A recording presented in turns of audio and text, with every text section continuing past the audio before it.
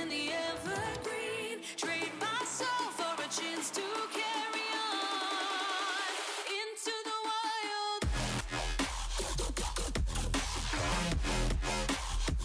Na na na na na na. Into the wild. To the wild.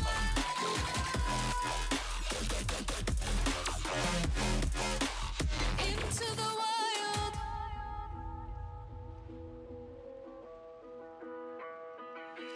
Hidden fortress.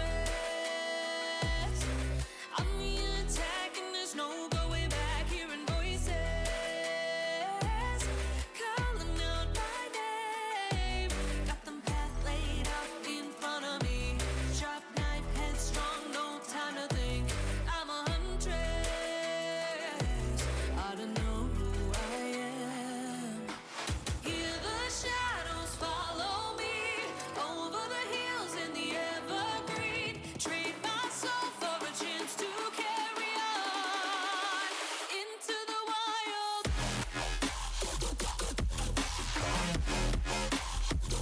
To the wild.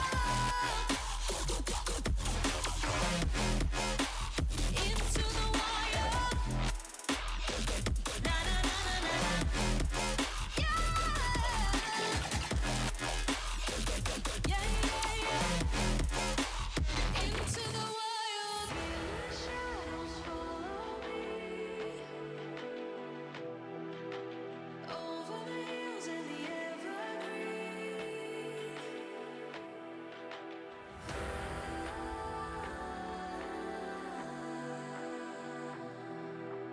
Trade myself for a chance to carry on into the wild.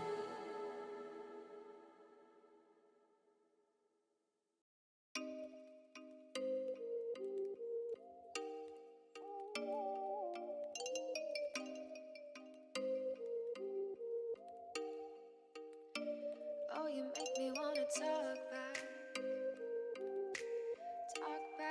to you. Say it like that. If I hate you, then find someone new. Baby, but you know I never will. No, so I choke you down just like a pill.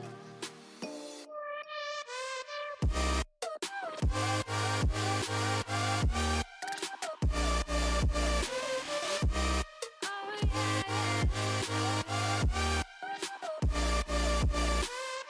Take you like a pill.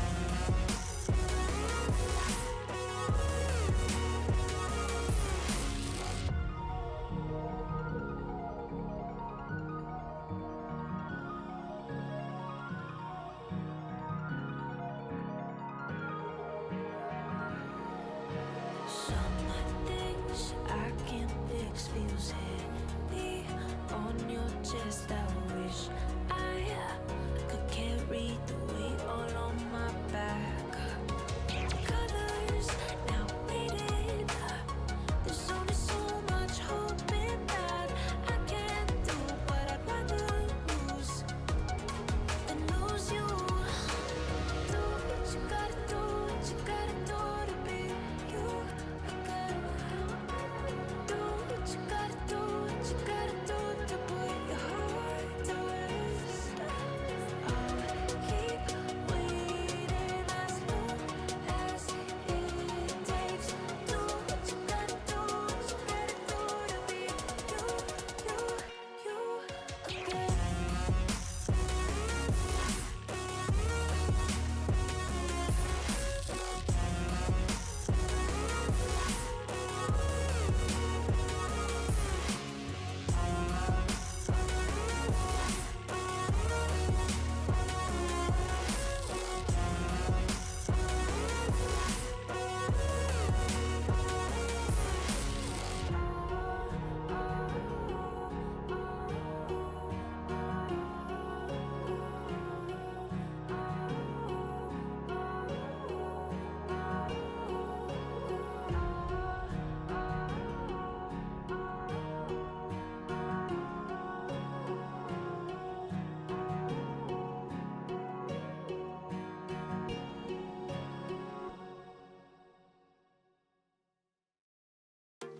I'm on my own, broken alone. I feel the rain crashing down all around this empty town. I'm searching for the lost and found, but you don't care, you're unaware. Keep moving like the scars aren't even there. It's in the air like a blazing flare. Don't stare 'cause the flames will burn us. I thought you were the one for me. That's why I gave you everything. Held you close by the stormy seas. Oh, you meant the world to me. I used to kiss your head when you cried for me. Hold your hand while the pain was over. Keep you warm by the roaring sea. You meant the world to me.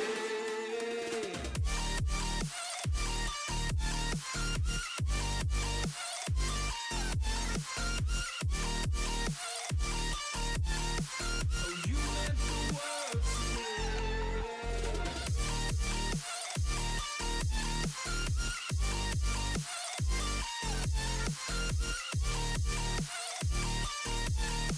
Oh, you meant the world to me. My darling dear, you're never here. When I'm in pain, you hide and disappear. Like shadows in the atmosphere, charting the stratosphere. Yeah. I prayed for you and kept you near, in hopes you'd chase away my fears. I'm on my own, you made it so, and now I'm chasing nightmares through. I used to run with you through the great big leaves, laugh at you when you laugh at me. Hope for us because I believe the home was just you and me. I thought you were the one for me. That's why I gave you everything. Held you close by the stormy seas. Oh, you meant the world to me.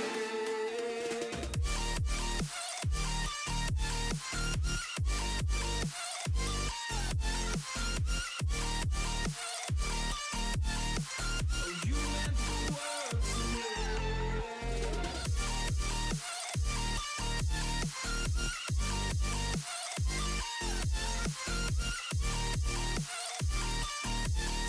Oh, you meant the world to me. Oh, I'm gonna do this on my own. No point in blaming you, you did not know.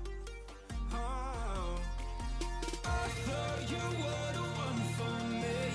That's why I gave you everything. Held you close by the stormy seas. Oh, you meant the world to me.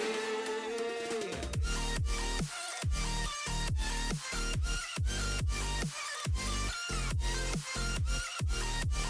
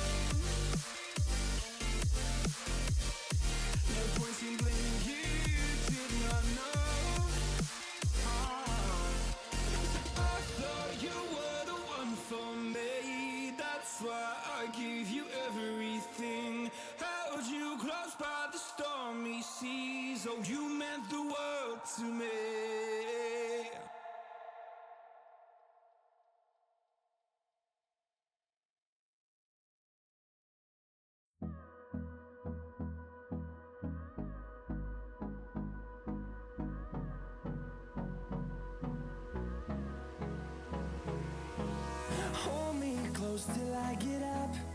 Time is barely on our side. I don't wanna waste what's left. The storms we chase are leading us, and love is all we'll ever trust. Yeah, no, I don't wanna waste what's left. And on we'll go,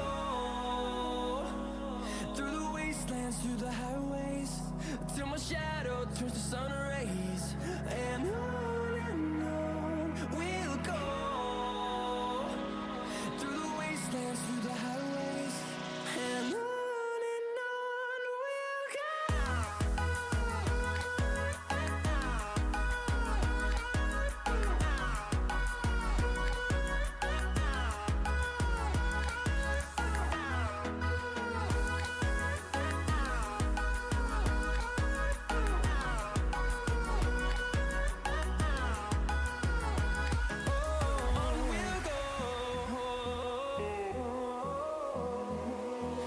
Finding life along the way, melodies we haven't played.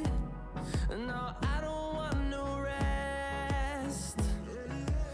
Echoing around these walls, fighting to create a song. I don't wanna miss a beat. And on we'll go, through the wastelands, through the highways, till my shadow turns to sun rays. And on we'll go, through the wastelands, through the highways, and on we'll go.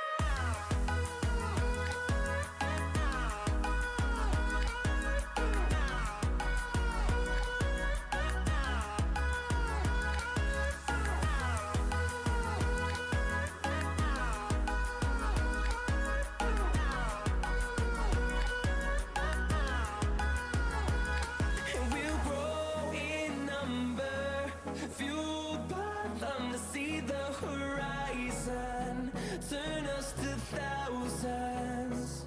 And we'll grow in number, fueled by them to see the horizon, turn us to thousands.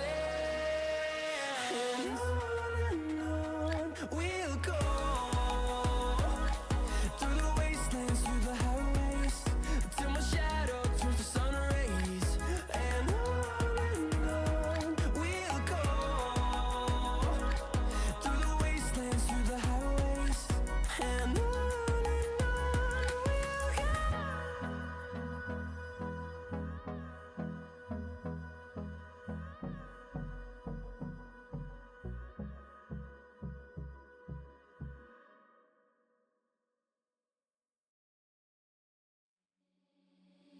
Seeing monsters out your window.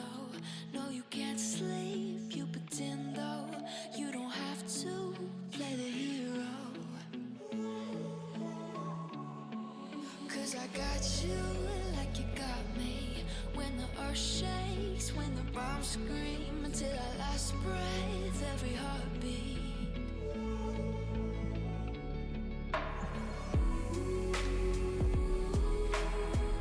You know I'll come running.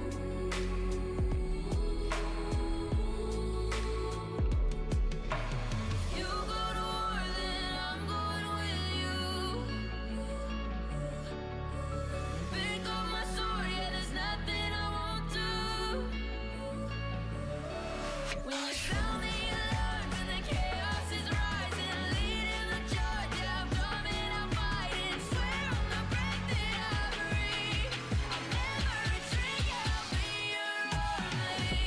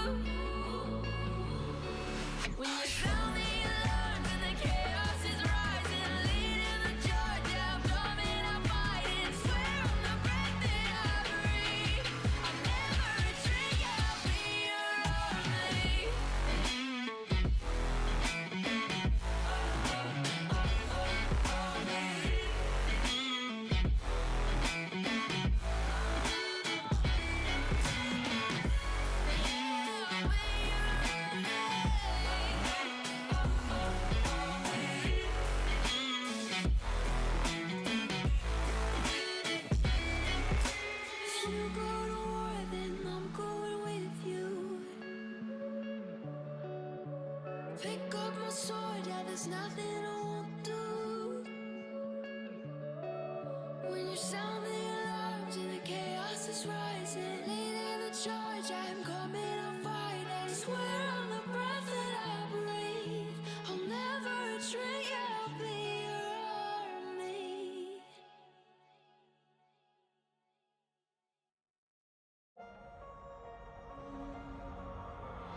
I know we grew up a little too fast. I miss the days that we chill and relax. Where did the time go? It all passed. Now I need to go back. I had no worries, but always had plans. Only thing I did was dig out the trash. Now it's much harder to laugh. Hard to get up and not work on my craft. I need inspiration. Don't need no validation. No more medication. Should try some meditating. I don't need you to save me. Feel like all of you hate me. Everything's been so hard with all the situations lately. I just need to numb the pain for a minute. I just wanna run away on vacation. I don't know what else to say now. I just need to numb the pain.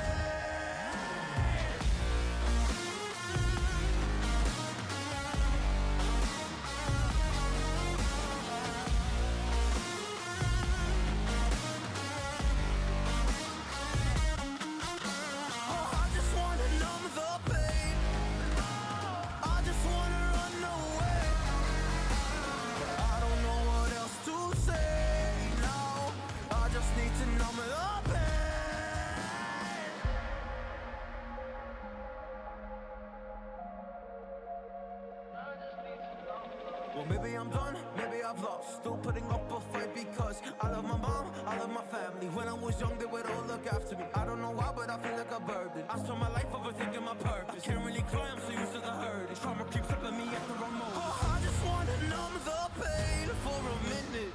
I just wanna run away on vacation.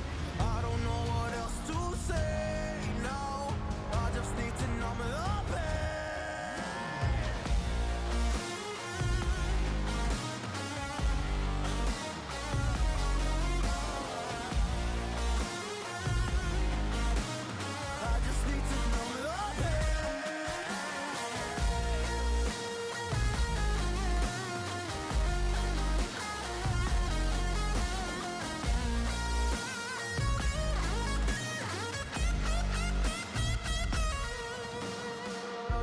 To numb the pain for a minute. I just wanna run away on vacation. I don't know what else to say now. I just need to numb the pain.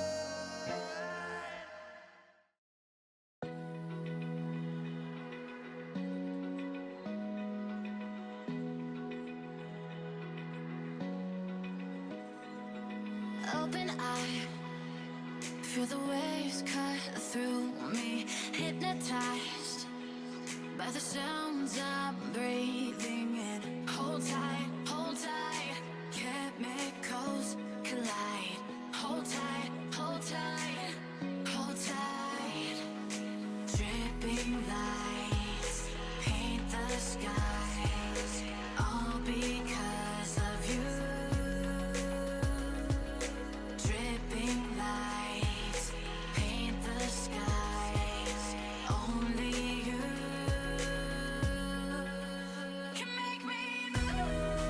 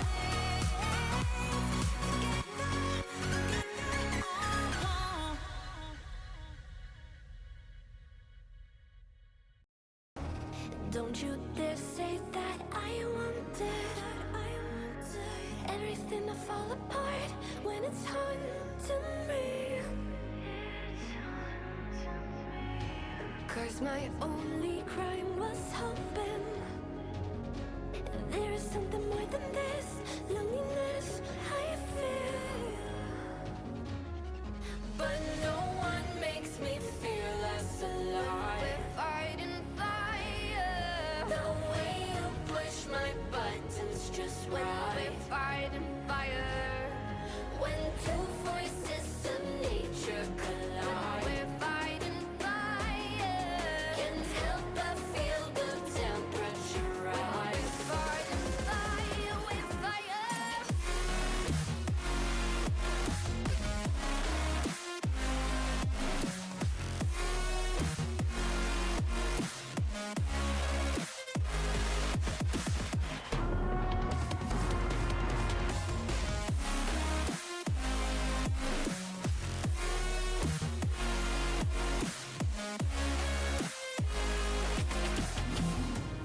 Maybe if we took a moment long enough to realize how alike we are, that not everything is broken, 'cause you know me better than anyone by far. But no one makes me feel less alive. We're fighting fire. The way you push my buttons just right. We're fighting fire. When two voices of nature collide. We're fighting fire. Can't help but feel the temperature rise. We're fighting fire with fire.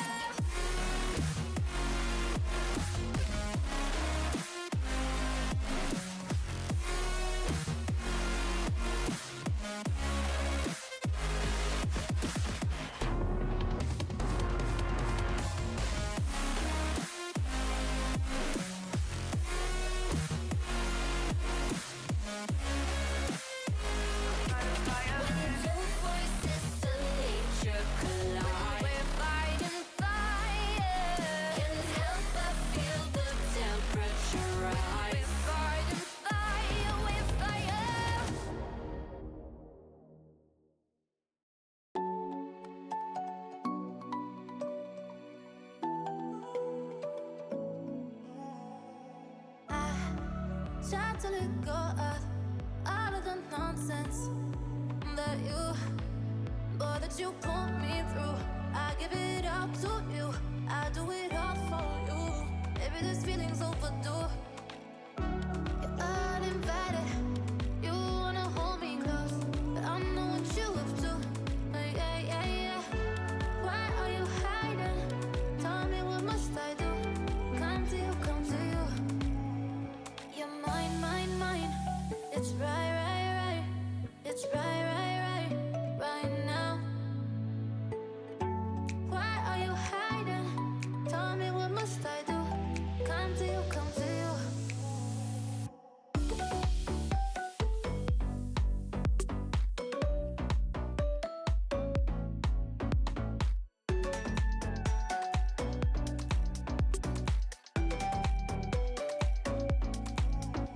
You're mine, mine, mine. It's right, right, right. It's right, right, right, right now. Why are you hiding?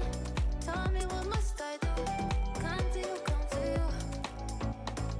I try to let go of all of the nonsense that you put me through. I give it all to you. I do it all for you. Maybe this feeling's overdue. You're uninvited.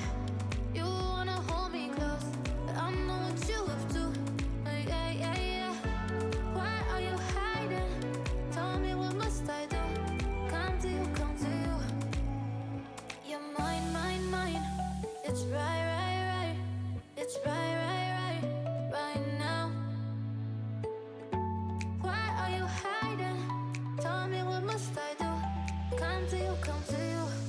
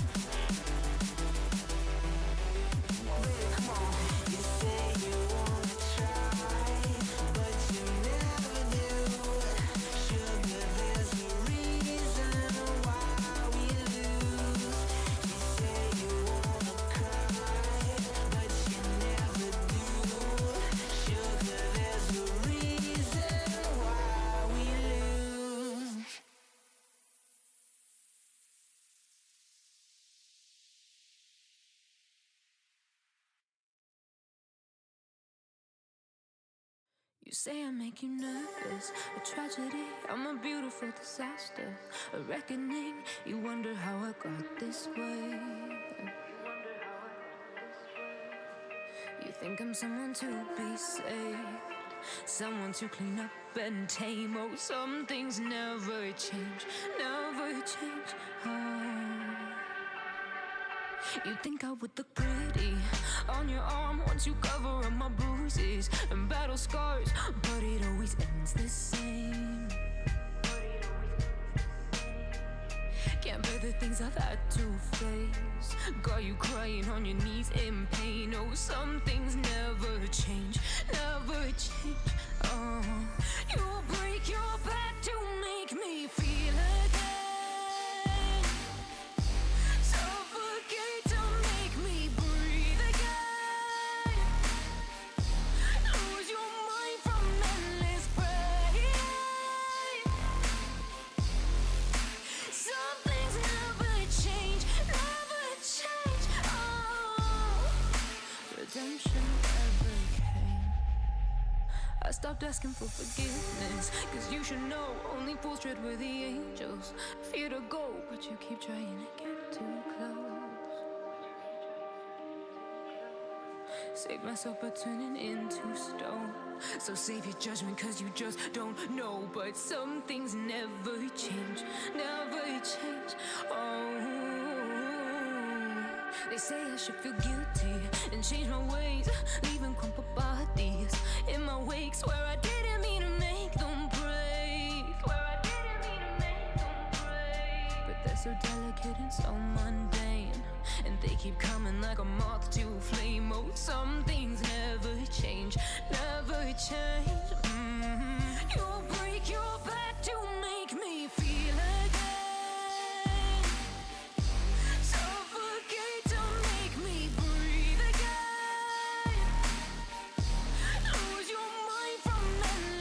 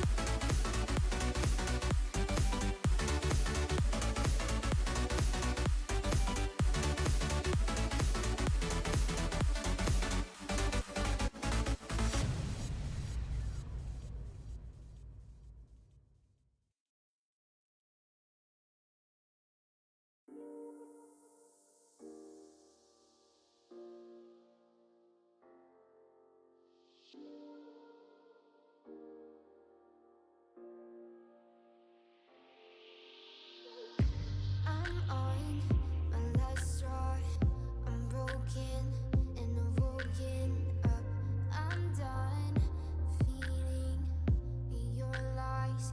I've had enough. I can't run your place in this faulty game. And all the words you speak mean nothing more to me.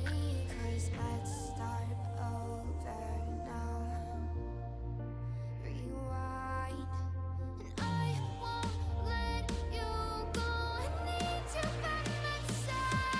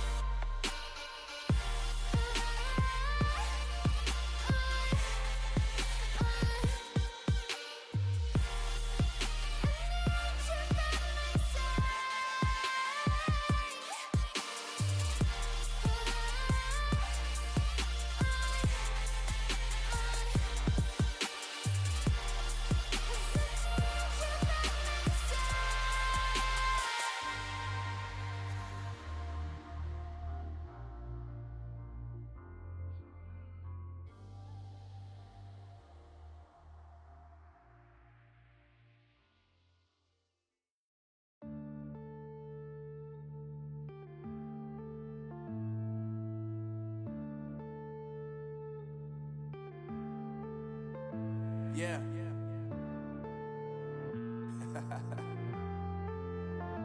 Unknown Brain. Marvin Devine.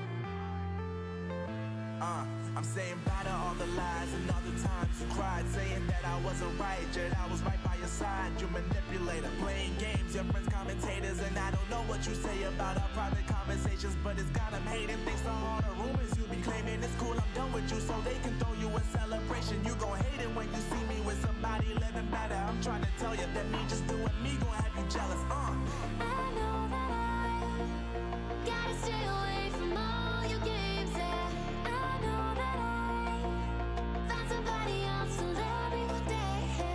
You'll realize the grass ain't greener on the other side. No, you did me dirty for the last time, so now I gotta say goodbye.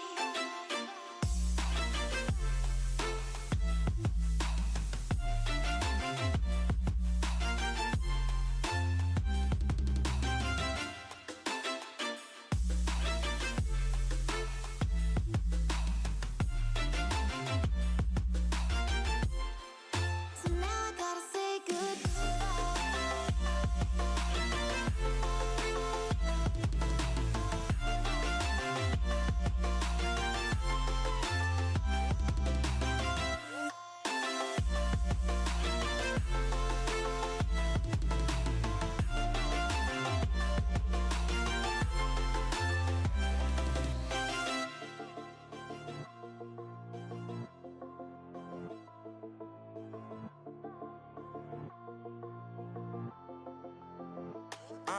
Yeah, my life is lovely now, I'm focused on me. You said you were about to die, I guess the car is on E. But see, I ain't even tripping, cause I just chose to believe that somebody gon' come around and give me just what I need. I don't wanna see you finally, see you looking down and out. Coming to me crying, saying you miss having me around. Gave you chances and you blew it. You so easily influenced. All the times you told me beat it, now you gotta face the music. I'm saying I know that I gotta stay away from all your games. Yeah, I know that I found somebody else to love me one day. You'll realize the grass ain't greener on the other side. No, you did me dirty for the last time, so now I gotta say goodbye.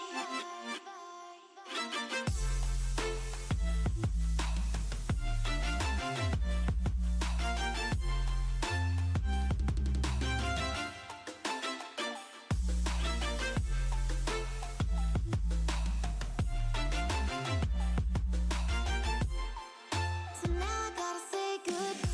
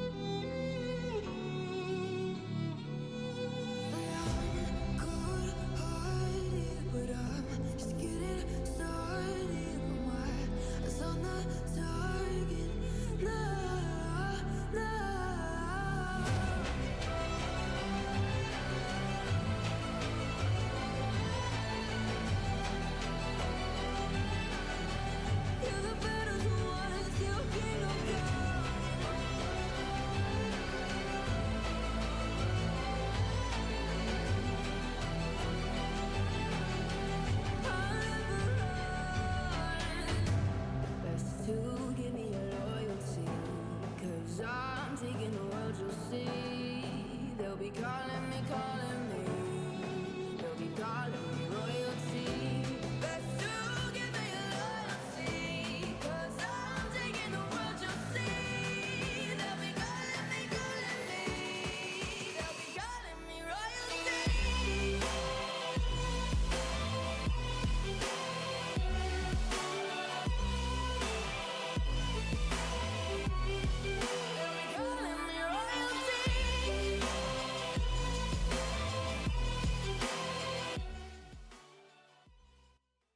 I'm alive. That took way longer than it should have. Hi, Sanjin! I was distracted trying to get my food, and then I was struggling with my food. I almost dropped my fork on my foot, which would not have been fun. I burned my thumb a little bit, and then as I'm walking to my room getting ready to sit down, my sister asked me for help with her formatting for her school thing, which took me way too long to remember how to do, because I used to do it all the time in high school, but that was 4 years ago, the last time I ever did that. So I was struggling for a minute trying to do that, but I remembered how to do it. It just took me a minute.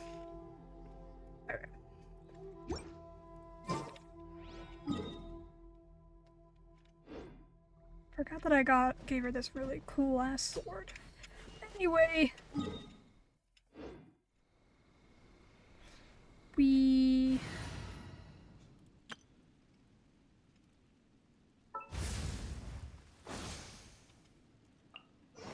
This world is full of unsolved mysteries.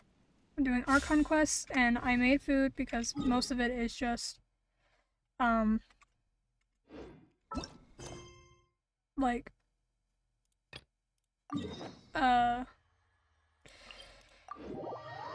dialogue that I listen to. So, I have food, because I also haven't eaten yet today.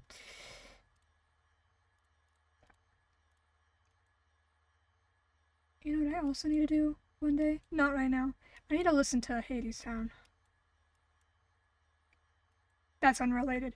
It's just a song that I was hearing a lot earlier today. And so now the song's stuck in my mind.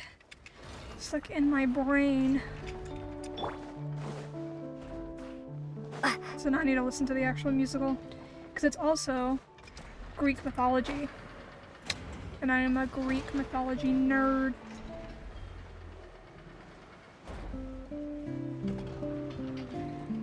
What I also need to do is listen to my Greek mythology podcast again.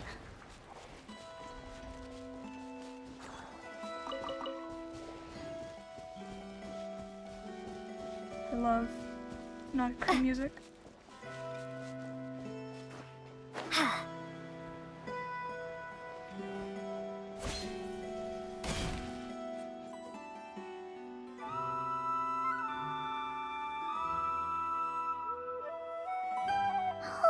Do you think the others are making good progress?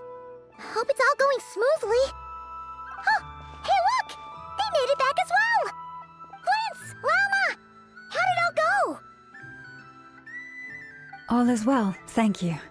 Nefer and Yehoda had to stay at the curatorium to wrap things up, so they won't be joining us for now. I ran into Miss Anefa and Miss Aino on the way back. Their work is still in progress, so I suspect they won't be back for a while either. You seem rather cheerful today, Mr. Flintz. I certainly am. I achieved what I set out to do and came away with more than I bargained for. More than you bargained for. Fighting alone can get quite tedious, but I had the good fortune to run into a pair of brave young warriors. We meet again. How have you been? Albedo! What are you doing here? It's been too long. I'm guessing you're here to see Varka? That would be a natural assumption to make. It's also the correct one. These two courageously lent me a hand while I was fighting the wild hunt. When they told me they were Sir Varka's colleagues, it all made sense. And given how people of outstanding talent tend to cross paths, it's no wonder you're already acquainted. So, who's your travel buddy, Albedo? Why don't you come and introduce yourself?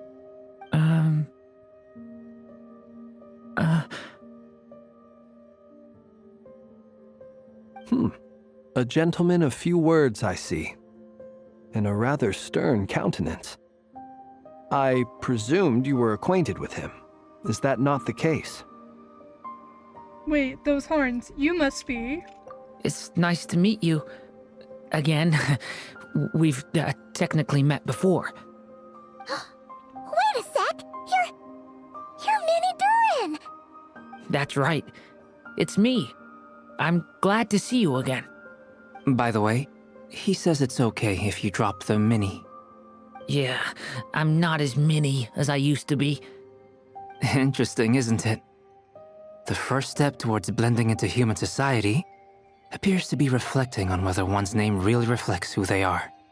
Wow! You look so different! In a good way, of course. It's great to see you looking so healthy. Thank you, Paimon. And although you're as mini as ever, I understand that diminutives don't always convey endearment. I'll be sure to simply call you Paimon as a sign of my great respect for you. Wow! You're such a smooth talker now. Paimon could get used to this. From now on, you may refer to her as your esteemed guide, Paimon. Little Paimon is pretty tiny after all. Personally, I think our little Paimon is the perfect size. When people call her Little Paimon, it's just because she's so adorable that they can't help themselves. If that's not a sign of endearment, what is? You're absolutely right, Miss Lauma. My brother still has a long road ahead of him when it comes to understanding human relationships. Anyway, speaking of long journeys, didn't Columbina, leave with you? How come she isn't back yet? She's been catching up with old friends. Wouldn't be surprised if she stopped for a cup of tea or 10 on the way back. Uh-oh. People are talking about me. Hope it's nothing negative. Seems like she's in much better spirits after meeting her old colleagues. Judging from your expressions, I'm guessing it all went well? It's getting crowded here. I'll go grab some chairs. No need. This is a job for an alchemist. I'll whip some up momentarily. Thank you for your hospitality, ladies and gentlemen, but I was merely escorting my friends back. I'll be meeting Sandrone shortly, as we still have some things to discuss. It's been a pleasure, everyone. But this is where I'll say goodbye. We really appreciate your help. Thanks for standing by us. Oh, come on. Spare the formalities. I'm just glad I could help out some true friends. I understand. Well, bye for now, Harlequino.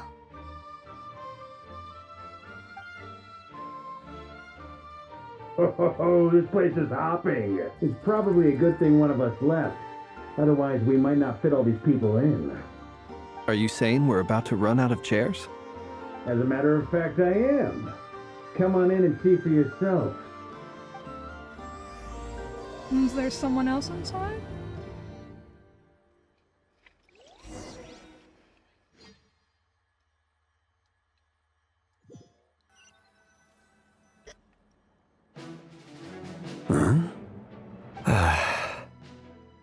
Dainsleif?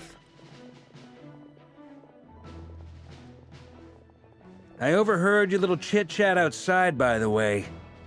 With Miss Columbina's colleague gone, we should be back to the original crew plus the other colleagues I brought in. Though, it looks like we have another new face. Someone else managed to rope in a colleague too? Sorry, he's probably here for us. Frankly, you and Paimon are the only people I know here. This here is Dainsleif, colleague of Teyvat's greatest guide, Paimon, and greatest adventurer, the Traveler.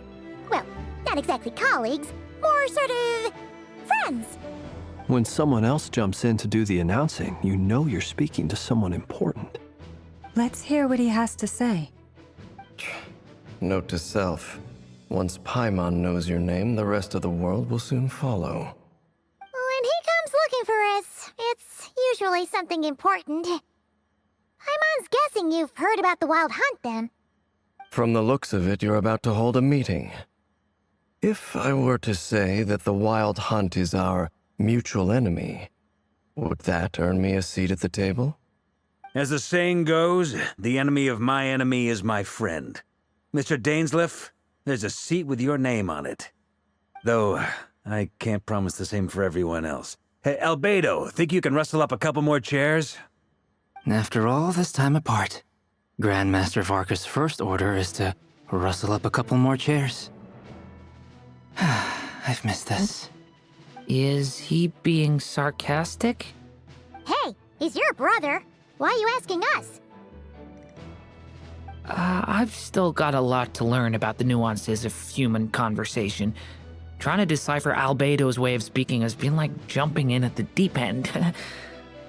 Oh, good point. Paimon gets you now. Don't sweat it. There are people who go their whole lives without getting the hang of it. You're ahead of the game already. Look at you, Paimon, expert in the art of encouragement. I wonder what's taking Nefer so long. Perhaps you should go and check in with her. If anyone can hurry her along, it's you. I just got back from the curatorium. Besides, aren't you curious to see what's taking her so long? Miss Nefer doesn't strike me as the type to share secrets. And since gathering intel is her specialty, I'm guessing she'd prefer to keep her methods confidential. Under such circumstances, would it not be tactless for me to impose? Oh, but it's fine for me to impose. What can I say? You have an unrivaled ability to garner people's affection, Miss Moonchanter. Besides, you have far more in common with her than I do. All right, then. Impressive. She barely fought back at all. I admire your powers of persuasion, my friend. As I'm sure Miss Lauma will realize soon enough. The trick in life is to always pitch in with other people's responsibilities so that you can be selective with your own. Another trick is to simply hide in the background. Spoken like a true sage. Anyway, looks like we've got some time to kill before the meeting. Let's take a little breather, folks. And feel free to chat amongst yourselves. We'll get down to business once the other two arrive.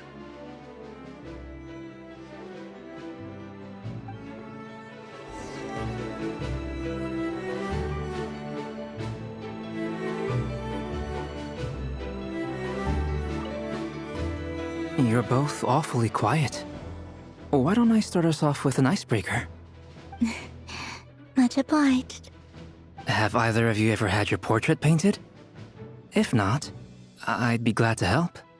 That sounds like a lovely idea. You know how to paint, then?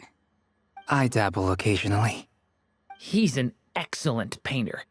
Tables, chairs, people, dragons, you name it. He'll paint it for you. I'm flattered. If I ever get the chance, I'd like to give it a try myself. I'll bear that in mind. Anyway, how about you, Durin? What sort of portrait would you prefer? Oh, I'd be fine with anything. Whatever style feels best to you. Very well. Then I'll play it by ear. You can replicate any style I want? I can try. If you show me a sample, I'll do my best to match it. Thank you. In that case, I'll dig up some reference material for you. Oh, I want to see a painting. I want to see how that turns out. Dainsleif, what the fuck are you doing here? Is there something you'd like to say to me? Yeah! For starters, why'd you just show up here without even giving us a heads up? If you think back to our previous interactions, you may recall that that's hardly out of character for me. You do have a point there. Sorted out your accommodation yet? Oh yeah! You'll need to find somewhere to stay the night too, right? Want to tag along with us? You never know. We might get a group discount. Sure, let's do that. Great! Paimon will handle it! And in return, we can get Dainsleif to be our very own personal bodyguard. Paimon, you're thinking out loud again. If that's what you had in mind, you should have said so sooner. I'd be happy to help. Oh, okay then. Paimon was only kidding, but good to know. Anyway, since we're all here together, we might as well watch each other's backs. That's just what friends do, right? Indeed. Thank you.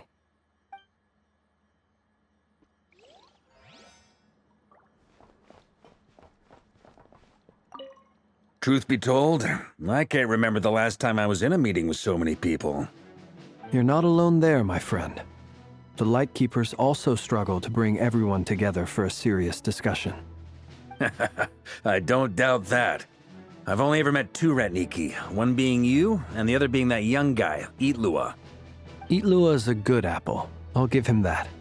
He's kind, honest, and regularly delivers supplies to my lighthouse. A true Ratnik to the core. In that sense, he puts me to shame. So you're what? A fake Ratnik? That's what it sounds like you're saying. But I get the feeling that's not quite what you meant.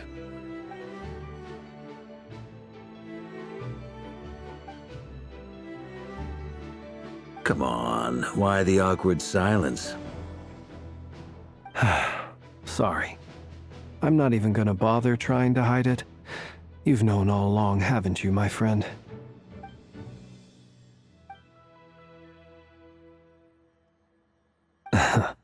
Now that was an awkward silence. Let's just keep this between ourselves. Probably best if Itlua doesn't know, huh? That goes without saying. Gotta be careful what you share with youngsters, after all. Anyone else in the know? Let me guess. The Traveler and Paimon? It's dangerous being too sharp for one's own good, you know. Then, in the name of the Animo Archon Barbados himself, I swear your secret's safe with me. When we went for drinks, you said that you and Barbados were practically best buds. In the light of that claim, do you really expect me to take your oath seriously? Of course. Just as long as you don't go spreading around the fact that I'm close with Barbados, all right? Fair enough, then. Nothing like a bit of mutual leverage to seal the bonds of friendship.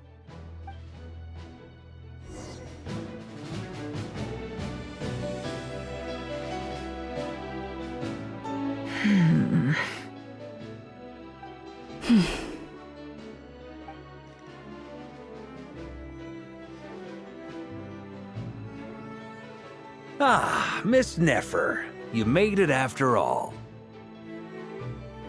But what about Yehoda? I'm here to give you an update on how things are going on our end.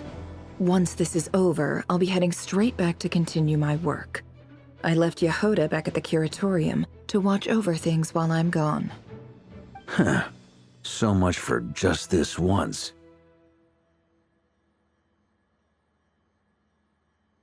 Shh! Not so loud! We're on a roll here. What if she remembers and suddenly decides to back out? Did you say something, Mr. Varka? Huh? I didn't say anything. Right, Flint's? Must have been a frog. They get so noisy around here at nighttime. It's like they're putting on a concert in the background. Anyway, before we begin, there's a few introductions to make. Let me start by saying that it's an honor to be speaking before so many distinguished colleagues and collaborators. First up, we have Miss Lauma. As Moon Chanter, she's the leader of the Frost Moon Scions, a local religious community in Nodcry. Then there's Miss Nefer, boss of the Curatorium of Secrets, an intel gatherer extraordinaire. Nefer is leading the investigation into Rerer's background, assisted by Yehoda and Lauma. From the little I've heard, they're making some great progress. Over here, we have Mr. Flint's, a ratnik and guardian of the abandoned lighthouse. In our last operation, he courageously distracted the Wild Hunt to buy time for the rest of us. For those of you who've never met, this is Mr. Albedo, a renowned alchemist and captain of the Knights of Favonius investigation team. By his side is a new face for us all, myself included, Mr. Durin, who has come to lend his aid. Next up, we have the Moon Maiden and former Fatui Harbinger, Miss Columbina.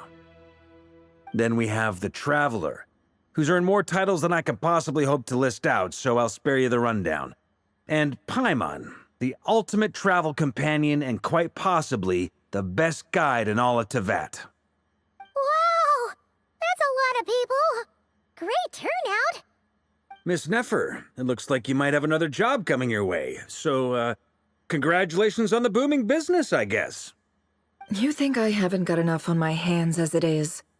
Who's looking for me now? That would be me, Miss Nefer. I have a commission for you.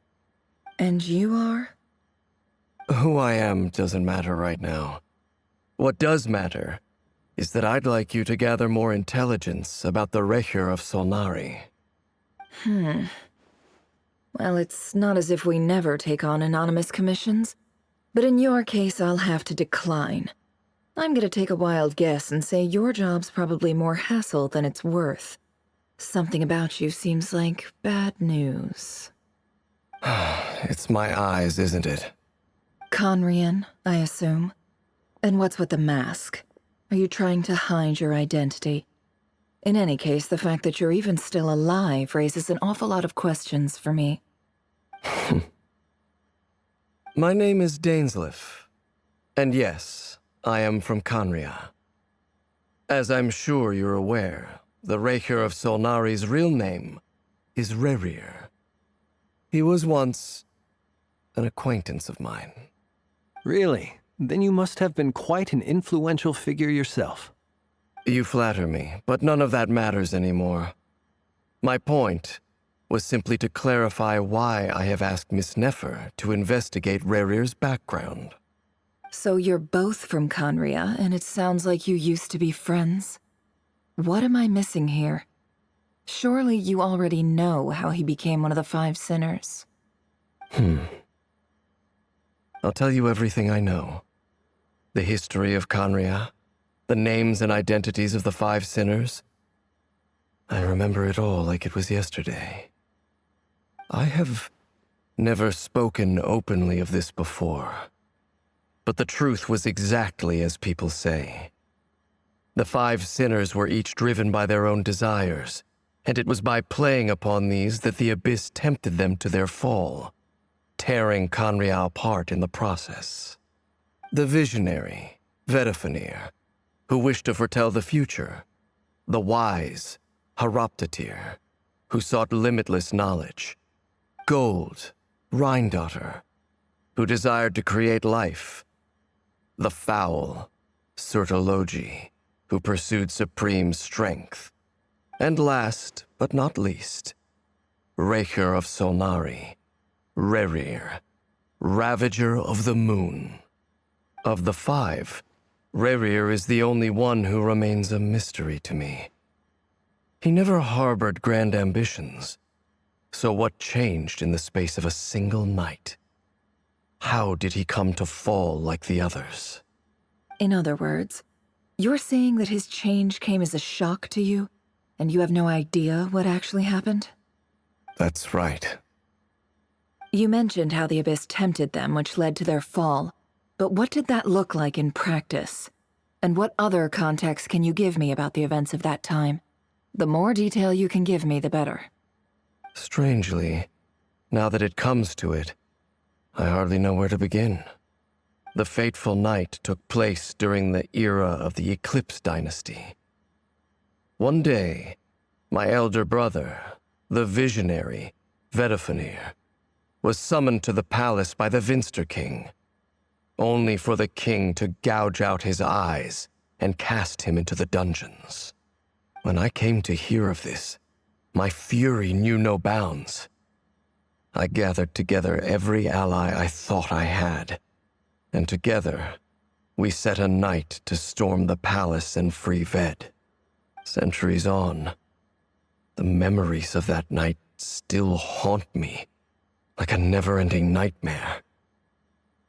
We broke through the palace gates, just like we had planned, each striking towards our separate targets. But then, I was betrayed. Even Vedifenir, the very person I had come to rescue, abandoned me and partook of the Abyss's power. So, it's personal after all. Then tell me, Mr. Dainsleif, what price are you willing to pay? You, of all people, must know that nothing comes for free. I cannot say what price would be worthy of such a commission. But know this. Rerir was not always a madman. Believe it or not, there was a time when he was just an ordinary man, working for the Conrian Intelligence Service. Uncovering the truth of Rerir's past is the only way to unravel this mystery. But before you decide if you will accept my commission, I will tell you more about him. Enough, I hope, to help you plan your next move. Sounds pretty good to me. Feels like we just flagged down a random passerby, only to discover he's actually a master strategist who has a score to settle with our enemy. Must be all the good karma I've been building. Who knew having a Conrian friend would come in this handy? Can I borrow your halo? It could be useful in the lighthouse. Hey, enough with the wisecracks! Besides, isn't that lamp of yours bright enough already? Relax. It was meant to be a compliment. If that was a little over the top for your liking, I'll make sure to tone it down next time. I'll give your proposal some serious thought, Mr. Dainsleif. Let's speak in private once the meeting is over. Before that, there's a few things I'd like to share. You recount meeting the Knave and how the iridescent moon's marrow was retrieved from the Crimson Moon space. You make it clear that the Knave chose to help you of her own accord, then conclude by reporting how the hearts of the 3 moons are finally in your hands. Now that we've united the hearts of the 3 moons, your power should be greatly enhanced. But it seems like that hasn't happened yet. I believe it will take a little longer. You've done so much for me, so I want to be completely honest with you all. Even though I'm doing a lot better now, the truth is, my recovery will likely be an ongoing process. From the moment I was born, my power has been slowly ebbing away. And that is because Tevat has never accepted me. Even with the moons united as one, it seems my rejection cannot be undone. So far, I have yet to find a solution. It may turn out to be a problem that will plague me until the day I finally leave this place behind. Even so, I will do everything in my power to help you drive out the Ray here of Solnari. As Arlecchino put it, this is not about chasing the spoils of victory. It's just a gesture of heartfelt gratitude. Kutar. She seems a lot more energetic and positive than she did when we first met. Defeating the Ray here of Solnari will be no easy task. While my strength slowly recovers, we'll also need to gather more intel. Naturally. We should take all the help we can get if we hope to defeat him. We've considered several viable plans now, but our choice hinges on the answers to a few key questions. Is it even possible to kill Rerir? What experiences shaped the person or monster he became? And what's he really after?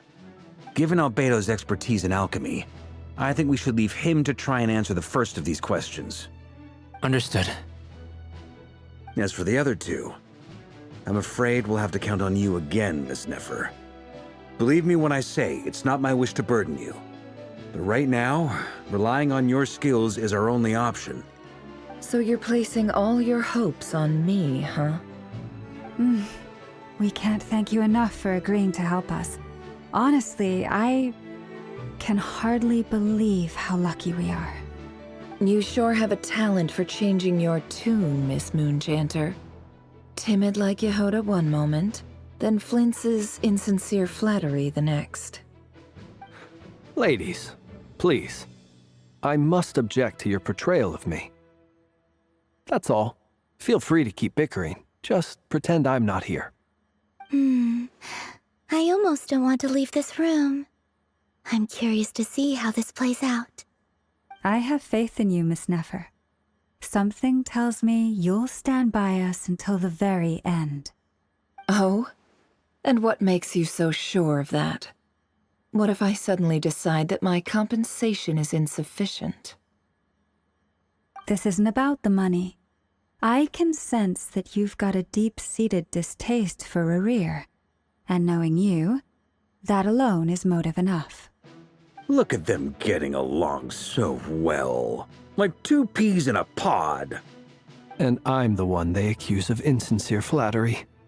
There is no justice. Miss Lauma, you have to understand something. Unlike you, I don't actually enjoy having everyone's hopes on my shoulders. Is that right? Well, maybe the fact that I'm willing to put my hopes in other people says more about me than you. But the fact is, I also trust you. And that's because I know that you're someone we can count on. Anyway, we've got our plan, so let's get moving. Mr. Dainsleif, let's talk. And Traveler, once we're finished, if you've nothing else planned, I'd like you to come with me. This whole experience is teaching me a lot. For instance, I now know that when other issues come up in the future, I'll have far more luck getting Lauma to convince Miss Nefer than trying to do it myself. Hate to say it, friend, but that's one of the funniest things I've heard in a while. Why? You think I've got it wrong? Quite the opposite. But what makes it so hilarious is how long it's taken you to realize. Nefer and Dainsleif converse intently for quite some time. From the gravity of their expressions, you can tell how heavily the next stage of the plan weighs upon them both. After a short chat, Albedo and Durin head off with Varka on what they describe as a sample-finding mission. Lauma steps out for a while, then comes back, loaded up with emergency medicine. She tells you that while people rarely expect to get hurt, it's her duty to be ready when they do. Lu and Paimon wait patiently for Nefer, content to see how well everyone is working together. Once Nefer is finished, you follow her and Lauma back to the Curatorium.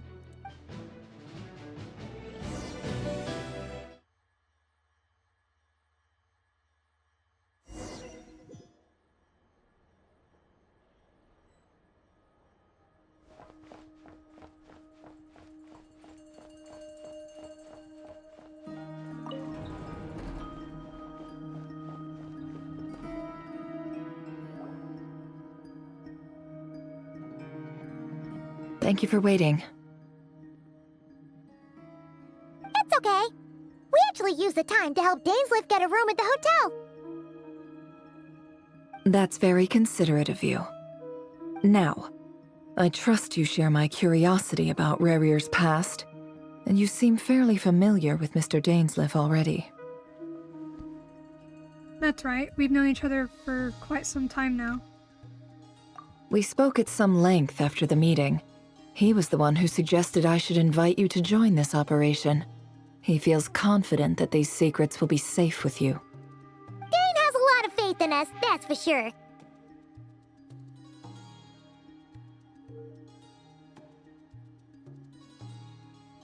Thanks for your trust too, Nefer. Likewise. I appreciate that you got right on board without interrogating me about why I invited you. It shows that you trust me to explain everything in due course. That's because we know what you're capable of. We appreciate you too, Nefer. You might have been forced to help in the beginning, but this time, it was your choice. That's one way to put it. Another is this, that once a decision's been made, it's set in stone. After that, my only goal is to see it through. All right, so here's how it is. I'm going to access Rarier's thoughts again using my confidential method. Now, I'm sure you've seen things like this before on your travels, so you're surely well aware of how dangerous it can be. The reason I've gathered you all here is to ensure my safety during the proceedings. I plan for us to enter the fragment of his consciousness together, and once inside, I will focus on searching for information. Think of this as a diving expedition into someone's brain. If I'm the diver, you are my safety equipment, tasked with keeping me alive while I'm under the surface. Once the ceremony begins, we will all be spying on privileged information. But in the interests of safety, you must remain absolutely silent at all times. We will discuss our observations after the ceremony has concluded. Lastly, any individuals of a weaker constitution are advised not to partake in the ceremony. In any case, Paimon has her own job to do, which requires staying in the room but not joining the ceremony.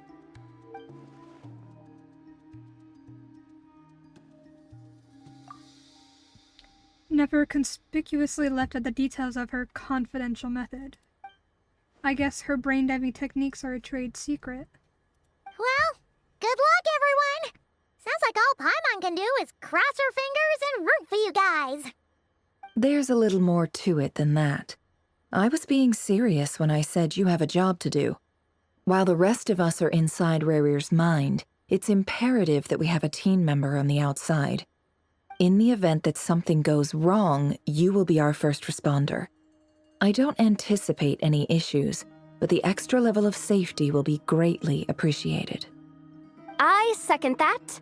This is a dangerous operation here, and you're our whole rescue team. That's pretty much the most important job in the crew. So, Paimon's like the lifeguard? Yeah, that makes sense. All right, got it. Good. Please, take a seat. We'll get started momentarily.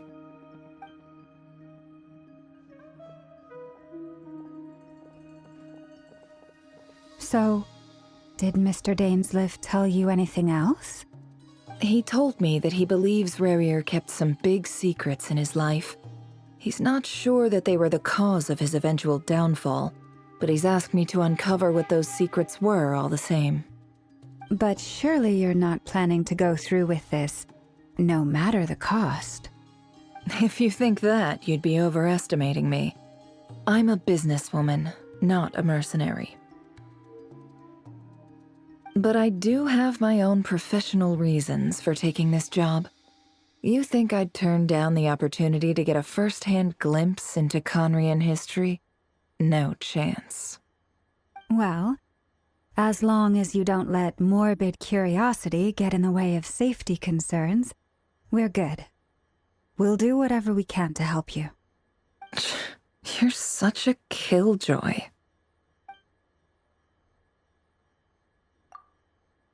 She's got incense, candles. Almost feels like a summoning ritual. Seems like Nefer still has no intention of sharing her trade secrets, but now's not exactly the moment to pry. I see there's a chest set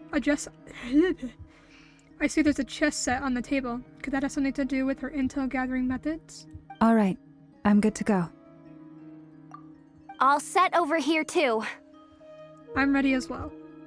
Promise, Paimon, you'll be extra careful. Pinky promise. All right. Let your whole body relax. We're about to begin. Close your eyes.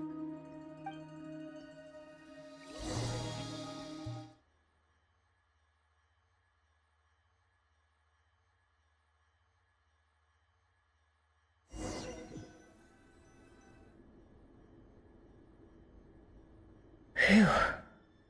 Could this be his office? Pretty standard setup. Bookshelves, paperwork, files. According to Dainsliff, Rarier used to be an intelligence operative. Chances are there's plenty of top secret intel stashed away in this room. Is this where you keep your secrets, Rarier? Can't say I'm not looking forward to this.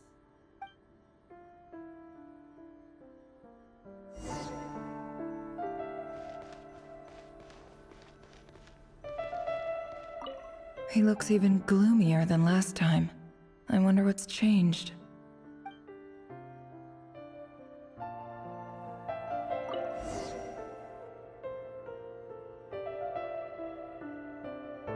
Today's files are in. Time to wade through them just like usual.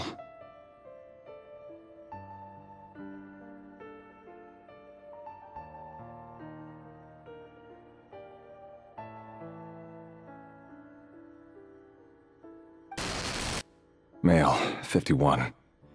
Occupation, cook. Confirmed Crimson Moon descendant. Has maintained frequent contact with other descendants over the past year. Poses a threat to the dynasty. Neutralized on...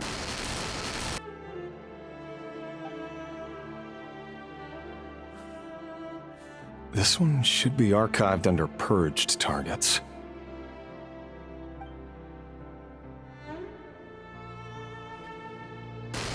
Female, 23. Occupation, office clerk. Confirmed Crimson Moon descendant. Has maintained frequent contact with other descendants over the past year. Poses a threat to the dynasty. Neutralized on...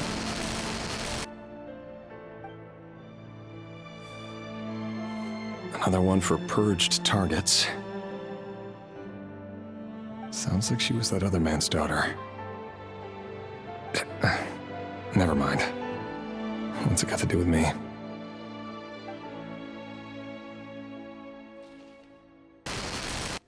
Male, 40. Occupation, teacher. Confirmed Crimson Moon descendant. Has been observed making contact with other descendants during the past year. Poses a threat to the dynasty. Neutralized on...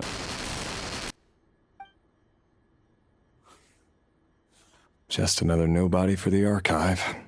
Come to think of it, I remember surveilling this man.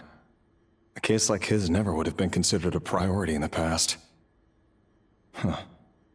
He barely even interacted with other Crimson Moon descendants.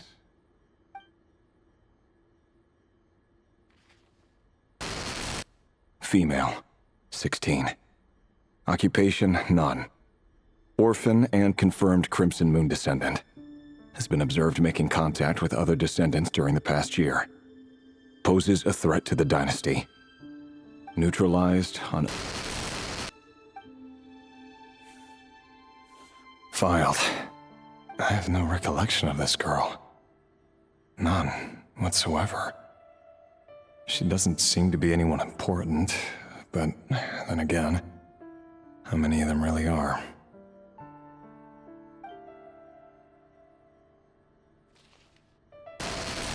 Female, 13. Occupation, none. Orphan and confirmed Crimson Moon descendant. Has been observed making contact with other descendants during the past year. Poses a threat to the dynasty. Neutralized and...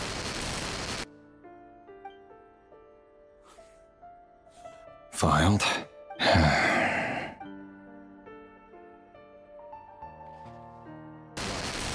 Male, 11. Occupation, none. Orphan and confirmed Crimson Moon descendant. Has not been observed making any contact with other descendants during the past year. Poses a threat to the dynasty. Neutralized and...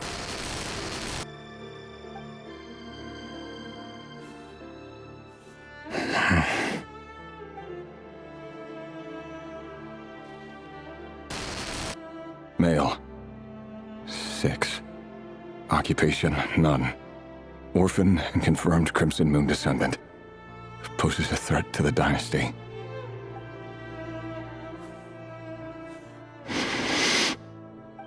It's funny, isn't it? Your job is becoming both harder and easier at the same time, depending on how you look at it. Sooner or later, the Crimson Moon descendants will be completely wiped out. But as their numbers dwindle, they become harder and harder to track down. That's not how it is. Fortunately, however, most of the able-bodied adults have already been taken care of. The remaining weaklings will be increasingly easy to deal with. No! No. My job is to ensure the survival of the Eclipse Dynasty. And the only way to do that is by eliminating any and all potential threats. It's a perfectly legitimate line of work. Every single one of my colleagues can attest to my fairness. And if my friends were aware of the facts, I know they'd back me up too. Assuming, of course, that they were aware of all the facts.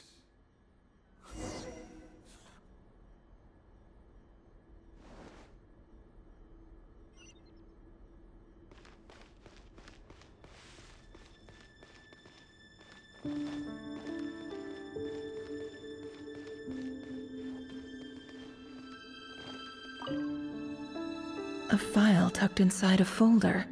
The title reads, Dear Breakfast Shop Owner. It's a list of names, but at this stage I have no idea who any of them even are.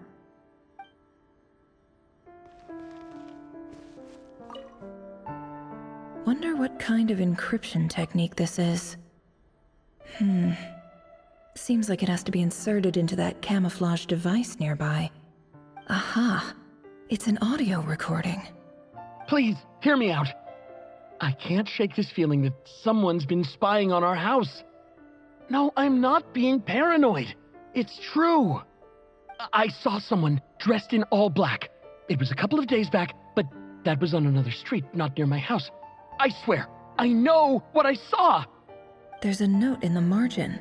Surveillance of the Runfather residence has concluded.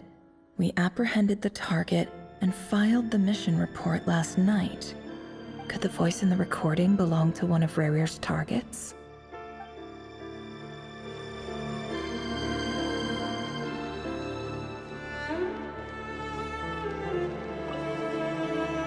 Bookshelves full of documents. Looks like these are all files, packed with the personal details of individual Conrians. The Crimson Moon dynasty preceded the eclipse. Since Rarir worked as a secret agent during the latter, it stands to reason that he was tasked with purging remnants of the old dynasty. Yep, lines up exactly with what Dainsleif told me.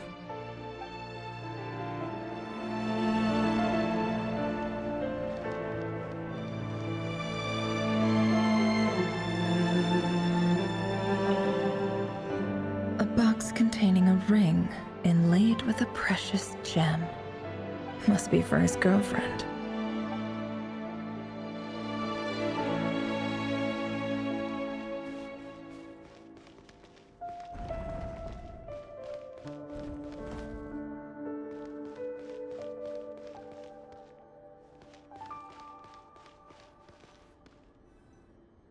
Mr. Vedifalnir, it's been quite some time since we last met. Rerir, I trust you're here because you have something important to discuss. Forgive me. I wasn't tuning out, it's just, I noticed you didn't even phrase that as a question. As if you knew I was coming. Tell me, does someone in your position ever feel the need to ask questions at all? It is indeed within my power to foresee certain things. Things like your arrival. I was just thinking. It won't be long before I'll be inviting both you and Dane to my wedding. That isn't a lie, but nor is it a fact as such. It's a wish, isn't it? No fooling a prophet, is there? Ever since that day we met for drinks, I knew it was only a matter of time before you came looking for me. Does it feel good? Knowing how the future will unfold. I'm afraid the notions of good and bad fail to capture the complexity of what such a power entails. Once you've seen what will come to pass, it can be all too easy to succumb to fear and melancholy. Unless, of course, you learn to abandon these feelings.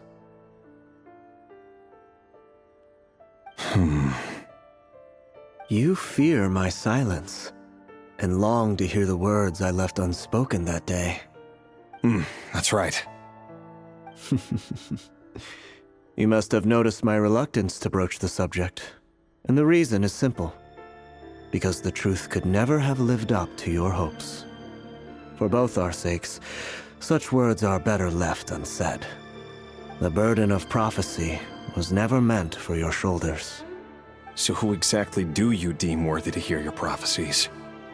None but our exalted king? Or rather, our king as he once was. You're closer to his majesty than I am. You must know better than anyone how much he's changed. You say that as though it is to my benefit. Yet precisely because of that, I dare not speak rashly. A king can turn out to be the most virtuous of rulers, or a tyrant more terrible than the most vicious of dragons. You are so wise and far-sighted, yet still you would have me live in fear of the unknown?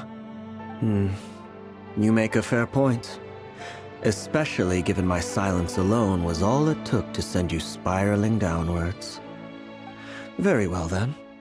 Let me offer you some advice. And I say this not as a prophet or a visionary, but simply as the brother of your friend. For many reasons, there is very little chance of your marriage ending in happiness. If happiness is what you seek, you should find another fiancé.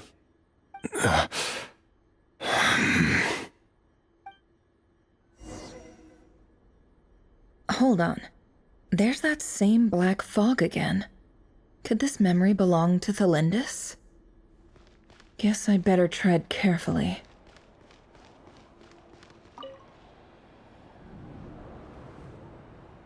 Wait. Hear me out. This time we finally got a clear look at his face and learned his true identity.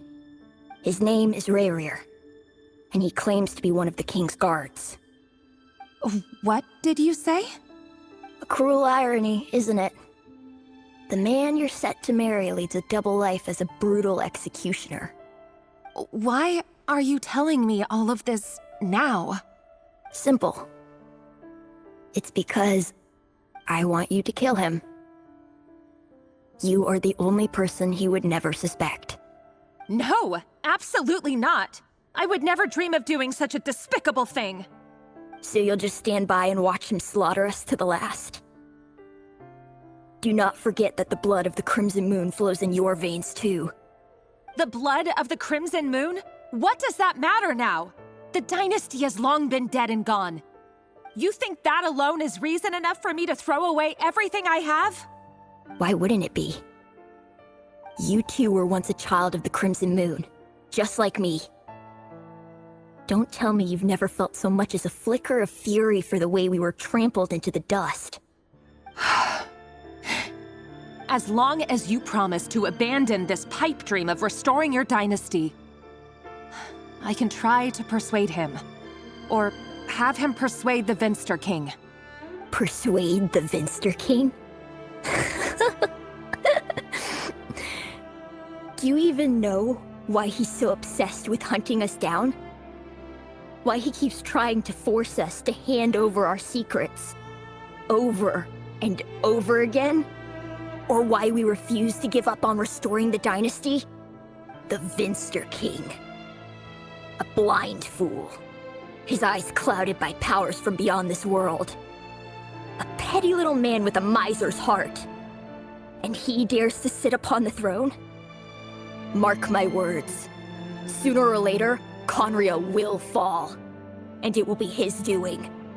If you can't bring yourself to do it, so be it. Just you watch. It won't be long before calamity descends upon us all. The Rehir of Solnari. That really is quite a secret you've been keeping from me, Rarir. But who am I to talk? Am I really any better? I've kept my own past a secret this whole time, too. Love should be built on honesty. But ours was born from lies. And yet,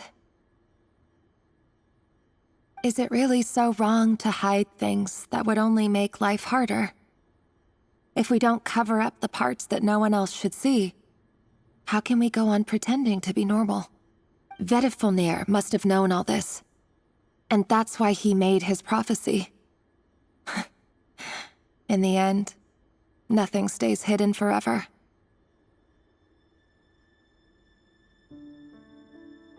But I won't just sit by and watch this disaster unfold. I'll do everything in my power to protect what I cannot afford to lose, no matter who I have to face.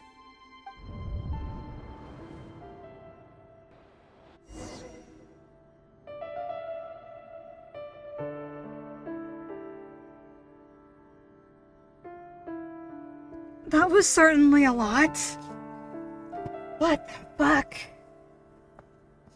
It definitely sounds like a conspiracy. At least we're finally getting information about the fall of Conria. Like, more information. Because as far as I can remember, in all of my learning of trying to keep up with the lore, is that there's the 5 sinners, and somehow the Abyss invaded Conria, and it got so bad that the 7 Archons had to destroy Conria to get rid of the Abyss, because it was infiltrating the rest of Teyvat. But at least we're getting, like, more information about what caused the Abyss to invade. Huh? Was that Rarir who just walked past the window? Doesn't it give you the chills that he still takes the same road to work every day, as if nothing ever happened? Those people at the deli. Enough already.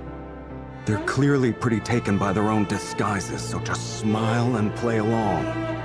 Pull the rug from under beasts like that, and you'll risk having your throat torn out. Deli? Oh. They're talking about those people from the opposition. Right. I'd almost forgotten they used to run a deli. People of no consequence always vanish so easily. And no one even remembers them. Okay. This music is very loud, by the way.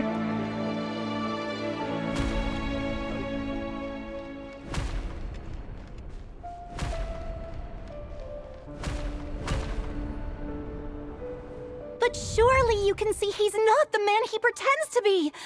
So many have died already, and they say that the king's madness grows with each passing day. We're not going to survive this, are we? But why does it have to be this way? Do we really deserve to die just because of the blood that runs through our veins? Felindis, are you even listening? Sorry, Freether. My mind was off wandering. I heard you, though. You're talking about what Rerir said. He's just following the King's orders. He's a secret agent, and it's his job to hunt down rebels and dissidents. By the time you first met him, he'd already taken lives.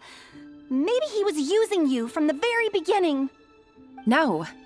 Rerir has no idea I have anything to do with the Crimson Moon. My family are only distant relatives of the main lineage, and besides, my eyes are perfectly ordinary. Truth be told, apart from my teacher, pretty much no one knows I have any connection to any of it. It's been a long time since my family severed ties. But as Orlog said, who could possibly talk sense into that raving lunatic of a king? No one. I'll work something out. Trust me, I'm with you all. But for now, you need to keep yourselves hidden. Don't let anyone find you, anyone at all. Don't forget that Rerir is an Eclipse operative. You need to be extra careful when he's around.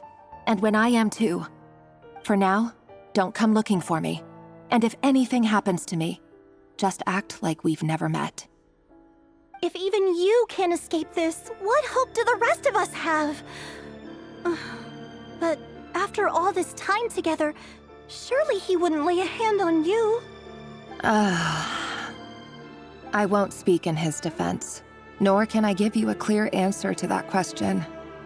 But I'll do everything I can to put an end to this. Here, hold on to this. If an opportunity to escape presents itself, take it. You'll be glad you took some spare change. You call that change? But what about you? I've got a job, and there's still money coming in. But you can't go anywhere right now. Please think about yourself for once.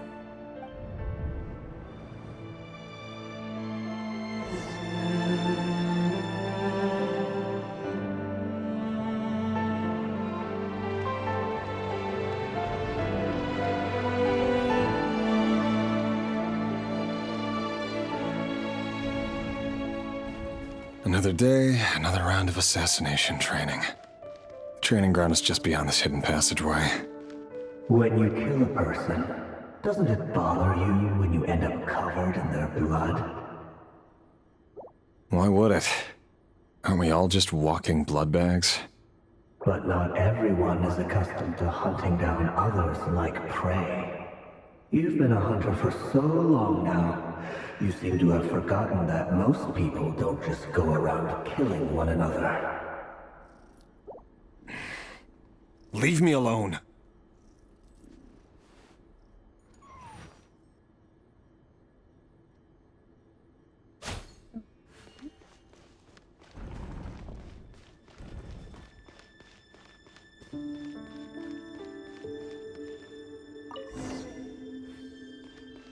Make sure you have a firm grip on the handle, then choose your angle well.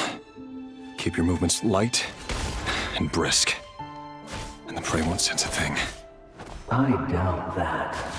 I'll bet no one's ever died a quiet death at your hands. I work clean. No traces.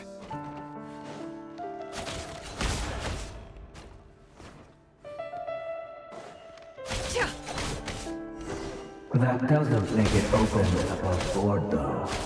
The king just happens to meet you right now. What if someday he doesn't? That won't happen.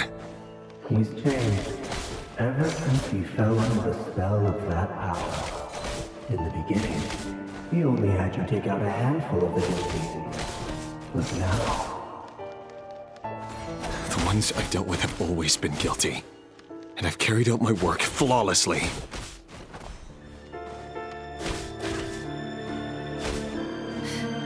Can't hide the truth.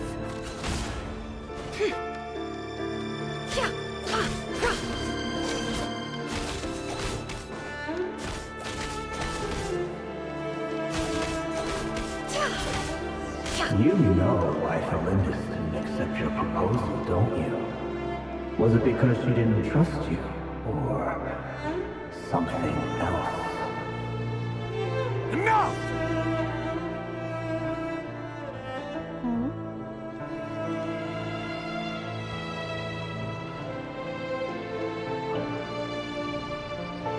Felindis, do you still remember Orlog?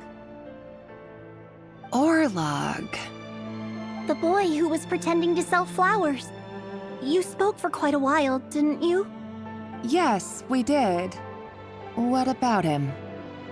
He was arrested 2 days ago. Chances are he's already dead. He... I just don't get it! After everything he's done, why do you still stand by him?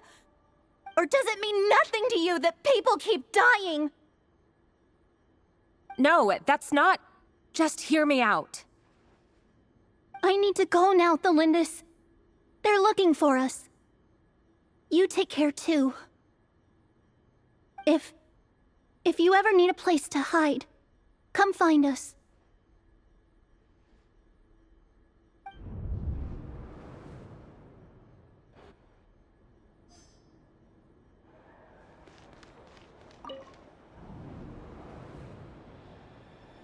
Author Felindis.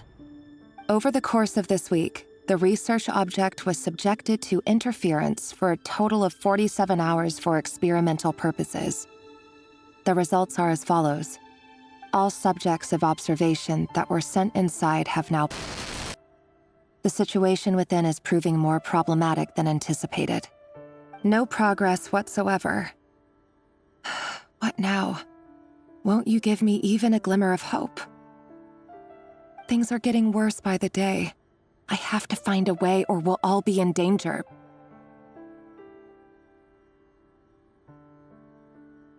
But I... If all this research comes to nothing, what then? Sooner or later, it'll be my neck on the line. But could he really bring himself to kill me? No. Surely he wouldn't have the heart.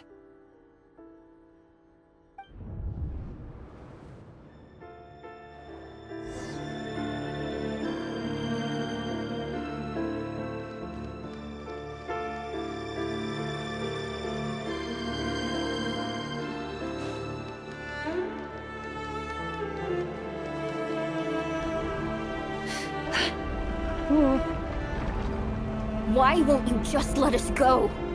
We don't even know each other. All we want is to live ordinary, peaceful lives. You want to live?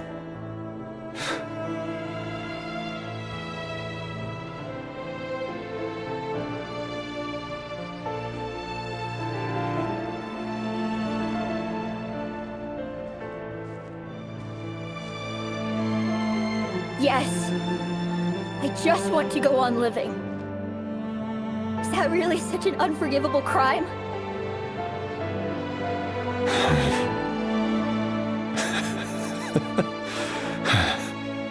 You want to go on living. I want to keep living too. To keep living forever. That's why I have no choice but to continue on the path I'm on. If only some savior would suddenly swoop down and change the way the world is. Too bad that's not going to happen.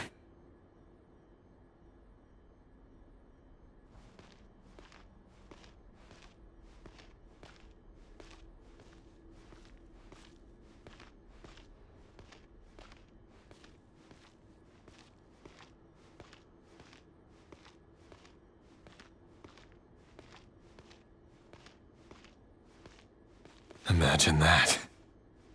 If there really were such a person, you and I wouldn't be standing here like this, would we?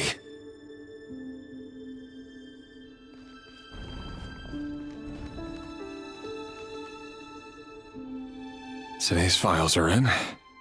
Time to wade through them just like usual. No, I don't get tired of it. It's my job. And not only am I lucky to have it, I'm good at it too.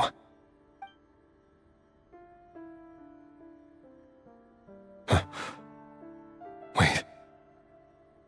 That's... Thalindis? No. No! No! Why? But you bear no mark of the Crimson Moon. How could you possibly have anything to do with them? It cannot be! A diluted bloodline. Carefully concealed. I see it now. You've been living in the shadows just like me. What a fool I've been. Numbing myself with talk of justice. Even imagining my friends would back me up. But in the end, Irminsul. Finster King! How far are you going to take this? From the direct bloodline to secondary offshoots? And then what? Today it's the descendants of the Crimson Moon. Who will it be tomorrow? Will you not rest until everyone down here is dead? No. This cannot go on. This is where it ends.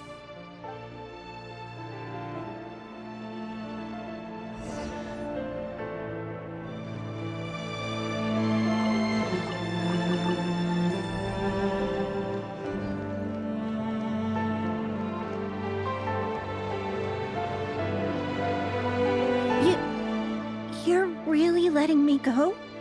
I am. As long as you can guarantee that no one will find you. Don't worry, I'll be extra careful. No one will know I was here.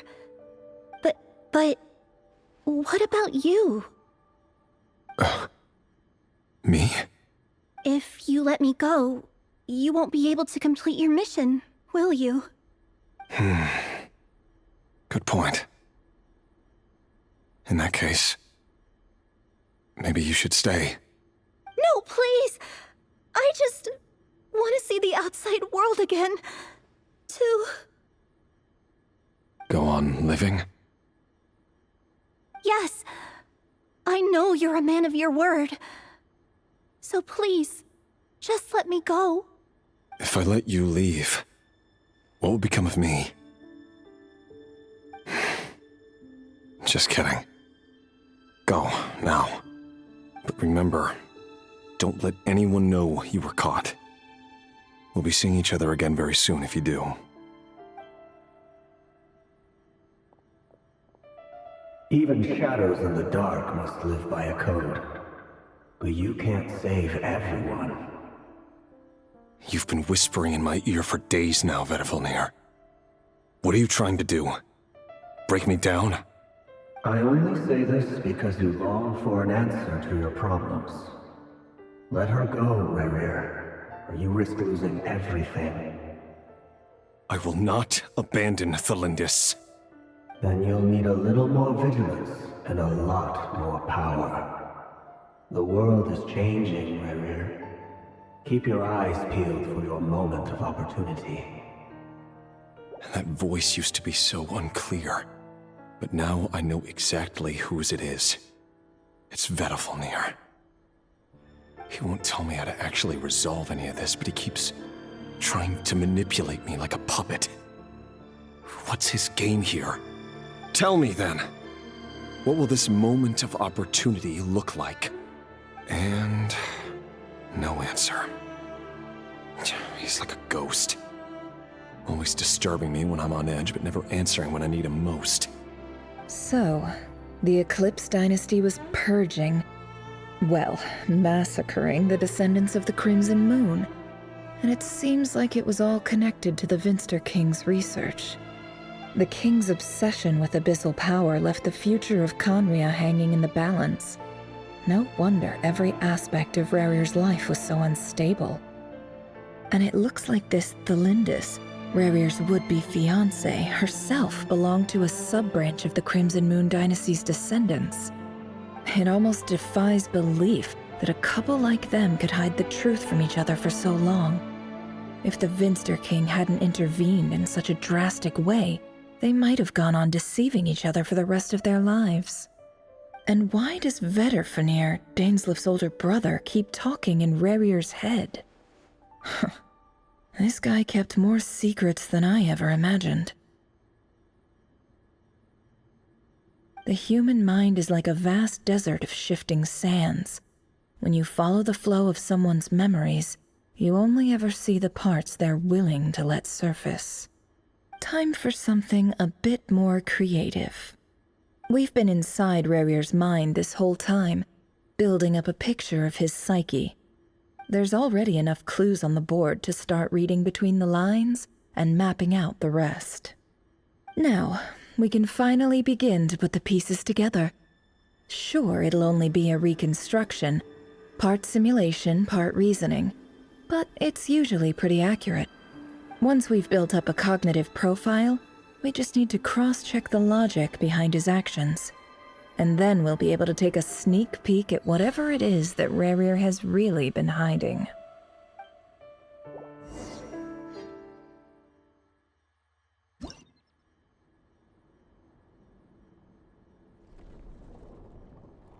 Oh.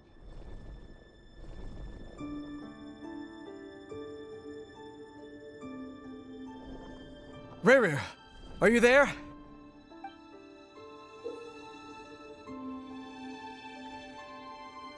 What the fuck?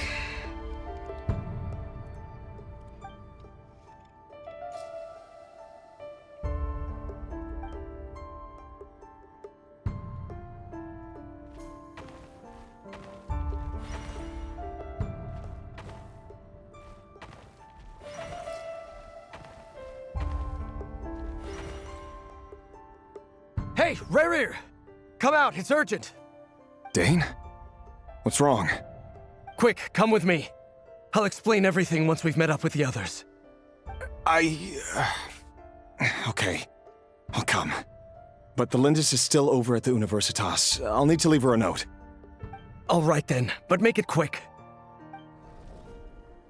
I've never seen Dane so worked up before. Whatever this is, it must be big trouble.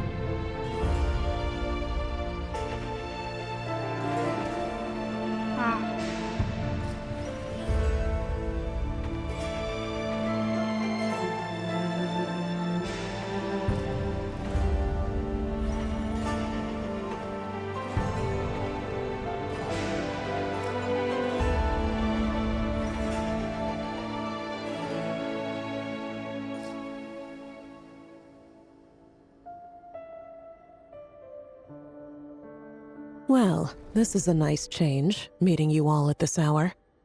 When men and women of ambition can speak face to face in broad daylight, I say that's a big step forward for our dear Conria. Don't be ridiculous.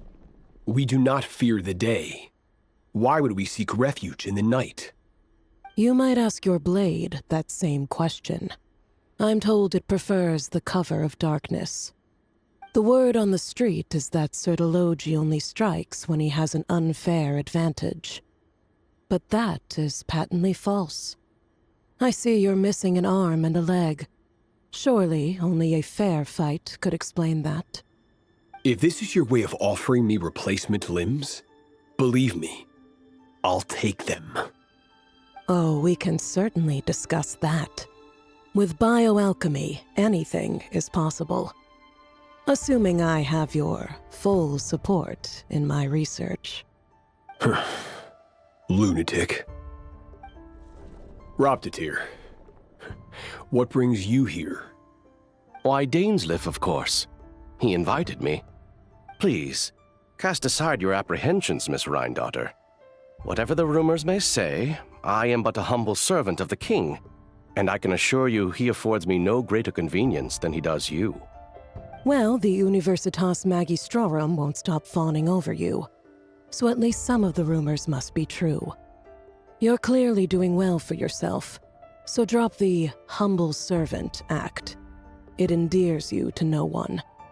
You're president of the Universitas Magistrorum, the chief royal mage known as the Wise by royal appointment, and by far the most favored among the 4 pillars of Conria. Vice President Veet doesn't even try to hide his envy when he sees you. My success is the product of hard work and good luck. It's as simple as that. Were the king not such an extremist, I hardly think I would have received a senior post at my age. Of course, no job is without its gripes. Serving a king like ours can be a challenging task, as I'm sure you can imagine. And as for Efterveet, in missing out on the presidency, he's dodged a mountain of stress. Like everything else in life, it comes with pros and cons. You're all here.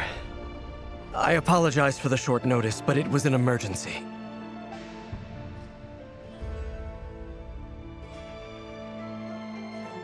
You must be Rarir. Mr. Sertologi. Yes, I handled your case file during your sentencing. Nothing personal, of course. I'm pleasantly surprised that you remember me. You're clearly a person of substance if you've been invited here. But Dainsleif, you'd better have a very good reason for convening this little gathering. It's my brother, Vedafenir. After he spoke at the court this morning, the king was so infuriated by his words that he had him blinded in both eyes and thrown in prison. Vedafenir in prison? Strange. I thought the king trusted him and Roptatir more than anyone else in the world. Does this mean the king's circle of trust just got even smaller? It has nothing to do with trust. It's about what the king wants, which is as clear as day to anyone paying attention. I simply appease him, because it's in the best interests of the Universitas Magistrorum. And also because you're slimy. Vedafenir, perhaps less so. But still, a visionless visionary? It rather inclines me to think that qualifications are not what get you ahead in Conria. Do you honestly think this is an important discussion to be having right now? Dane, what are you planning to do? Rescue Vedafenir, I assume. Correct. It will mean storming the palace by force. Tonight. I need all of you on my side. That's far too dangerous. And don't forget, Dainsleif, you're captain of the Royal Guard. You swore an oath to the throne. Hmm? You've been planning this for a while, haven't you? I have no desire to commit treason. But whatever critique the king may have of Vedafenir, disfiguring your most loyal subject for putting the best interests of his court and nation first, this is not the conduct of a wise ruler.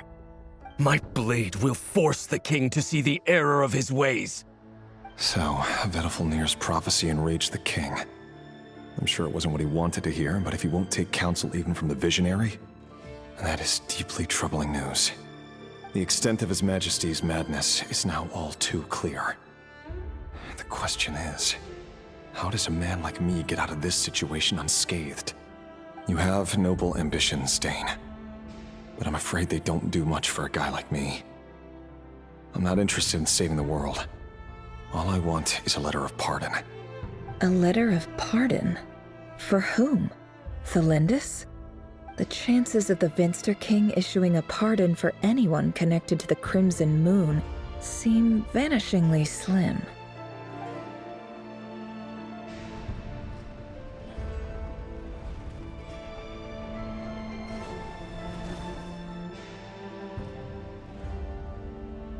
This black fog over the board must have some connection to Thelindis. But why is it taking this form? Does it have something to do with Rarir's past? Another mystery I'll need to unravel.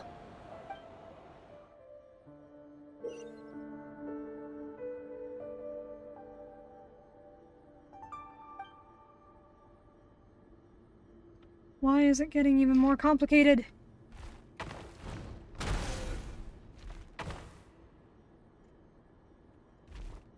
Damn it.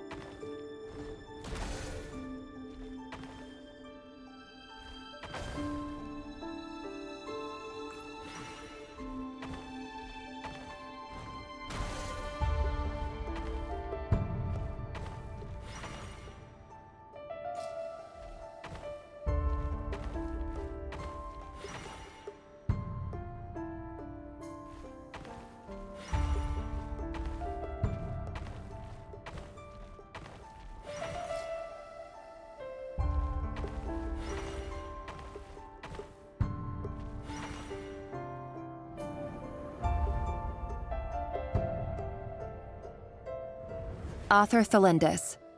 Over the course of this week, the research object was subjected to interference for a total of 60 hours for experimental purposes. The results are as follows. Research dating back to the Crimson Moon Dynasty has established 2 points regarding moon marrow. Firstly, its origins have something to do with a god's power. Secondly, it serves as a portal to an as-yet indeterminate location. Moon marrow can thus be defined as a spatial gateway. However, there are a number of hurdles to overcome before we can answer the question of where it leads to. To start with, opening the gateway requires a specific power source, which the relevant literature indicates. An enormous amount of power is then required to keep the gate open. Currently, the total power output of our instruments remains in the single digits. To make matters worse, I am now the only staff member remaining in the Moon Marrow lab. The Universitas Magistrorum recently decided to move most of its personnel into abyssal energy research, which has stymied all Crimson Moon-related projects. This is not a wise move. I have always maintained that placing all our hopes in a single source of power is risky, especially one as poorly understood as this. As well as making ourselves overly reliant on a single resource, we are neglecting other promising technologies. I apologize if this comes across as disrespectful. But as a Moon Marrow researcher, I desperately want to see the world beyond the gateway. If we really made it there one day, what would we find? And how would we go about taming the unknown? My imagination is endlessly fueled by questions such as these.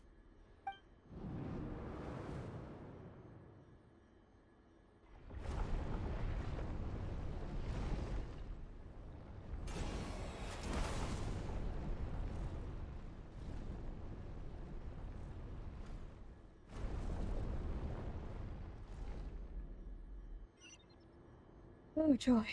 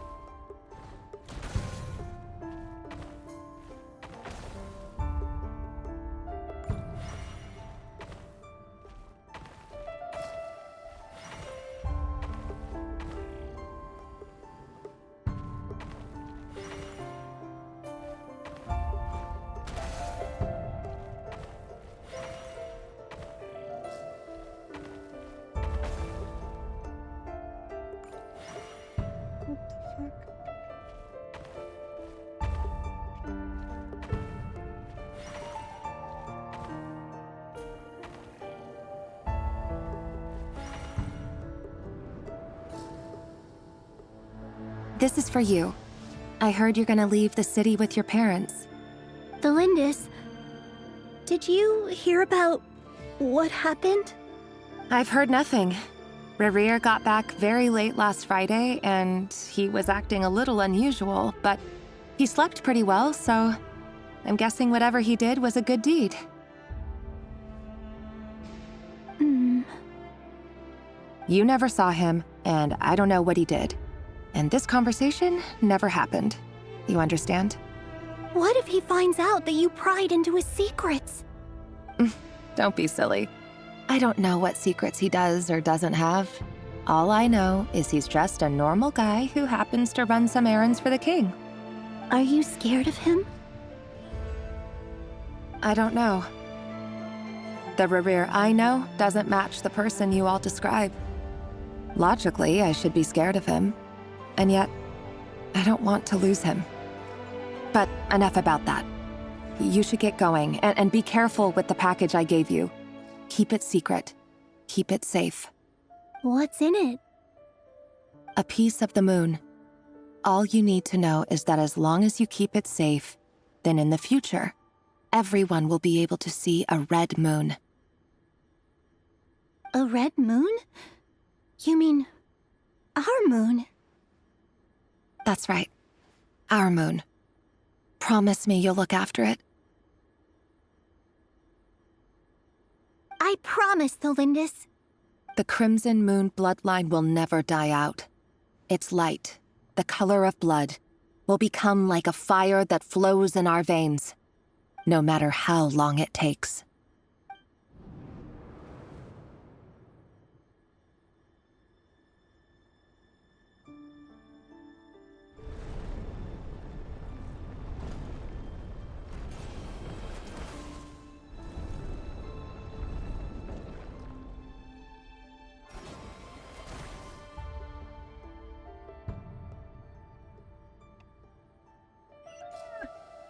Okay.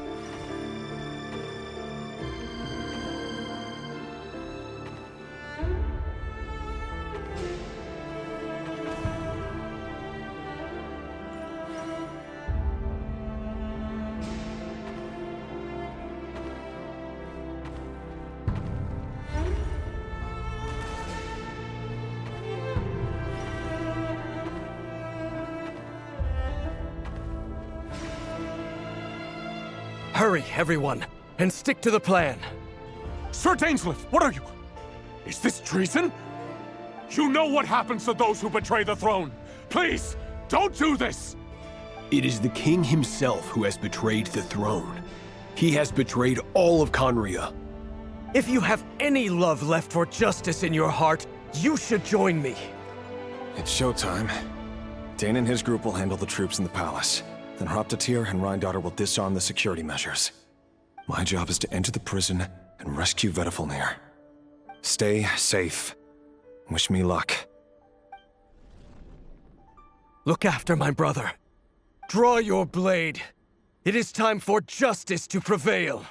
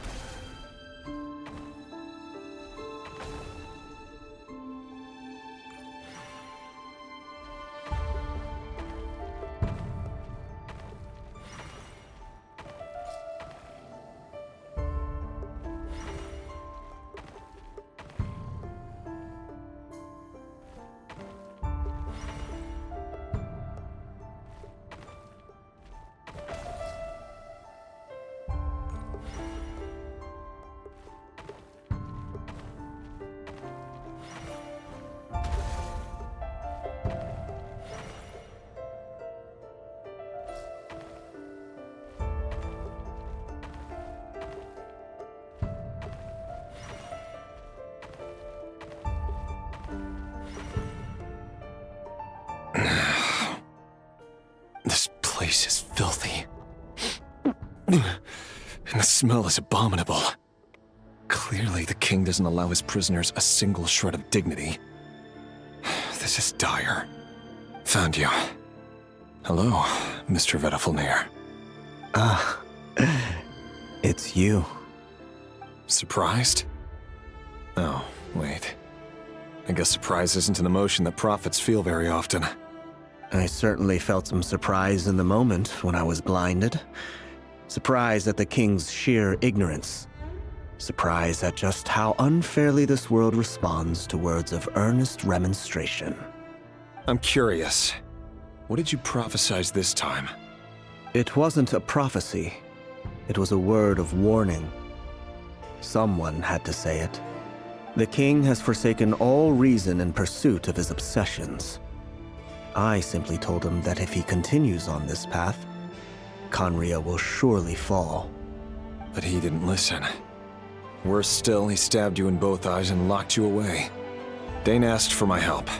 The court is in complete chaos now, but I'm sure you predicted that. Everything is transpiring as I foresaw, yet I am powerless to change it. Fate is an immutable force. I can but lament as the inevitable unfolds. I do wonder whether giving a man the power to see the future does nothing more for him than slowly crush his spirit. Forgive my curtness, Vedafilnir, but the king did not suddenly turn on you today. His suspicions have been brewing for a long time. You can't have wisdom beyond the reach of your fellow man without attracting his fear and suspicion. There are things the king does not want to see. So, he doesn't want you having visions of them either. He blinded you because he thought this would make the visions stop.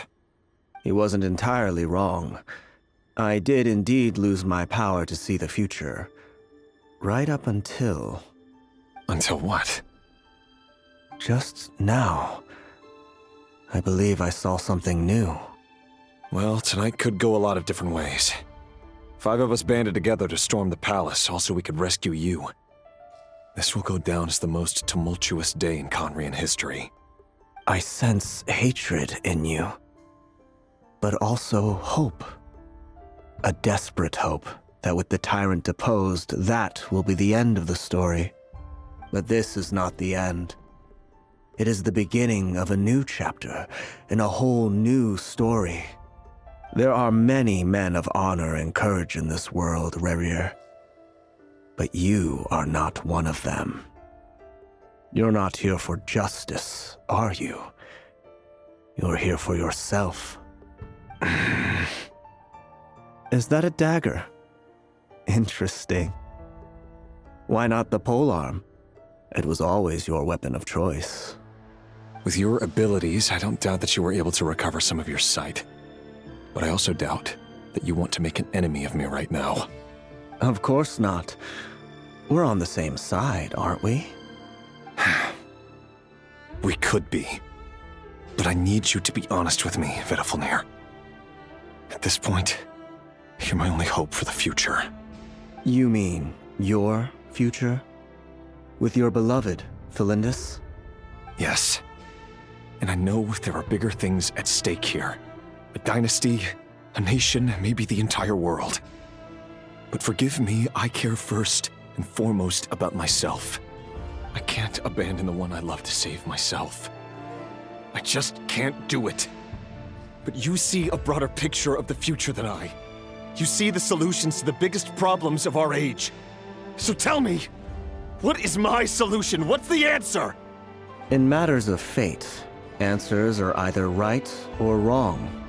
What will be and what will not. Maybe you are willing to pay a certain price in the pursuit of happiness, but unfortunately, fate does not negotiate. That is the cruelest thing about fate. It is unmoved by your sacrifices. That can't be true. I know it's your voice that I keep hearing in my head, urging me to see how the world is changing, to seek more power, so I can protect the things I love. You show me disaster, but you won't show me how to avoid it? Why? Why are you doing all this? My voice. In your head.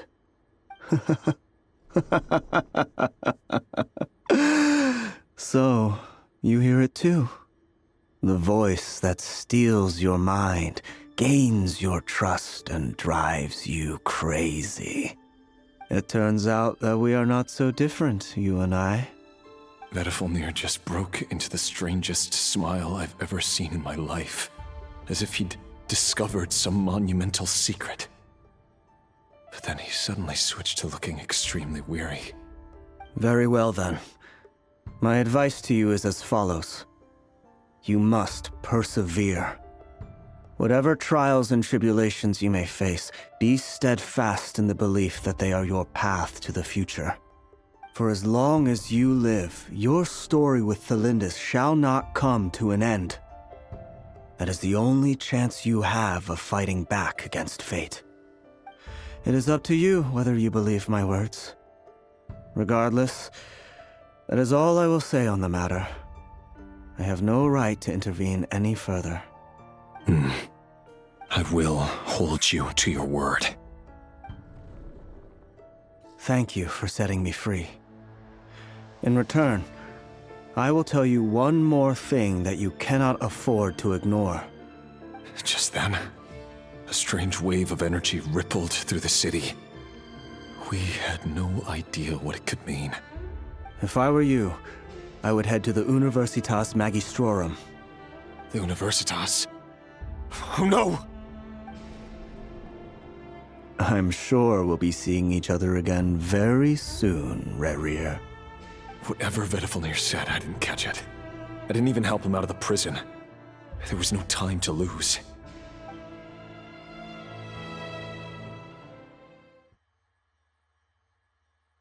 Intriguing.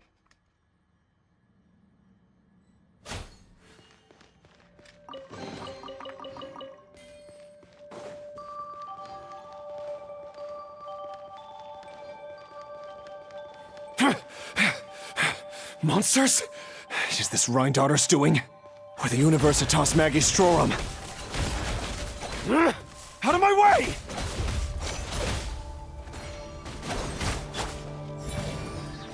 Illusion shattered! Hey! Everyone hold hands! No more lies. The mystery unravels. The show begins! The Universitas. That reminds me of a rumor I once heard. Allegedly, the king installed secret mechanisms in the palace and around the city. No one knows where they are or what kind of power they hold. But if they were ever going to activate, it would probably be on a night like tonight. Help! Help! Hold on! Don't let them anywhere near you! Save me! I can't! Ah! That sounded like an explosion. So, the rumor is true? The king really went through with it? What other means does the king have at his disposal? They must run on power from the Abyss. And given it's a major center of Abyss research, anyone over at the Universitas will be in grave danger. I have to hurry!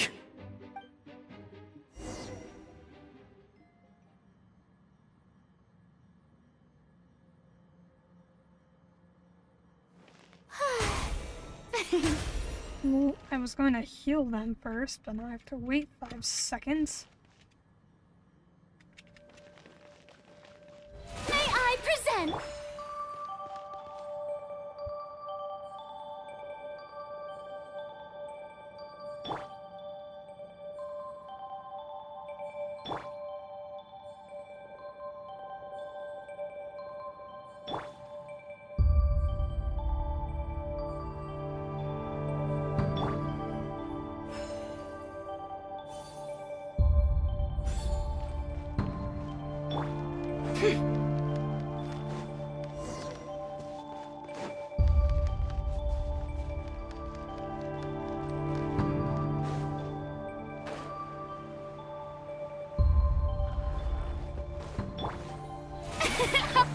There is no escape! Make yourselves at home! Hey!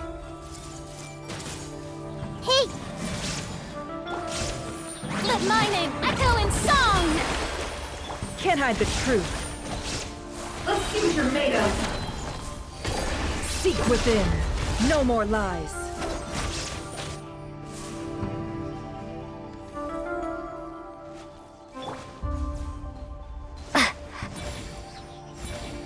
Illusion shattered.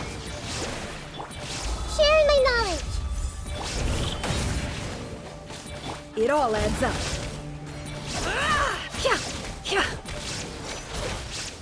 The mystery unravels. Can't hide the truth. No more lies. There is no escape. I see everything.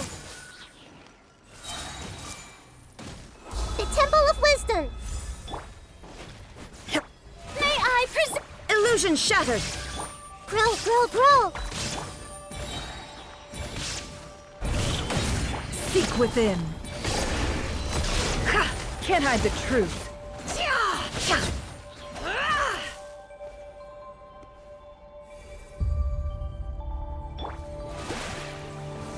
Let the world come alive! There is no escape. Committed to memory. Grow, grow, grow. No more lies.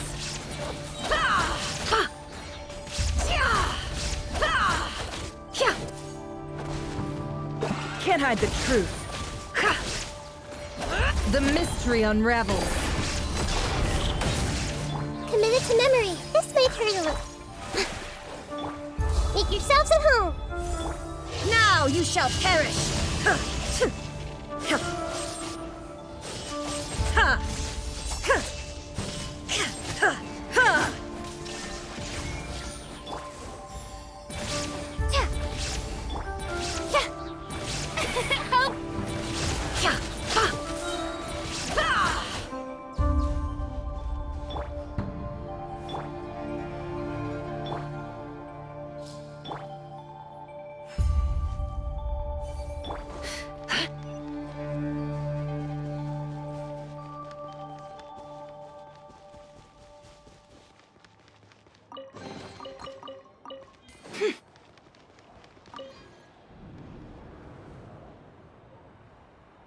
Monsters!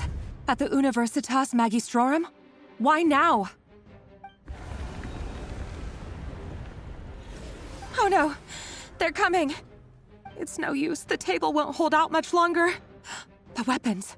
Where are the weapons? Of course. All the lab equipment was upgraded after the inspection last week, but the new weapons haven't been allocated yet. I'm done for. Is anyone there? I need help! Ah!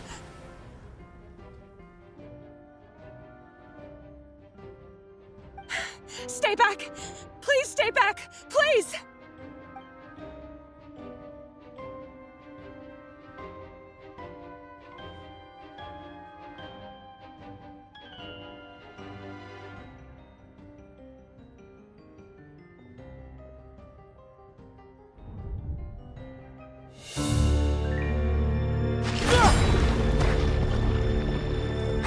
What's that? Reverie! So the rumors about your work are true. What? No! Listen, something happened at the palace tonight. We have to leave! You don't need to lie to me anymore. What do you mean? I know why you're worried, and I will respect the decision you've made. But it's okay, because I found a solution. I know how to end all this. You can have it back. The normal life you so desire. But until then, I'm afraid our wedding will have to wait. Celindus? No, don't do it! Celindus! Celindus!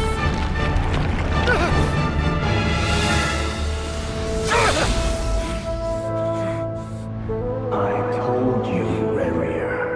Let her go. You will find someone better. No! No, I won't do it! I have to save her! By what means exactly? A lowly pawn. You lack the power and the strength of will. Do you know why? Tell me! Come to the palace.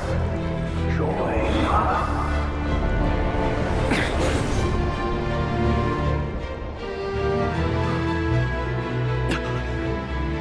Rary, thank goodness we... Step forth and take your share. You made it. Not you too.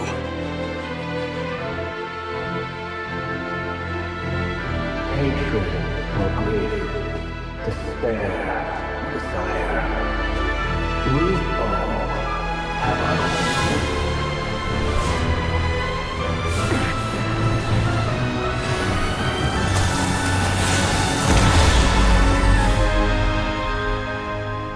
Rarier. Rarier. Thlindis? Were you daydreaming?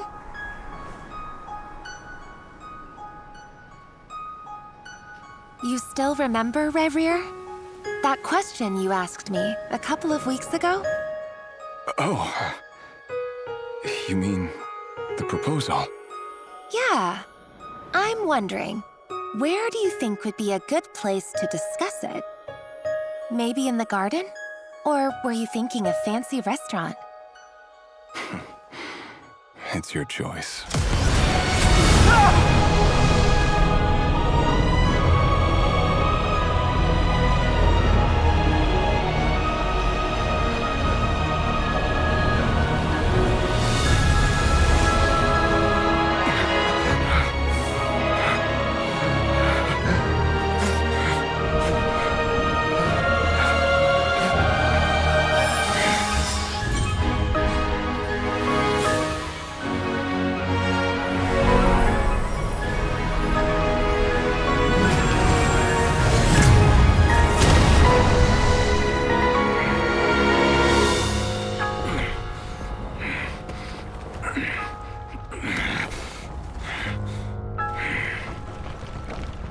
I will find you.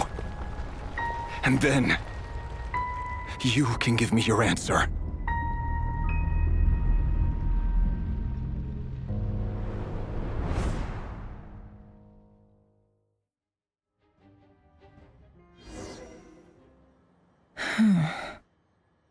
So that's how the Raker of Solnari was born.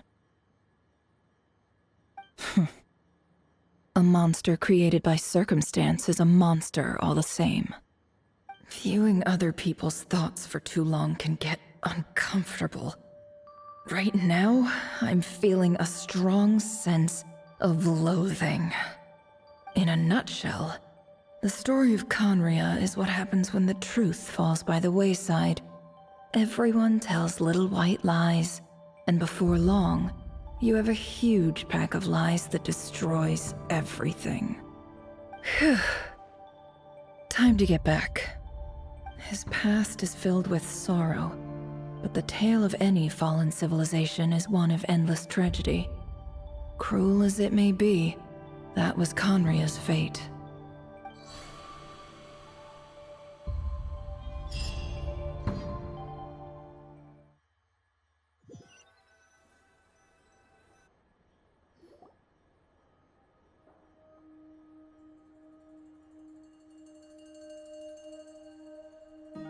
Everyone, I'm back. Can I get a standing ovation? Never! How are you holding up? Feeling okay? She's fine. Boss is a pro. Yes, I'm fine. You will have seen the events of Rarir's life through my thoughts. It's now clear that he is just a regular nobody, driven by personal tragedy, as he said himself. I mostly agree. There's only so much we can know about him from his memories alone, but they did give us a clear glimpse into his life in Conria. However, I would not consider Rarir to be a nobody. He was deeply involved in the events of that era. Yet, when the catastrophe of a generation strikes, Nobody is safe. Sounds to me like you're speaking in riddles again. Is this you urging me not to abandon the people of Nodcry in their hour of need? That's not what I meant. Although I do hope you choose to remain a part of the plan. Without you, the mission ahead will be all but impossible. Then try to remember that I respond better to the carrot than the stick. And I don't appreciate being bossed around. Now, as for you, Missy, you were excellent. You stuck to the rules of the ceremony and kept your mouth shut the entire time. Bravo. Cool! So, can you fill me in on the deets now? Most of what I saw went right over my head. Patience. You'll hear the whole story, don't you worry. But let's meet up with the others first. It will save me narrating it twice. Yehoda? Yes, boss! Let me get that door for ya. That's more like it. For a moment there, I was worried you'd forgotten about the first clause of your employment contract.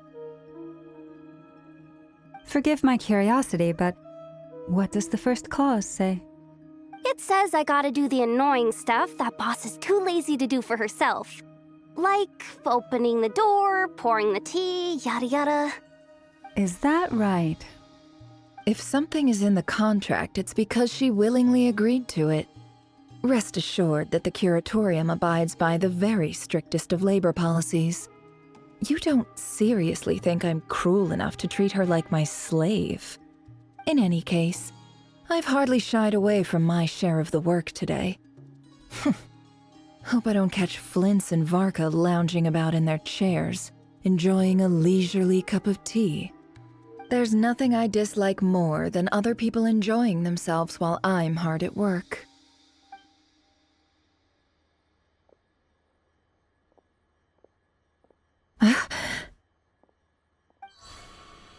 Oh no.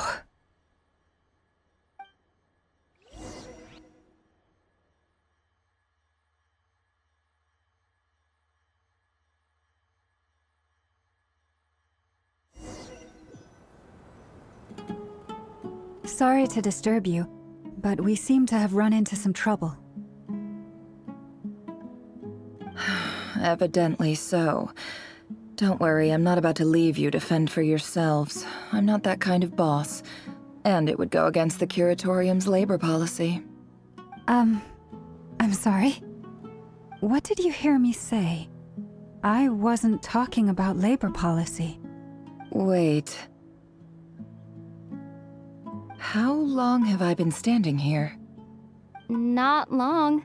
You just appeared by the door a moment ago.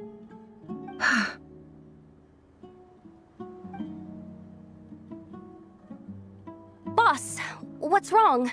You look like you've seen a ghost. We've been tricked. We never left at all. Somehow I hallucinated that whole scene back inside the office. Hallucinated? But how? How indeed.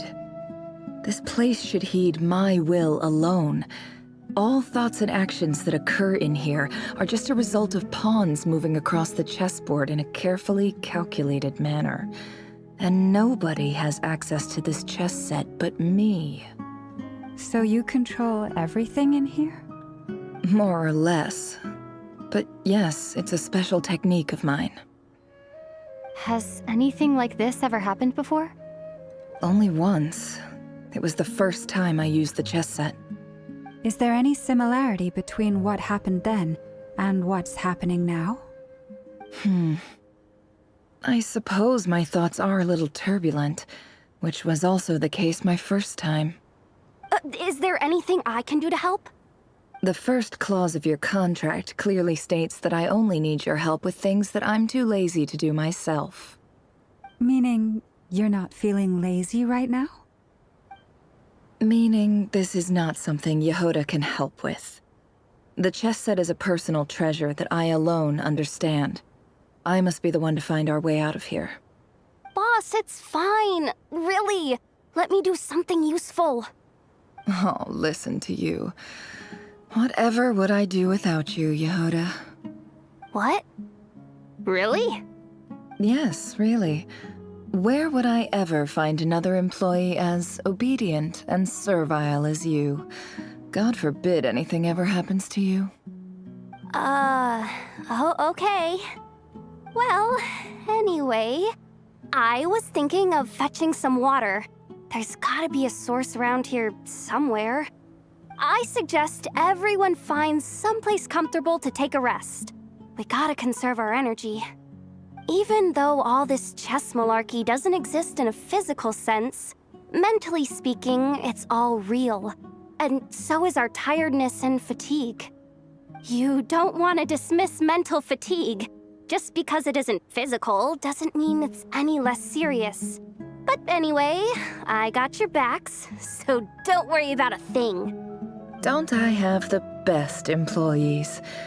Jealous much? If we can find a suitable time, I'd love to borrow Yehoda for a day to help out at the Frost Moon Scions. Would you be amenable to that, Boss Nefer? Oh, Lauma. Have I ever told you just how pretty you are? Beauty runs from the tips of your antlers to the depths of your imagination. Time to rally, everyone. Follow me. As we continue our journey, the same rules will apply. That means stay focused and no talking no matter what we encounter. And don't disturb the chess pieces.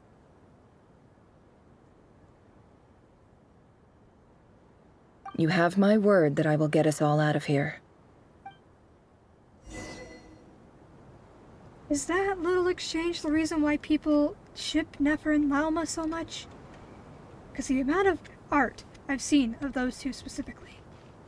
Out of all the ships of the Nauticriad characters, that is the one that I see. I don't see, like, any other ship. But we're in Sumeru. This place looks familiar. That's not a good sign. There's someone up ahead. Time for a little chat. Isn't Sumeru your homeland? I wasn't expecting visitors at this hour. Wait, is that? Oh, it's him. There you are. Sinue's been looking for you all day. I think he has some news for you. Oh yeah? What were you doing just now, Uncle Retinue? Hiding away some more loose change? I know I saw some Mora. What do you mean loose change? Oh, come on, I'm too old for this. Just pretend you saw nothing.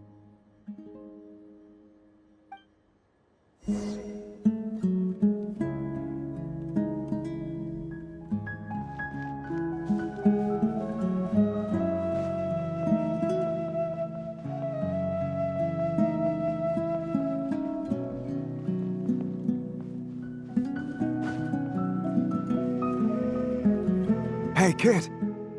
Mind telling me what Sinuhe's been up to recently? I'm trying to get in his good books and I need a way in. Get in his good books?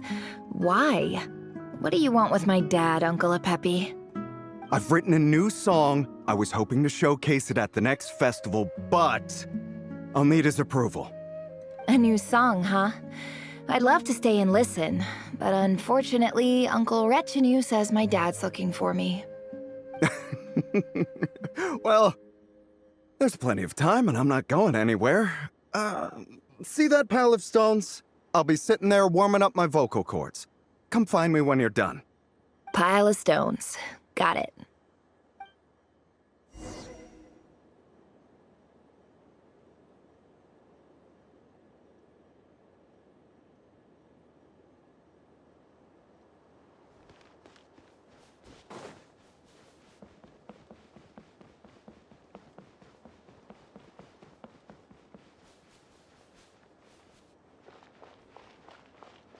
Hi, Dad.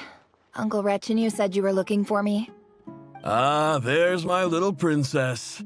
If you'd gotten back just a little sooner, you could have shared the spoils of war with me. Spoils of war? Who were you fighting against, Dad? It was just a figure of speech. The aftermath of a sandstorm is no time to be waging war. I was talking about our war against thirst. I went out to fix our water supply problem, and now I'm back. Which means... We have a well again. That's right. I found a new one and brought back as much water as I could carry. It should last us for a good while. If it wasn't for these blasted sandstorms, our wells wouldn't be caving in. You wouldn't be spending all your time out searching for new water sources. As the chief of our tribe, I'm supposed to be leading us out of hardship and poverty, onto better things. You know how prosperous our ancestors were. I've told you all the stories. And look at us now, squeezed into these hovels. No one would choose this, if it wasn't for the endless wars over the years. But things are looking up. I started working with some folks from the academia a few months back. They gave me some contacts in return for my assistance in the desert. So you're the academia's helper now? Special ambassador, they call it. Think of it as a partnership. It's nothing bad, okay? We've been isolated here in the desert for too long. Seeking opportunities elsewhere is the best thing for us, and the fastest way to progress. So, do you get anything good out of being a special ambassador? Of course. My luck's improving all the time. One day, I swear I'm gonna lead us out of this place. We'll find somewhere new. Somewhere better.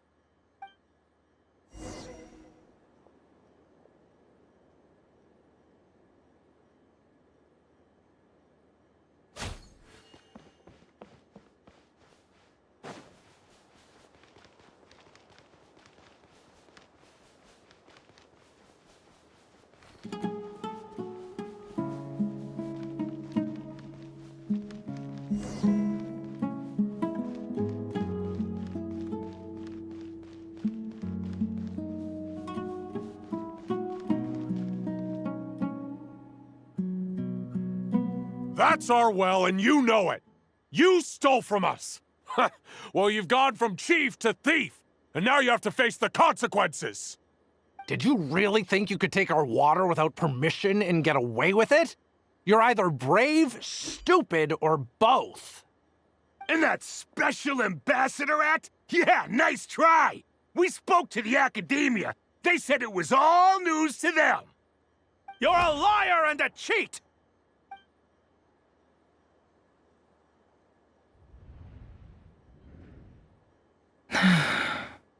I heard Yehuda gasp, but I don't blame her. Most people are terrified by the sight of blood. Corpses strewn across the ground. The wounds are clearly from scimitars and daggers. The desert dwellers' weapons of choice. There's a handwritten note on the ground. Let's see what it says.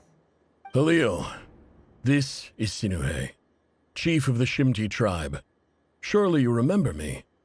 I was the one who helped you and your colleagues avoid the quicksand in the desert. This is my second time writing to you. I assume my last letter must have gotten lost in the mail, as I didn't receive a reply.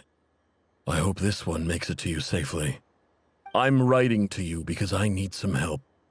That sandstorm the other day completely blocked up our well, forcing me to look for another water source in Iab and Unut territory.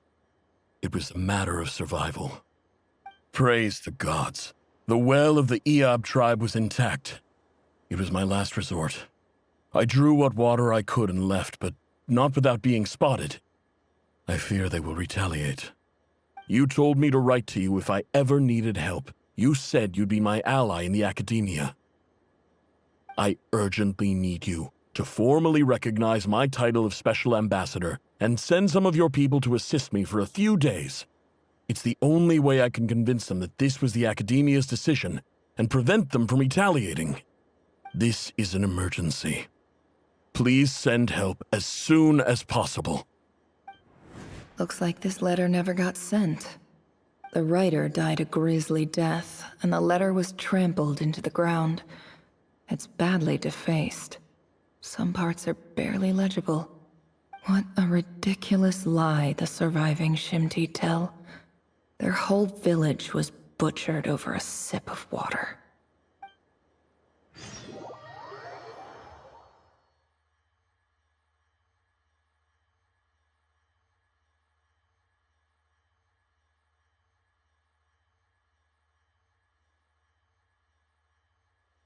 Ah, officer. Welcome. Welcome to our humble village. I thought you would at least have the courtesy to provide some respectable libations. This is the finest wine our village has to offer. I promise.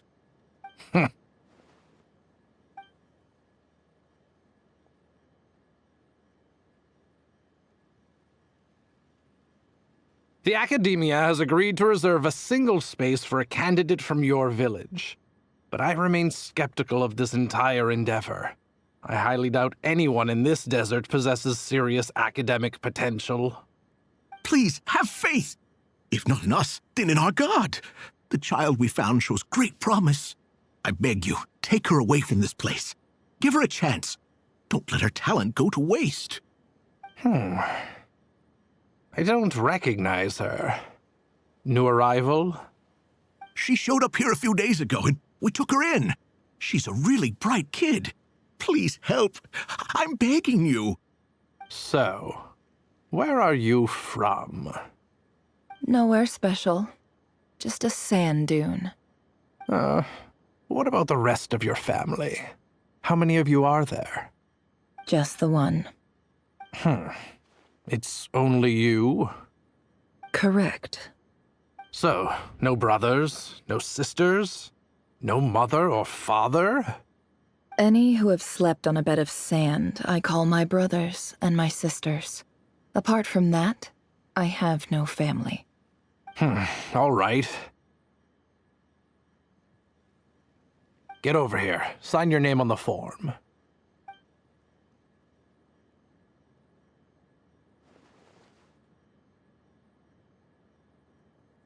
Never?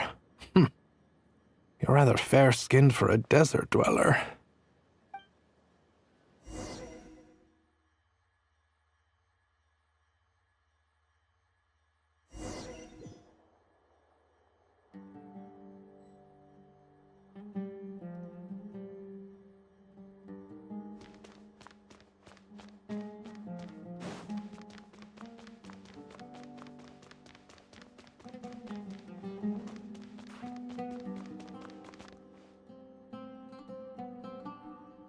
Nefer, this term's assignments have been issued already. Please read through the materials thoroughly, conduct your own additional research, and then write an essay on the topic. Yes, Professor, I'm aware. I just had a couple more questions I wanted to get your perspective on. Oh? Please ask away. Well, I saw the other students' problem sheets, and I couldn't help but notice that my assignment is much easier than theirs. Do you really think I'm a weak student? A weak student? Goodness, no. Quite the opposite. You have a sharp mind. Almost too sharp. I think what you're saying is, a weak student wouldn't have noticed the discrepancy. And if they did, they certainly wouldn't complain about the lighter workload. You see, sharp as they come. You see things the way they are. And I'm sure you know why they're like that. Because of where I come from. Because I'm different. I'm sorry, Nefer. I don't like it any more than you do. It's just... Anyway, you said you had a couple of questions. What's the other one? I wanted to check... If someone sent me a letter to the Academia, where do I go to collect it? Ah, your family wrote to you. Well, as long as they put your name on the envelope, someone should hand it right to you. Not exactly. It's not even a recent letter. I was just curious where the mail would end up if no one collects it. The House of Dana, I expect. I know there's a box for unclaimed mail somewhere in there, probably sitting on a shelf. Whatever you're looking for, that'd be the place to start. Okay, got it. Thank you, Professor. Oh, don't mention it. Honestly, I feel like I failed you. I'm supposed to be your teacher, but I haven't taught you anything. Hey, don't say that. You're a great teacher, and you do your best for all your students. But the rules are the rules. You're not allowed to teach students like me. It's not just the academia either. The whole world bends over backwards for the successful and leaves the losers to suffer and die. Oh, my dear child. Don't tell me you've given up on life already. I haven't. I just think that if you want to make it in this world, you have to find a way to become successful.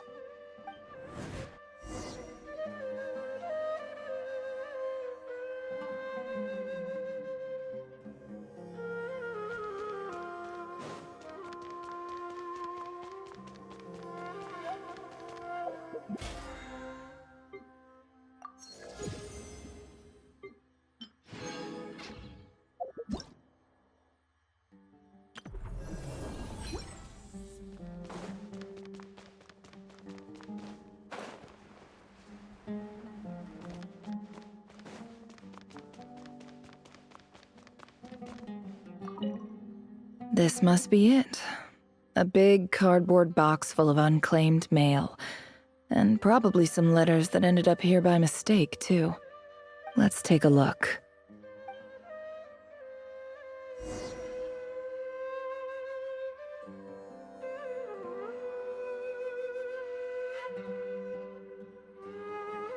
I just realized that the letter she's probably looking for is the one her dad sent to her, or sent to his friend.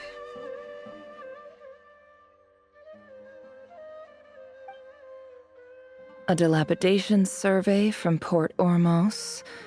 Looks like it's from a Core of 30 representative. What a strange thought. A bunch of mercs losing sleep over rundown buildings. This one was never even opened. I guess the recipient didn't care what the Core of 30 had to say about anything. Who was it addressed to? I don't recognize the name, but it must have been a Kasharawar professor. This one is addressed to the Immorta Sage. The title is Changes Observed in Satyavada Life Symptoms. Why do all these letters read like full-blown dissertations? Guided by the incense, we became lost somewhere in the forest. All the barriers between levels of consciousness disappeared as our minds soared around in circles, looking for a branch to seek refuge on. In clinical terms, these symptoms fit the description of incense poisoning. The Immorta Darshan strictly prohibits the use of hallucinogenic substances, but I believe there are still people getting away with it. For example, my neighbor who always breaks out into song and dance after using incense. This seems like something the academia would want to know about. Why wasn't it collected? Wait, what's this written on the back? It's so small.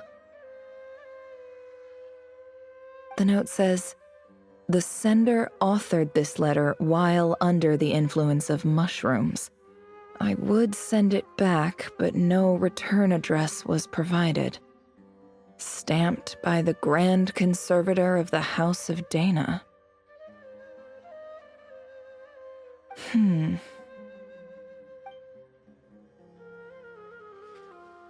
This next one is addressed to Grand Sage Azar.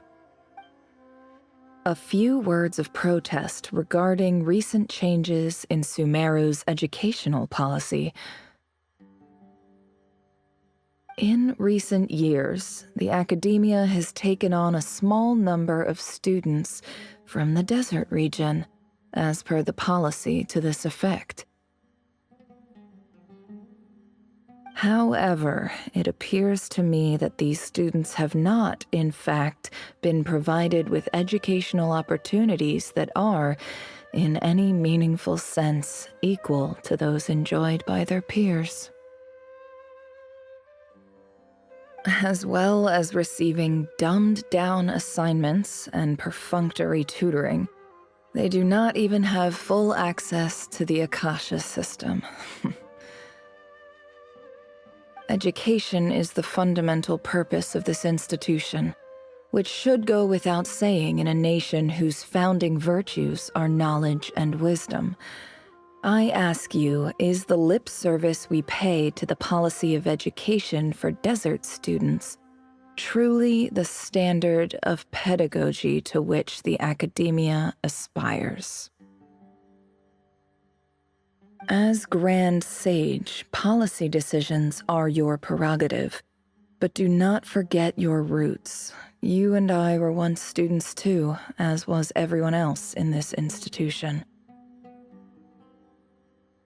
I do hope you will give some serious attention to this matter. I encourage you to discuss issues like this with myself and others, and listen to some alternative opinions. Great letter. Shame it didn't get to where it needed to go.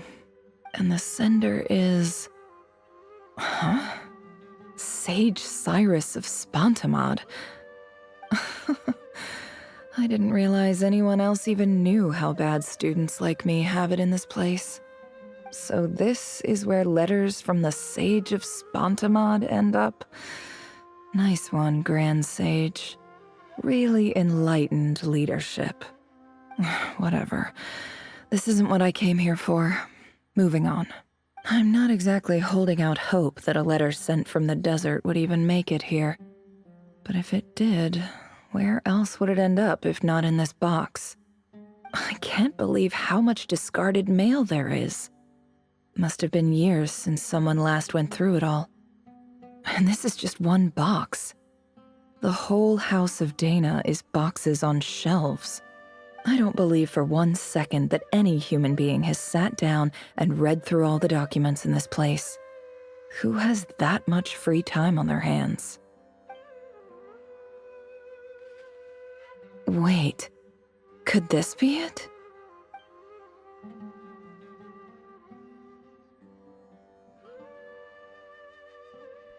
Least fancy envelope in the box, written in crude quality paper. And of course it would be right at the bottom of the pile. Clearly, no one gave this letter as much as a first glance, let alone a second. The handwriting on the envelope looks very familiar. Greetings, Halil. My name is Sinuhe, chief of the Shimti tribe. I was the one who came to you and your colleague's aid when you ran into trouble in the Great Red Sand. I don't know how well you remember it now, but I brought you to safety and gave you some water and other supplies. You seemed very pleased and told me your name. In my tribe, learning a person's true name is serious business, and I therefore see you all as friends. You were kind enough to leave your contact details so we could stay in touch. The Shimti tribe lives a harsh, nomadic existence in the desert. You were sympathetic towards my plight, promising to make me a special ambassador of the academia and help us find a way to make a better living. This brings me to my reason for writing. Our tribe has fallen on particularly hard times, and I would like to ask for your assistance. There was a terrible sandstorm a few days ago, which blocked up the well in our land. To ensure my people's survival, I had no choice but to venture into Iyab and Unut territory in search of an alternate water source. The Iyab and Unut are descended from the Thamudians, while we trace our ancestry to Tulatala. We worship the Lord of Flowers and have had relatively good relations with our fellow tribes, up until now. I found a well belonging to the Iyab tribe. They declined to help us, but I really had no other option, so I took some water to keep me and my tribe alive. My actions are certain to incur their wrath. When we met, you assured me that you would be my ally in the academia. I would like to take you up on that offer, because I really need your help. I wonder if you could send an academia representative to meet with me. That aside, the last time you were here, you mentioned that the academia had started accepting students from the desert, and I told you a little about my daughter, Nefer. We have next to no resources here in the desert, and my power and influence are limited. Would you consider enrolling my daughter at the academia? She is a smart girl. I know she won't disappoint you. From the outset, the academia never took you seriously. Those things they promised were just empty words. I doubt they even remember the name Sinuhe. And you were so emphatic that your luck had finally changed for the better. You swore you'd lead us to a better place one day. You spoke with such conviction, like you were the most powerful chief in the whole desert. You liar. You lied about everything. You promised the world and delivered on none of it. And who fell for it? Just me, by the looks of it. Despite your best efforts. Which makes you a pathetic liar. You weren't even any good at it. I think I'll take over from here. Let me show you how it's done.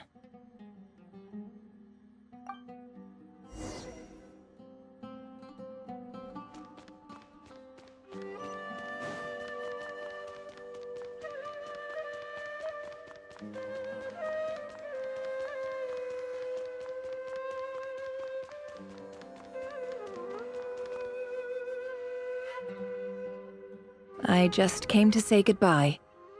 Thanks for everything you've done for me in my time here. Nefer? You packed your bags. Where are you going? I'm quitting. Something's come up in my hometown. Gonna head back and deal with it. Huh? But this was a hard-won opportunity for you.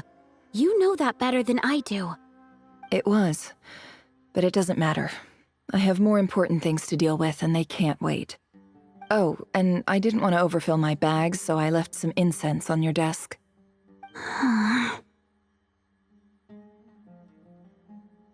What's wrong? I thought you liked incense. Although, I did read somewhere in the House of Dana that it has hallucinogenic effects. Don't use it all at once, all right? Isn't this the stuff you brought from your hometown? You're just letting me have it? But you said it's a rare and valuable commodity. Yeah, about that. I lied. It's not rare at all. There's this bunch of ruins near my hometown that are practically overgrown with this plant. It's not worth much. Keep it, it's fine. But Nefer... All right, that's all from me. You take care.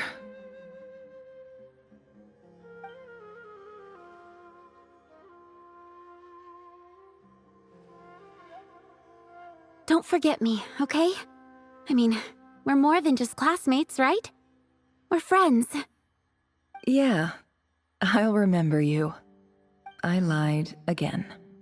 That incense is worth a fortune, and it's a rare find even in those ruins. And as for remembering her, I have far too much to do when I get back. No time to reminisce.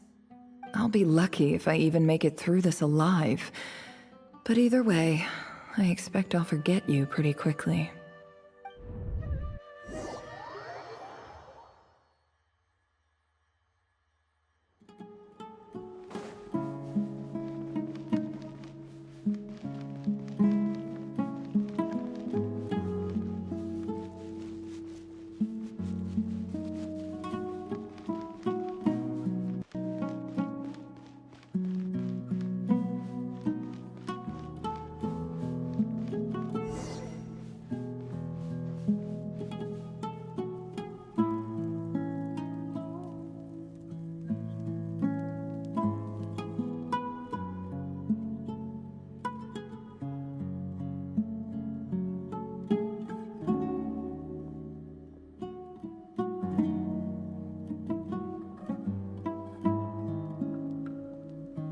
It's a pleasure to meet you, Mr. Arif.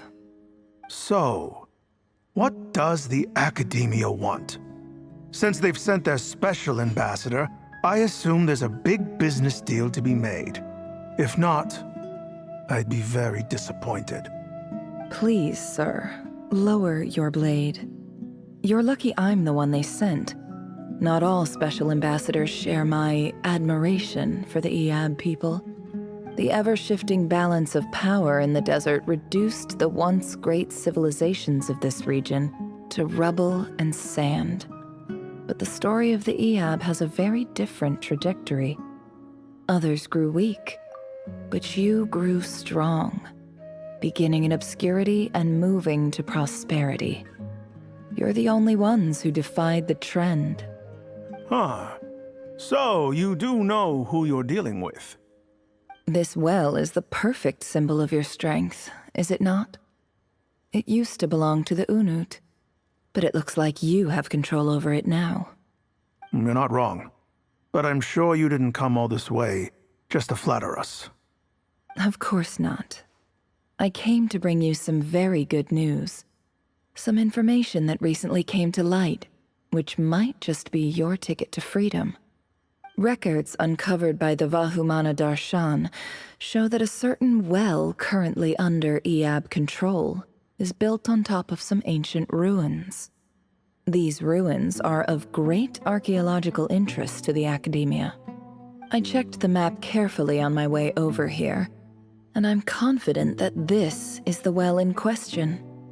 The Academia is offering 50 million mora in return for excavation rights. 50 million?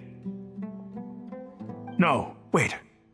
If these ruins are as important as you say, 50 million's a little low, don't you think? Don't get greedy, Iab. We know far more than you think. We know that you seized this well by force. Wasn't that the first step in your rise to power? To drive away the Unut and steal their water supply? So what if it was?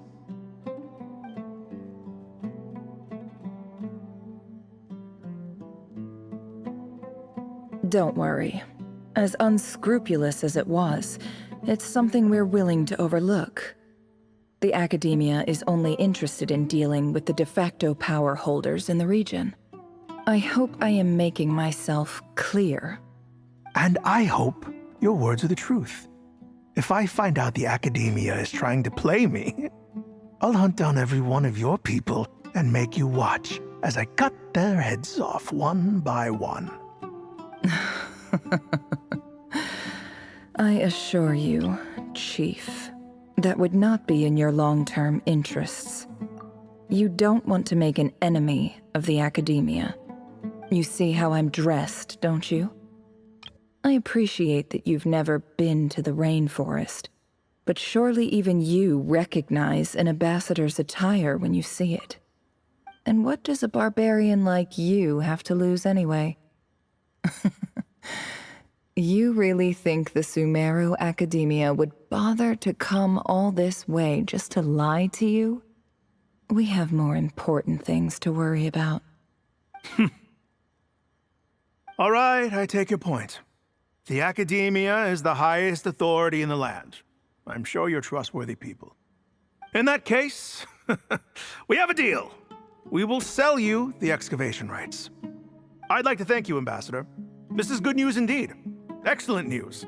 In fact, it calls for a celebration. Would you do us the honor of staying a while and enjoying some Iab hospitality? Gladly.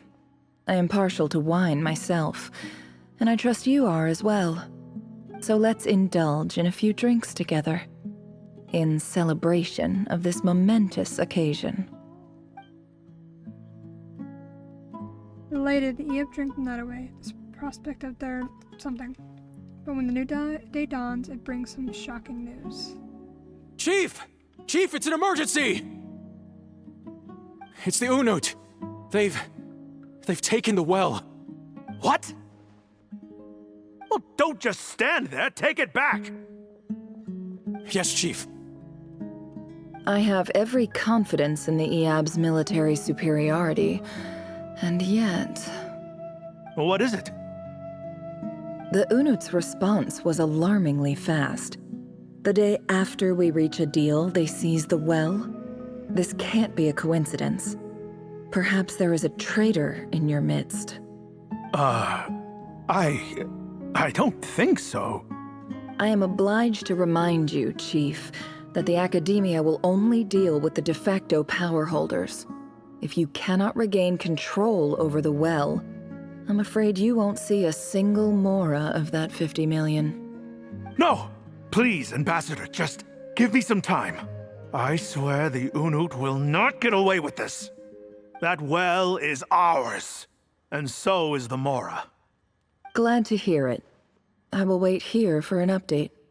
If there is a traitor, I will find them. In the meantime, make yourself at home. I'll report back as soon as I have an update. Much obliged. Wow. All it took was a few words and I've got him wrapped around my finger. What an amazing feeling. So, in summary, Ambassador, the Academia would rather negotiate with our tribe instead of the Eab, yes? The Eab are ruthless murderers who don't listen to reason. And now they have the gall to interfere in our research projects in the desert region. So let me ask you, Chief, if you were the Academia, what would you do? Kill them all, of course. Precisely. The Academia does not tolerate those who stand in our way. The Eab have held back our academic pursuits for too long, and our patience is wearing thin. At the same time, there is simply no way that the Academia can be seen to be intervening in desert affairs. I'm sure you understand where I'm coming from. We have our own rules out here. If the rainforest dwellers raised arms against a desert tribe, you'd start a bloody war. Right. We can't confront them ourselves, but we can support their enemies. The Unut have always had strained relations with the Eab, which makes you our natural allies. Natural allies. Weren't the Eab your allies once? You were quick to send them after us to protect your interests back when we stole that water. And now look at you. You're at each other's throats. Let me be clear. The Academia wishes to collaborate with the legally recognized rulers of the desert in this matter. We are asking for excavation rights to that well, and our offer is 50 million mora. Say no more. I believe we have an understanding. Good. Then I suggest you get to work. Get us access to that well, and the mora's yours. You see, Dad? Lying is easy when you know how. People will believe anything.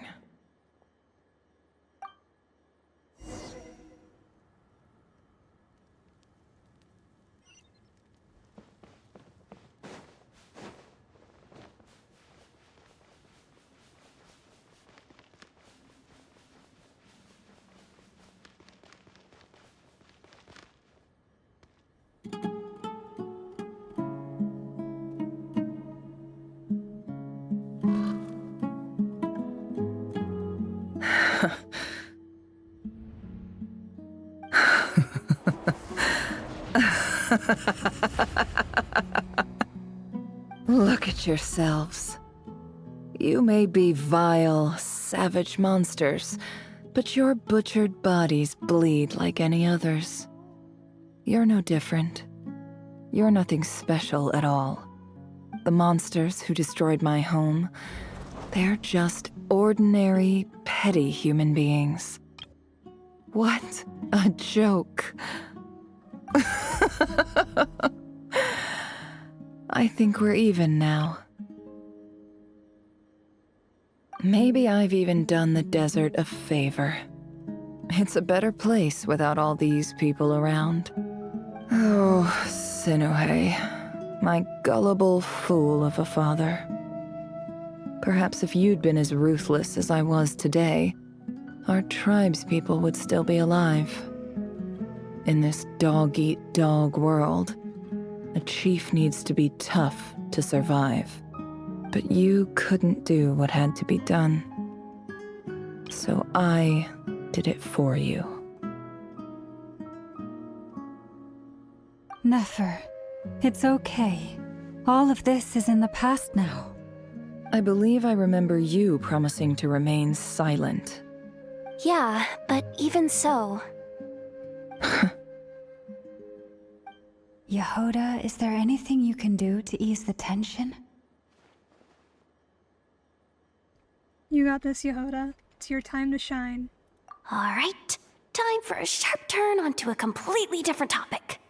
So, anyway, that's enough of that. When are we getting out of this place? Feels like we've been walking forever. I'm getting pretty tired. Oh, Alma, you tired? Yes.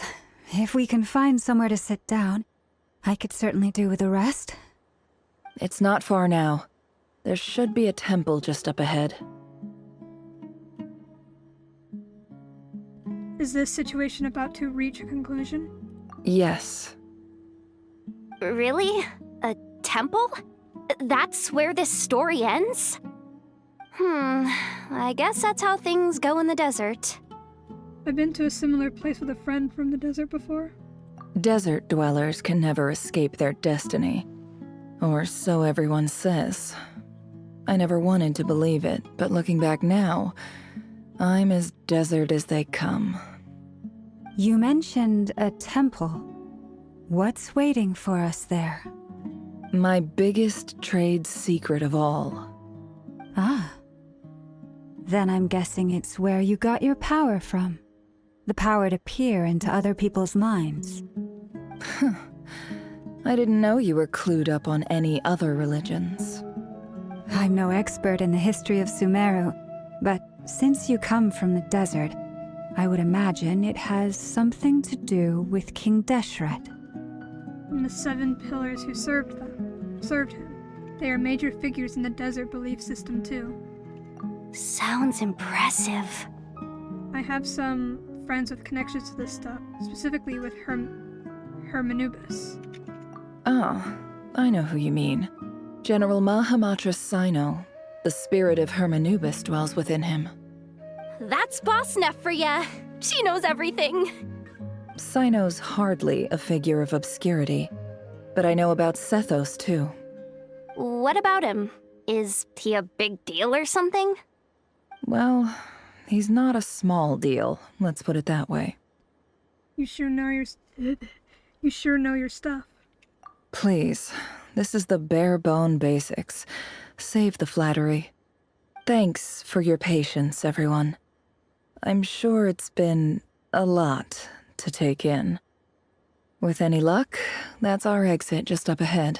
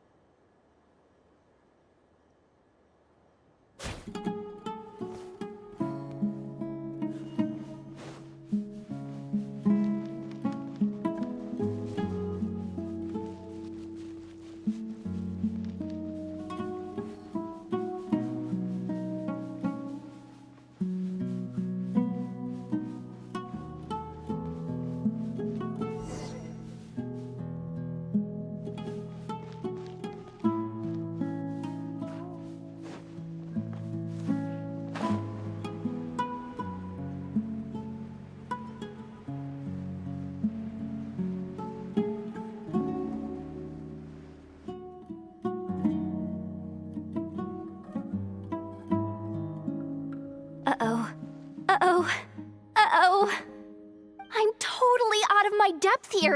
I don't have anything to add about any of this stuff. Like, look at that statue, for instance. I want to do the whole name-dropping, this girl knows her stuff thing too, but I've never seen anything like it before. A statue with the head of a bird.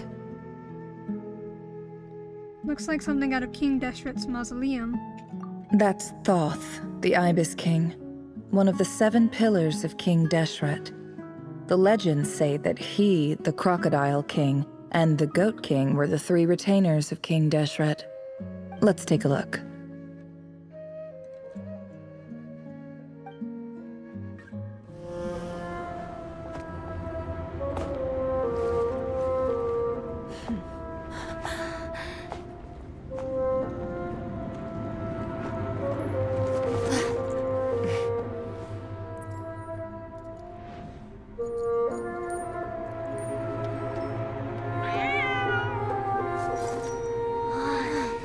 It's just Ashru.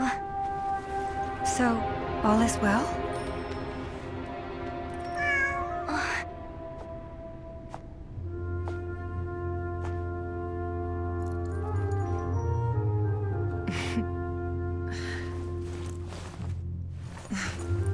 Typically speaking, at this point, the world disintegrates. Then we find ourselves back in the outside world. Besides, these are my memories. There's nothing to fear. You're sure? Of course. It's almost over.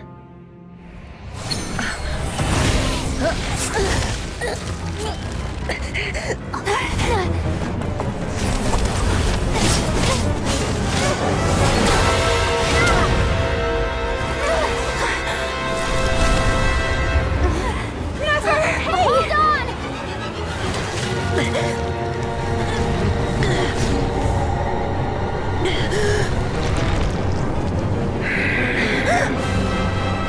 Knowing too much is always a death sentence. Speak for yourself.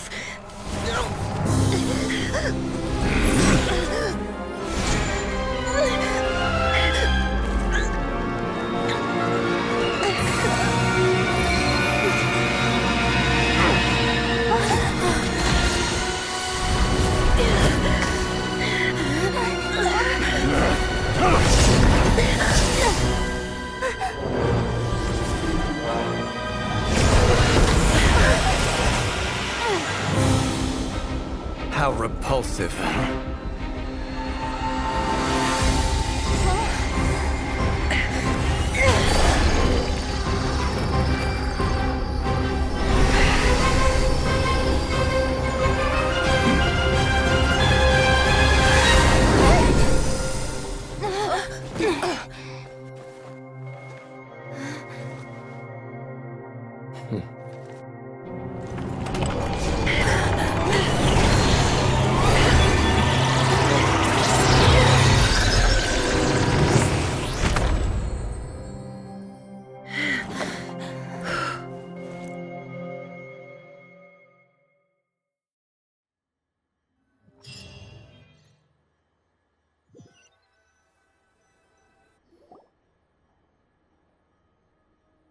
Timed that pretty well, didn't I?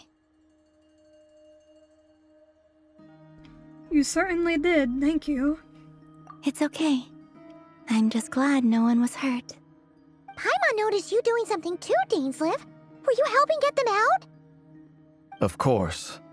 When I asked Nefer to conduct this investigation, I was not naive to the dangers involved. I had a duty to ensure your safety. Good to know your sense of justice is still intact after all these years. I take that to mean that you saw the truth. That comes as a great relief. I certainly did. And thanks to your help, I also managed to trap Rerir inside the chess set. Whoa, really? How'd you manage that? Well, to be honest, I sensed that something was wrong long before we made it to the temple. By using this fragment to probe into Rerir's past, well, the monster formerly known as Rerir, it seems I alerted him. I was tracking him, then he caught on and started tracking me too. Can't say I'm surprised. But how did he track you through your thoughts alone? That shouldn't be possible. Rerir was a secret agent who reported directly to the Vinster King. He is an expert at finding a trail and hunting down his pursuers. No wonder. He infiltrated the chess set, read my thoughts, and built a new virtual chess set inside of it. That's why we weren't able to leave at first. Speaking of your chess set, it's quite a remarkable item. Would I be right in thinking you have some connection to King Deshret? You overestimate me. I only have a connection with one of his underlings, the Ibis King. You all saw how this came to be. A long time ago, the Eab massacred my tribe, the Shimti, in our home village. A few years later, I enrolled in the academia, where some new information came to light. The Unut and the Eab fought a bitter battle over the rights to a well, all for the sake of a non-existent 50 million mora. The Eab ultimately won that confrontation, but their victory came at the cost of almost every warrior in the tribe.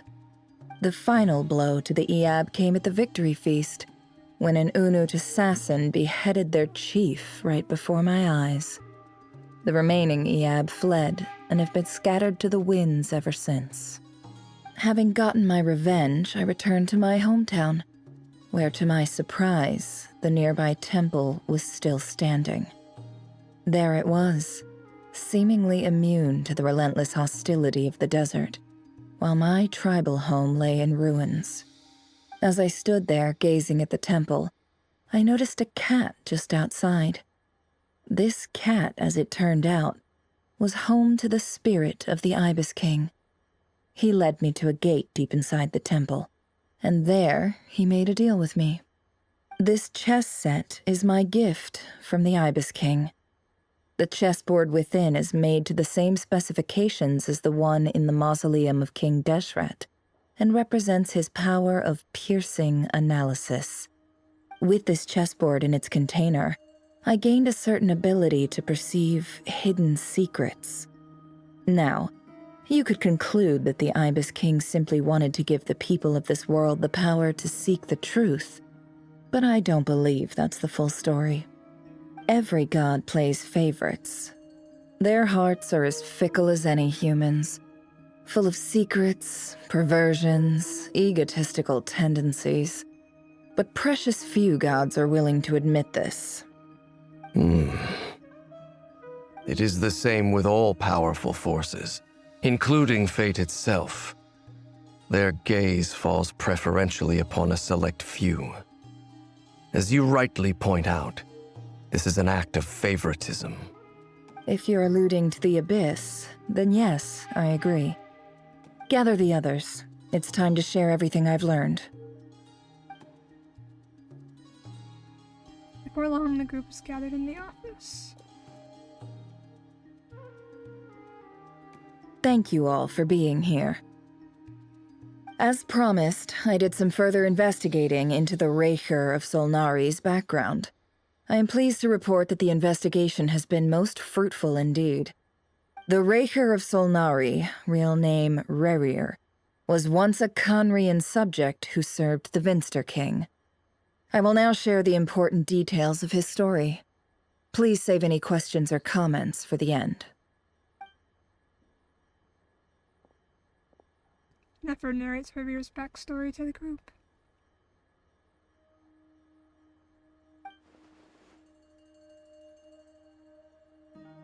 At the Vinster King's behest, he gathered intelligence and assassinated descendants of the Crimson Moon dynasty.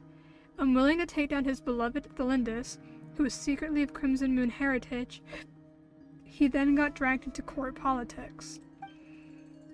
Erdithanir's voice, which spoke to him of his fate, was like a reflection of the moon.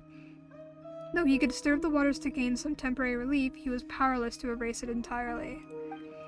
In contrast, Revir's own life was like a reflection of a broken moon. Once the stormy winds of fate blew across the water's surface, it was utterly destroyed. Thelindus smuggled away a piece of the moon before disappearing through that mysterious portal. It was passed down through the ages, finally falling to the hands of the knave. But what lies on the other side of that portal? Is it really a whole other world? Thelindus never had the chance to share what she found there, neither did Revir, who followed her in. So that's why he's so obsessed with the moon. A tragic tale, to be sure. But it does not excuse his many transgressions. No matter how much Rerir suffered in the past, the fact remains that he is what we know today as the Wild Hunt, wreaking havoc upon innocent lives in Notcry. He becomes more dangerous with each passing day. If left unchecked, it is simply a matter of time before all of Tevat suffers the consequences. This is a threat that the Knights of Favonius cannot ignore. A question for Miss Columbina. Forgive me if this is presumptuous, but have you ever seen the spatial gateway that appeared in Rerir's memory? Never. But I have heard stories of something called the Moon Gate, and this seems to fit the description. Miss Lauma, any thoughts on this? In the lore of the Frost Moon Scions, the moon is believed to hold many secrets. Some sources speak of ancient knowledge, others of a gateway to the unknown. The term Moon Gate is one I have heard before. But as is the case with all of our legends, there are no records of any first-hand witnesses. We cannot know whether it truly exists. Then back to Miss Columbina. As a moon goddess yourself, do you have some idea of where the Moon Gate leads to? Not at this stage, sorry. I do hold the power of the Frost Moon, and my strength is recovering well. I can sense that the gate would open at my command, but... But there's more to the power of the Frost Moon than that? Yes. A moon goddess has the right to open the Moon Gate, since it is a path to the moon. But as Nefer mentioned, holding open a spatial gateway takes a huge amount of power. And right now, I need to conserve my energy to fight the Rayhir of Solnari. I'm afraid this is one mystery we may have to leave unsolved for now. I agree. Better to save your strength. But if you'll humor me for a moment, I have a bold conjecture of my own regarding the world beyond the gateway. I highly suspect that neither Tholindis nor Rerir made it through unscathed. The evidence pointing to this is the fact that the Rayhir of Solnari exists in the form of countless fragments. With the abyssal power he wields, no ordinary foe can touch him, let alone tear him to shreds. And yet, the Wild Hunt proliferates wherever his scattered fragments lie, drawing hordes of monsters to many different locations across the land. So your theory is that Rerir was physically torn to shreds by some powerful force? Hence, why the Wild Hunt is a distributed phenomenon, rather than a unified one? Makes sense to me. Explains why the Wild Hunt is so pervasive, and why he's been trying to piece himself back together. He was whole to begin with, and he wants to be whole again. Without the power of the Abyss on his side, he almost certainly would have perished the moment he was torn apart. But the Abyss, much like a curse, has kept him alive. I could not agree more. The power of the Abyss is most surely a curse. It is a compelling explanation, and one that accords with my present understanding of Abyss creatures. Whether the life form in question is primitive or advanced, if a curse has extended its lifespan unnaturally, it will continue to survive in spite of everything. This raises some interesting questions. I will run some experiments and see if there is any validity to my suspicions. That being said, regardless of whether my research bears fruit, I would like to thank Miss Nefer for conducting such a thorough investigation. Already, it has greatly enriched my understanding of the entity we face. My pleasure, Mr. Albedo. I too hope that the information I have shared today proves useful as we look to formulate the next stage of our plan. Hey! What is it, Dainsleif? You look really upset! It's just... when I think of the man I once knew as Rerir, I struggle to understand why things had to turn out like this.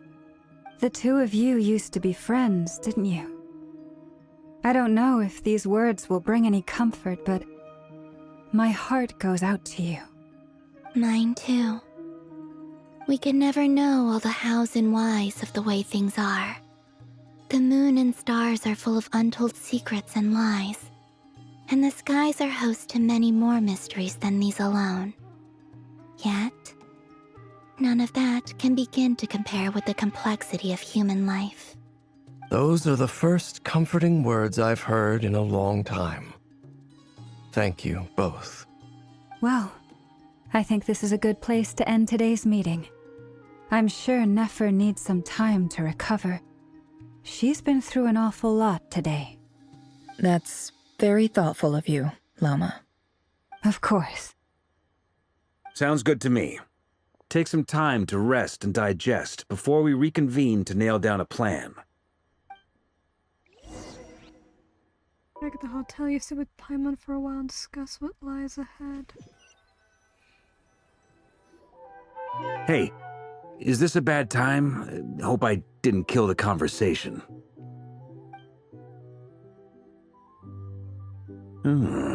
Nice room. Oh, I'm not coming in, though. Why not? It's just a hotel room. If it's all the same, I'll just stay out here. I might not look the part, but I'm technically a knight. Barging into people's private quarters isn't the kind of thing we do.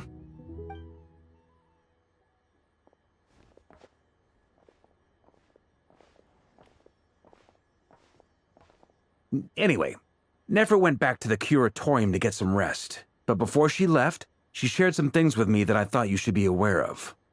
Firstly, although she managed to trap the Raker of Solnari inside her chess set, there's no guarantee that the power of the Ibis King is any match for one of the 5 sinners.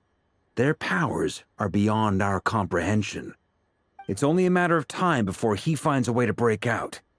We have to come up with a plan and take care of him before that happens. Honestly, Paimon figured that might be the case. So, how long have we got? Well, I asked her that same question.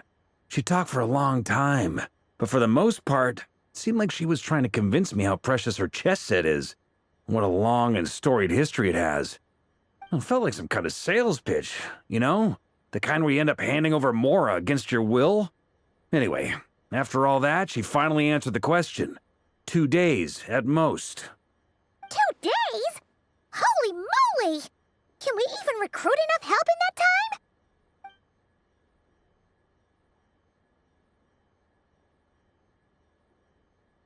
My game just froze? That remains to be seen. Which brings me to the second issue. Dainsleif is obviously conflicted about this whole thing. But given how little time we have, there's no way we can pull this off without his help. You have some history with him, right? Do you think maybe you could talk to him for us? I'll see what I can do. Great. I appreciate it. All right, on to item 3. So, Albedo, Durin, and I put our heads together and came up with a plan. Can't promise it's gonna work yet, but at least it's a start. We figured we'd bounce the idea off you first. We'll explore it further once everyone's recovered. Oh, please ask away.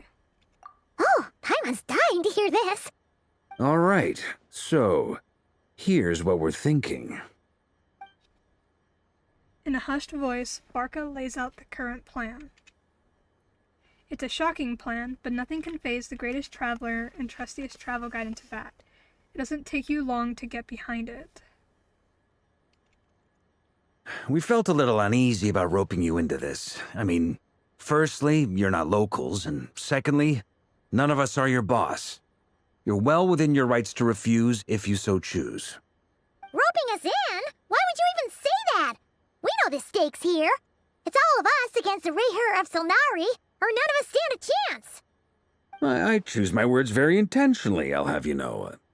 I like to think there's an art to striking a down-to-earth tone even when the stakes are through the roof. Sir Varka, I have a few thoughts about this plan. I'm all ears. I think we can be more flexible with how the roles are allocated. In my view, the most sensible lineup would be like this.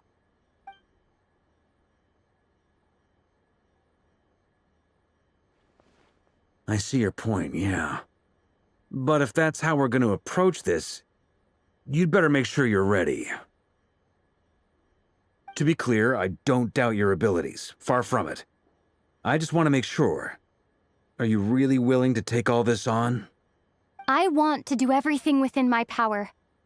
The Rehyr of Solnari is a truly fearsome opponent, And if I do my part, it'll greatly reduce the risk for everyone else involved. Well, that tracks with what I've heard. Jean's mentioned in her letters that you're so diligent it's almost abnormal.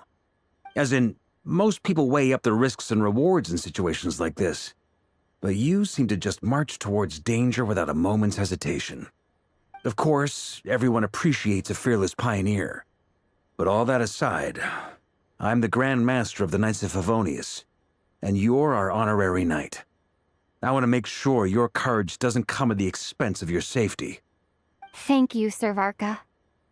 I should be the one thanking you. It means a lot to have you on board.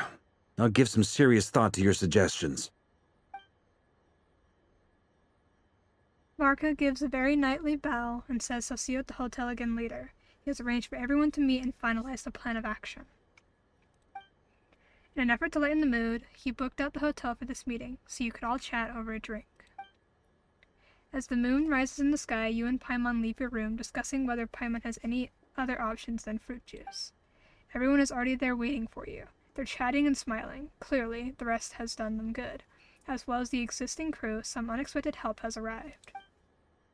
Still, you remain conscious of the fact that the future of Nodcry rests on what is decided tonight.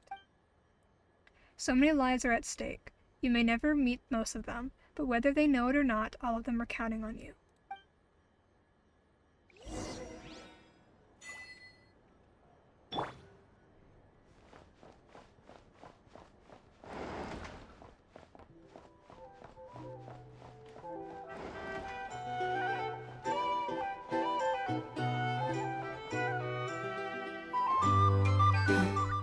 This is a thorough plan, but I do have one last question before we take action. How can we be sure that our enemy won't leave the designated area? Great question. Albedo's been hard at work analyzing Rerir and the Wild Hunt's behavioral patterns. His conclusions are as follows. Firstly, from the earliest known confrontation until now, Rerir has never displayed any ability to manipulate the dimension of space. So it's unlikely he has any power in that domain. Secondly, he seems to have a particularly strong vendetta against our group. If we put him in a fight-or-flight situation, he'll choose to fight every time. Thirdly, finally, and most importantly, he is consumed by hatred, both for the moon and for his enemies. Turns out, we tick both of those boxes. We have a reincarnated moon in our ranks, and a spy who accessed his private memories without permission. He'll be baying for blood, not looking to escape. As someone who's had their fair share of interactions with the Wild Hunt, those all seem like valid observations to me. Understood. Then I will defer to the verdict of the group. Well, everyone, that's the plan in full detail. Albedo and Durin are carrying out their part as we speak. Plan approved. Scheduling. Okay, any firepower you need, I got you covered. Let's light this baby up. The Frost Moon Scions are behind you as well. And the rest of you?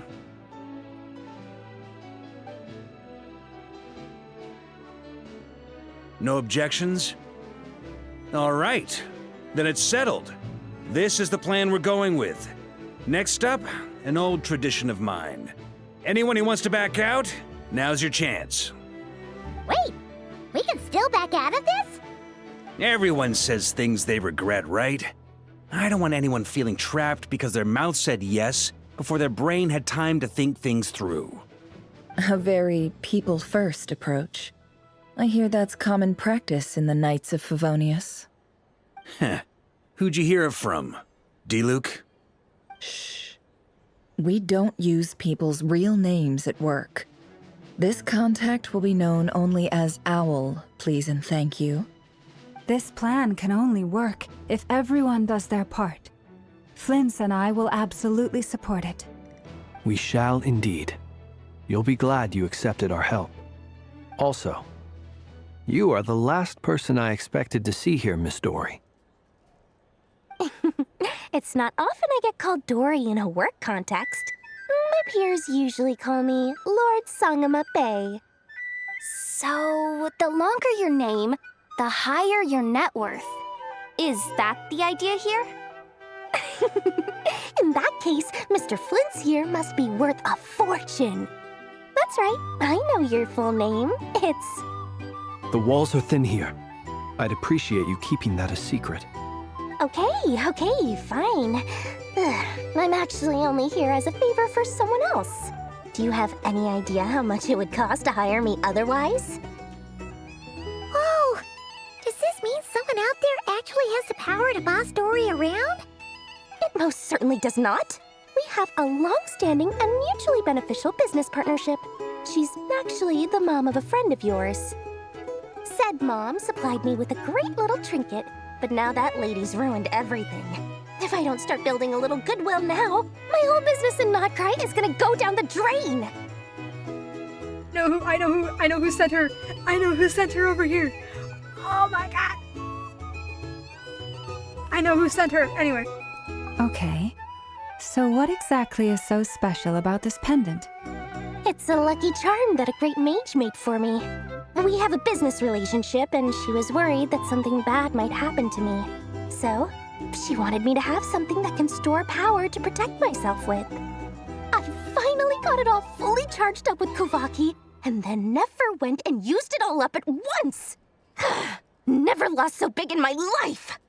You're right. It was all my fault.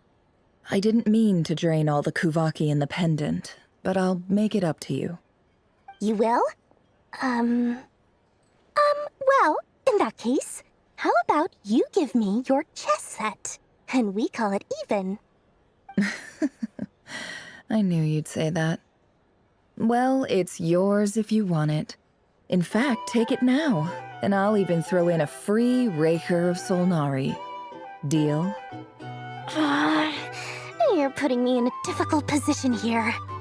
It's a very useful thing to have around, but I have a funny feeling it won't be around much longer. I guess we'll see in a couple of days.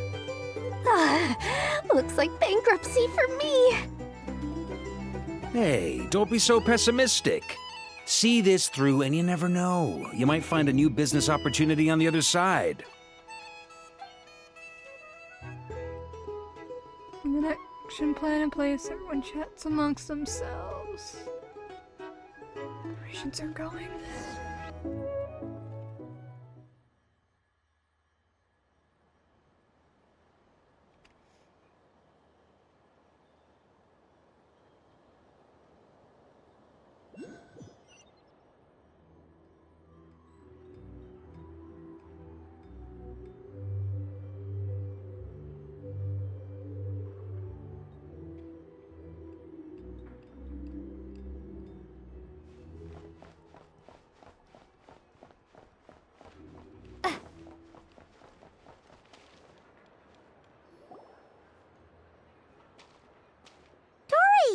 How are things going? Feeling ready? Oh, I was born ready. We only have 2 days. You think Lord Sangamabe would let an opportunity like this slip by? Don't forget, when something's in high demand, the people with the goods on hand get to charge the highest price of all, even higher than the sellers taking advance orders. Ta-da! See? It's right here! Ah, it's so pretty! Did you make it? I had no idea you were so skilled with your hands. No, I have a supplier. We go way back, so he made me a very attractive offer. Aha! No wonder you were talking about lucky charms at the meeting. You've been getting Kaveh to make them for you. That's not the full story. It actually started a while back as a project between me and the Dendro Archon. Mage Alice once warned me that this world won't stay safe forever.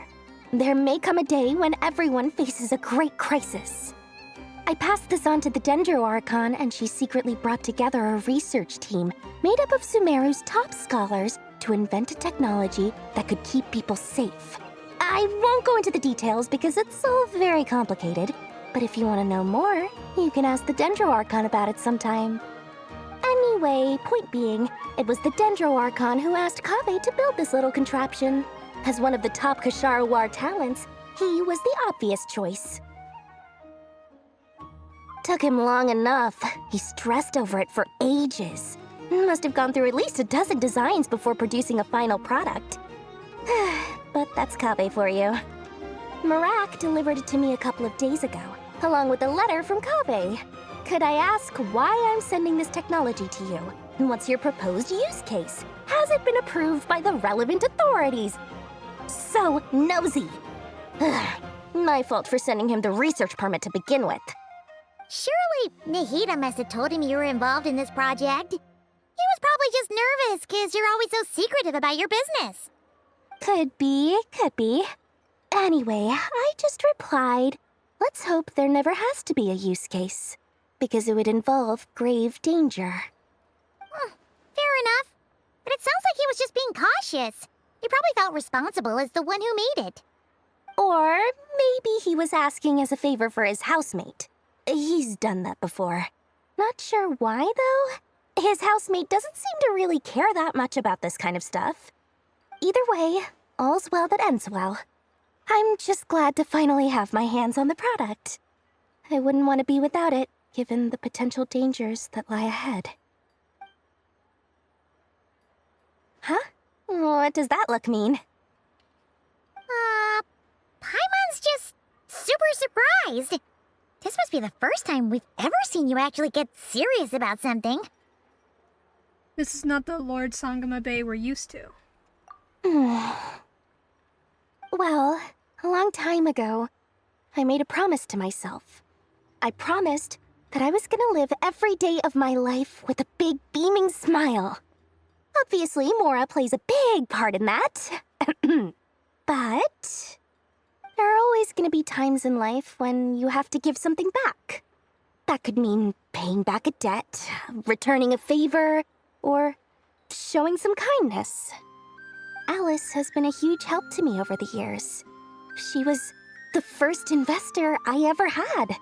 And I want my investors to know that Lord Sangama Bay is the best in the business. And more than that, no one knows what the future will bring.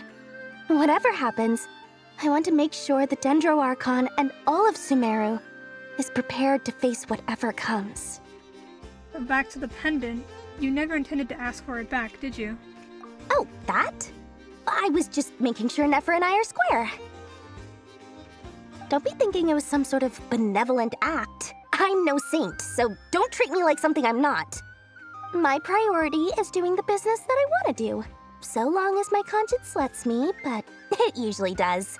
That's the Lord Sangama Bay business model. All right, if you say so.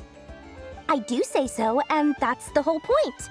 I'm a businesswoman. Don't go trying to figure out what kind of person I am. You'll exhaust yourself. Much easier for everyone involved if you just take my word for it. Oh, and could you two help me get this stuff where it needs to be? Thanks so much. You're my favorite assistants.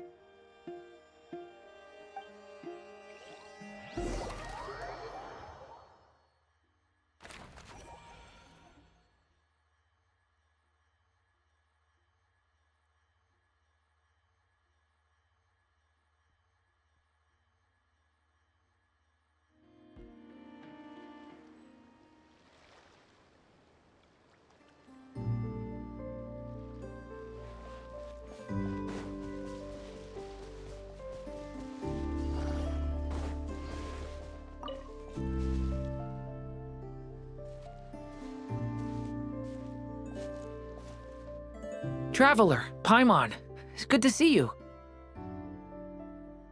Everything going smoothly over here? Sort of. As you're probably aware, Varka, Diren, and I captured some abyssal creatures from the Wild Hunt. Per the plan, we dissected and analyzed some samples of these creatures. The process went very smoothly. The findings, however, come with some troubling implications. What? You can actually dissect the Wild Hunt? That depends on your definition of Wild Hunt and dissection. Harmless, lifeless. These words are accurate descriptions. The Wild Hunt is an interesting phenomenon. In and of itself, it doesn't seem to possess anything akin to a human personality. But taken as a collective, the medium through which the Wild Hunt is summoned does appear to have a soul. Master griped a lot about the wise Horoptetyr, and seemed somewhat fascinated with the foul Sirtology. But she barely mentioned Rerir at all. I don't think that was because of his lower social standing, though. Anyway, it's a pity. I should like to hear her thoughts on the nature of the lifeform he has become today. It's a strange mix. The furious energy of an abyssal being channeled through a fractured physical existence. A consequence of being torn apart by an unknown power. Perhaps the only explanation for his survival in this state is that he sacrificed a degree of individuality in exchange for a continued existence. Oh, sorry. Once I get talking about interesting research, I have a tendency to go on indefinitely. Back to our research findings. Essentially, they confirm my hypothesis. Rerir's corpse is completely contaminated by the Abyss, and the effects are irreversible. You could think of this as Rerir in mutated form. But in my view, even that would be inaccurate. In reality, his whole being has been consumed by the Abyss. In other words, he is now nothing more than a manifestation of abyssal power. Unfortunately, at present, we have no means of completely eradicating abyssal power. Hence, we cannot fundamentally destroy the Rehir of Solnari either. Oh, that's terrible news! So, that's it? We can't defeat him? Not even if we get the power of the Three Moons? Miss Columbina's situation is a difficult one. She can never achieve wholeness when the world does not accept her presence. It's as if her creator banished her to a place she can never be accepted. It means she spends most of her energy just on her own survival. Given the circumstances, it's only natural to despair. But we must see this plan through to the end. Time to kick off the backup plan. Oh, Paimon almost forgot! This is for you. Dory asked us to bring it. Ah, how wonderful. Well, thank you for making the trip. Durin and I will be heading off shortly. I'm sorry I won't be there to protect you in person this time. Please be careful. We will. All right then. Stay safe.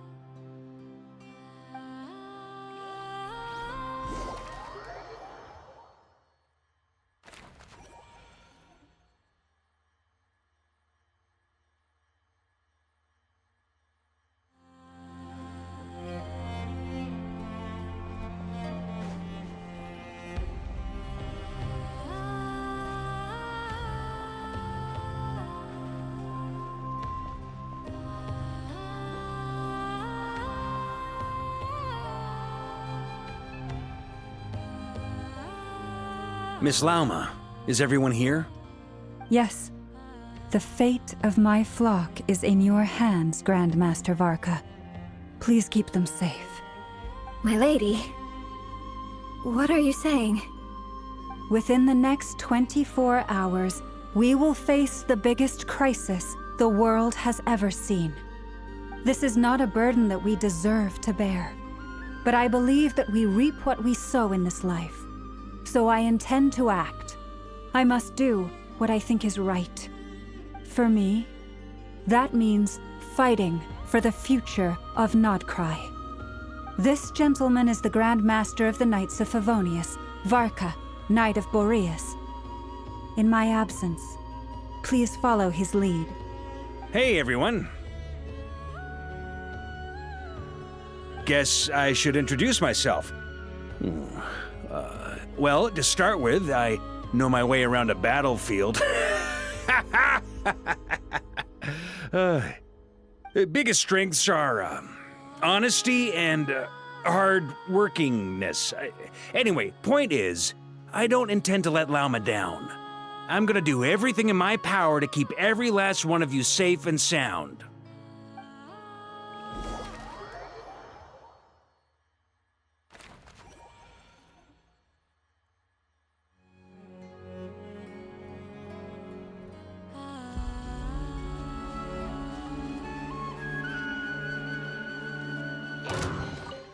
Is this an answer for— Why is there just a random chest here?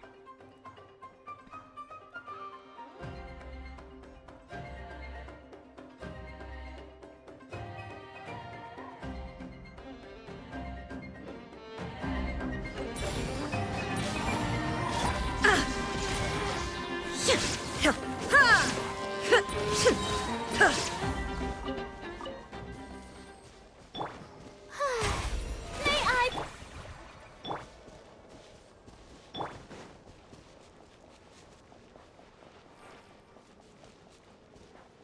You know what they need to add? With the fact that they're adding so many Traveler voice lines? Her fucking pyro, like, sound effects.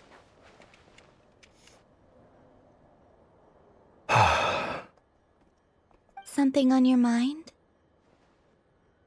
Miss Columbina, was it? I believe that's how the others addressed you. That's right. Names are funny things. Have you always been called Dainsleff? Yes. I take it your own name has a more complicated history. I have a different relationship with names than other people. To be honest, I'm not even sure that Columbina is my name. At least, not in the same way that Dainsleff is yours. But it's what everyone calls me, and I go along with it. A lot of my life has been that way.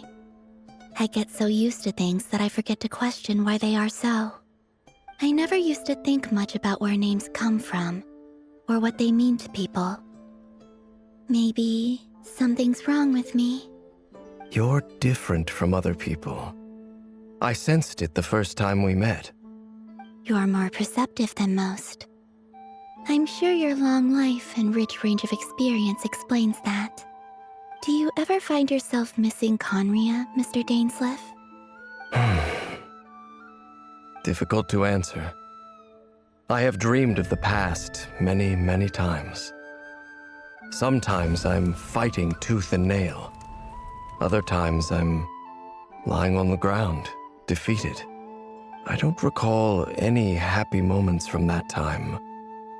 It has been too long. Is that because hatred survives longer than love and affection? That would not be for me to say. I make no excuses for the grudges I bear. But whatever the reason, I remember little that was beautiful or sentimental. Thank you for your help with the Rerir situation. Without your efforts, I never could have learned the hidden truth of his story. You're welcome. I know he's your friend. Friend? He betrayed me. And I never really understood what he was going through in life. Some friendship, that is. Okay. So, do you plan to fight him with us? You see, you're torn. Now you know what really happened. You see the things he's done in a new light. I need some time. Of course. I completely understand. Anyone else in your position would feel conflicted too. Actually, I went through something similar myself recently. Something happened that changed my perspective on a situation. A situation I took for granted at the time, but now I feel very grateful for it. You mean the Harbingers who still support you, even though you've left the Fatui? Yes. I always thought they were only helping me because Harbingers are forced to work together. But then I abandoned them. A warrant was even put out for my arrest. Yet even now, they support me, which means I was wrong about them all along. Clearly, they view you as a friend. I feel a little guilty now. I regret not seeing their help for what it was, and not treasuring it.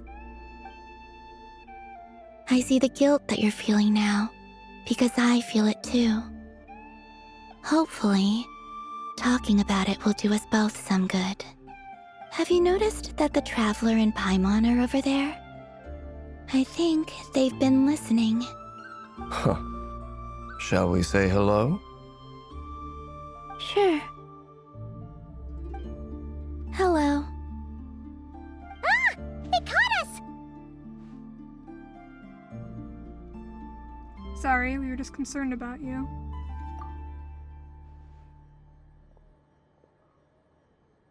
I apologize for making you worry. No doubt you wish to know where I stand on the plan to take down the Recher of Solnari. I'm afraid I need a little time, but I will seriously consider joining you. You will? Oh, thank you so much! Everyone will be so grateful to hear that! They needn't be. This was something that I was going to have to face up to eventually.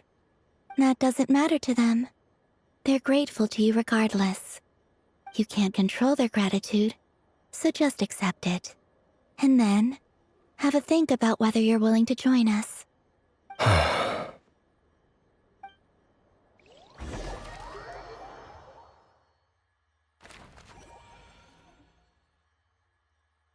It's nearly showtime! Let's go rendezvous with the others. You know the place.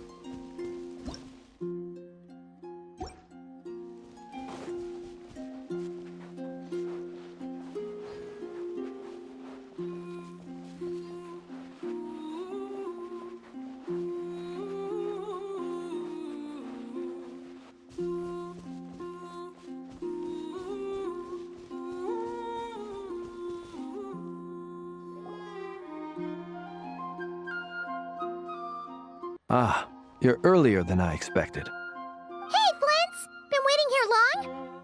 Not too long. I came a little early so I'd have some time to think. Are you nervous about the battle? Quite the opposite. I'm reminiscing on my past battles. When I was awakened by the Ratniki, I had not touched a weapon in many years. I felt like the battlefield was not where I belonged. But after waging war against the Wild Hunt for so long, I came to realize something. A life of absolute peace is simply not a possibility for me. My restless flame indicates that somewhere inside of me, there is a deep yearning to root out the evil in this world. Oh, that doesn't sound like such a bad thing. I agree. Well, in the past, when I was a Fae whose primary concern was hibernation, it was hardly ideal. But it certainly serves me well here in the present. And I am delighted to be able to join forces with you in this endeavor. Looks like I'm not the first to arrive. Ah, Miss Lauma. Did you sleep okay last night? I struggled to settle down at first, because of the nerves. But don't worry. I got enough sleep in the end. I'll be just fine. Thanks for everything. Please. I'm just doing my part. Never! Over here! The goods have been delivered. Aino asked me to relay a message. She said Anefa will be on high alert and keep a close watch over all secondary districts where defense is required, providing support as necessary. Meanwhile, Aino herself will provide range support to us directly, using her latest invention. Excellent. My thanks to all involved. The chess set's looking a little unstable. It won't hold him much longer. We should be prepared to engage at a moment's notice. No sense sitting around waiting. Let's make the first move while we still have the option. I agree. Paimon, find a safe hiding place. Got it! Be careful, Traveler! I will.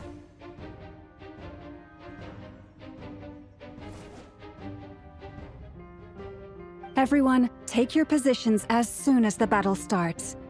Every ounce of strength we have in our bones, let us bring to this fight. Ready? Let's go. I've seen all your futile ploys before. You have become the authors of your own demise. I wouldn't be so sure about that. You are merely a moment of sport before I tear down the moon.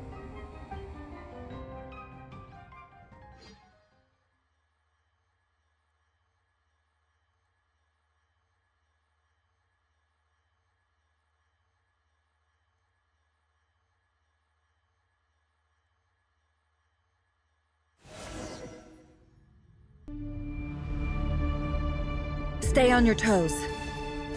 Yep, you too. Let me help you guys. Eat this! Close your eyes. It all adds up. Can't hide the truth. Time to come clean. Go!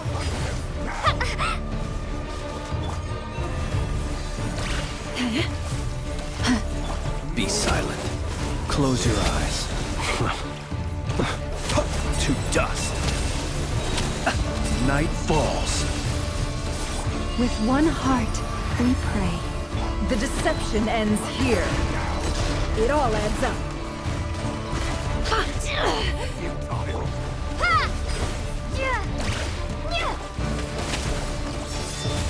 Steady now.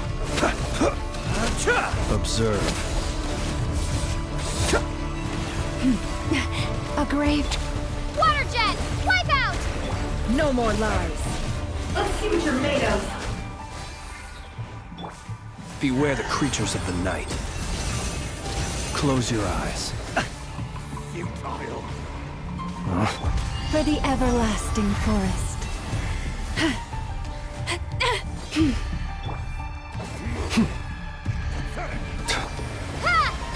Seek within.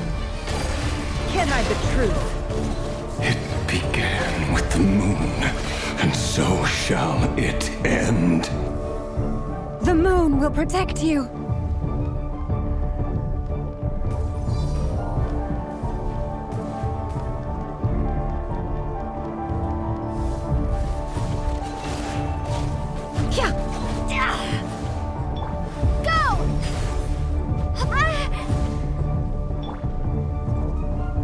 Do you see now?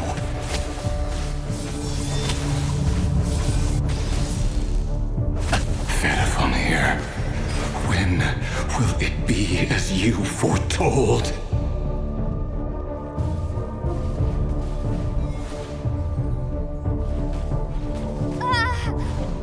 Go!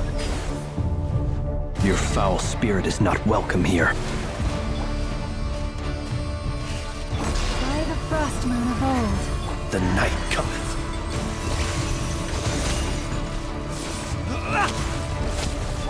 Go!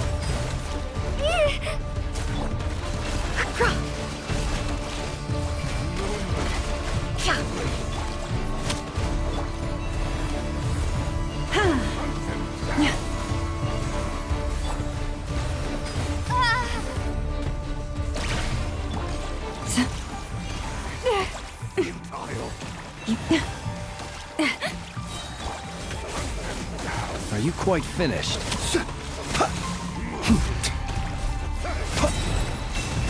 Observe. To dust. For the everlasting forest. Leave this place. Stay your hand. Go! Ha! Wipe out! Seek within. It all adds up. Can't hide the truth. Forest, protect. Be silent.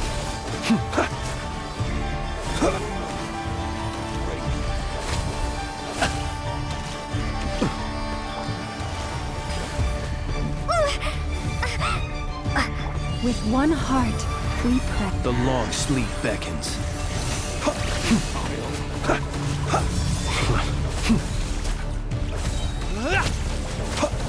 To dust. You poor lost lamb. No more lies. The deception ends here. Water jet! Close your eyes. Your little game of heroics is over. Who wants to go first?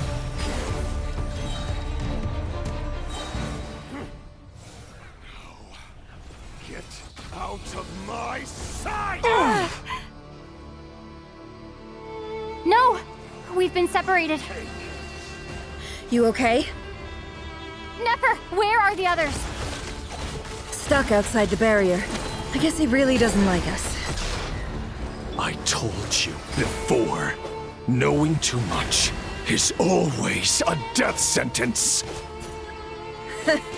Be careful what you wish for!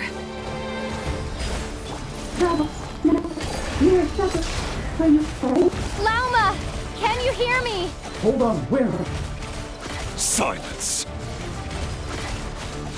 Voices are gone. But at least I know they're still there. I need to focus. Stick to the plan. Remember my most important task. Just stalling him. If I can stall him for long enough, the moment will come.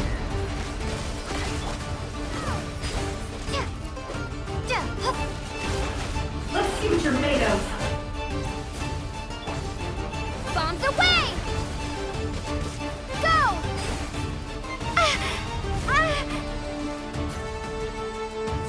The deception ends here.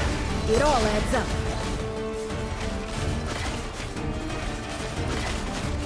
It all falls into place. Go!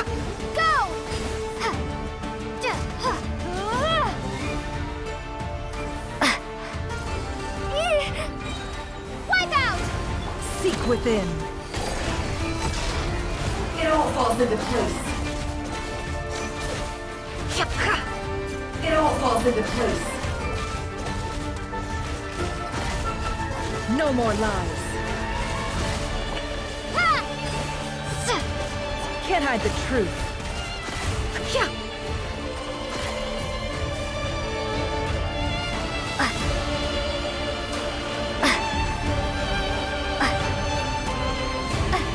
I've got this.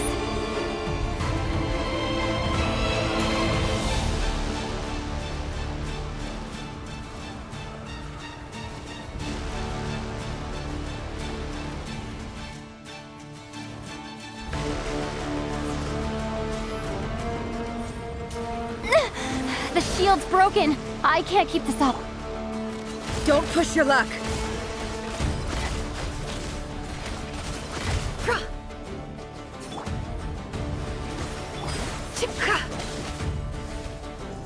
Can't... No more lies. Absurd. The mystery unravels.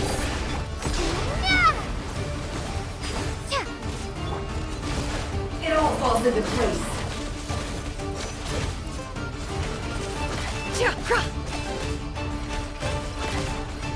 It all adds up.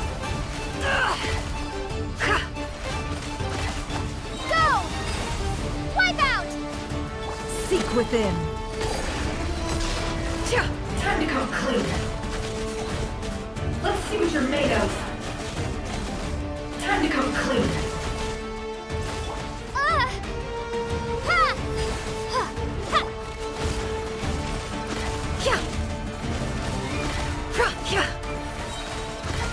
The deception ends here. Bombs away! It all falls into place. Time to come clean. Can't hide the truth.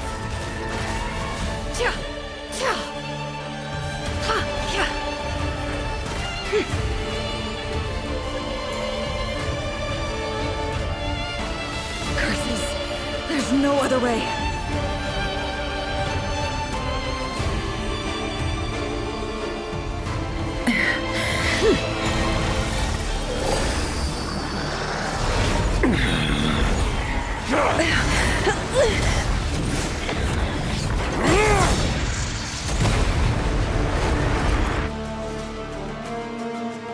The only way to defeat Rarer is to borrow his own power.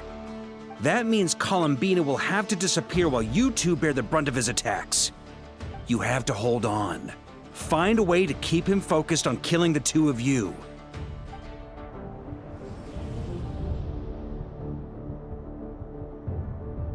Nefer! Your eyes are bleeding. Soon you will be powerless to resist. And then, I will reduce you to dust. But that dust will plague your memories.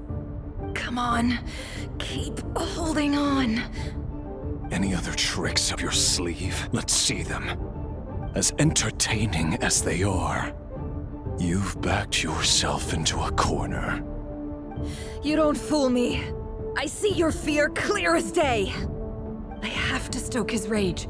Make him unleash everything. You fear what you could never defeat. You fear the thought of never being able to save your beloved. You cannot win the fight against fate, Rerir. Is that what you think? Well, now it's your turn to feel afraid!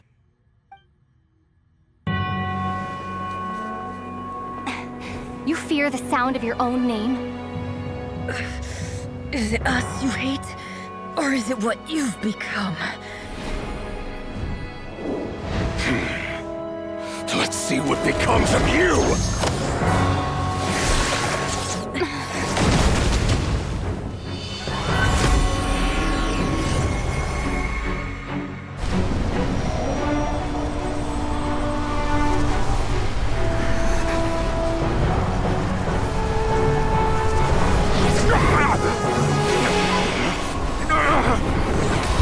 What's happening? That power. I've seen it before.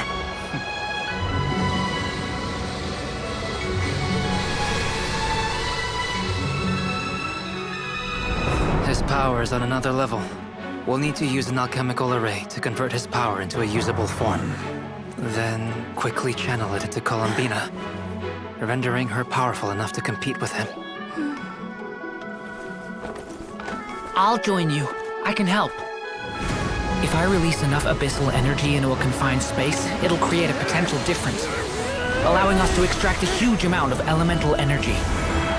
Next, I'll synchronize with everyone's minds using Pyro, then give you temporary access to their abilities and fields of view. But it won't last long. Can you see?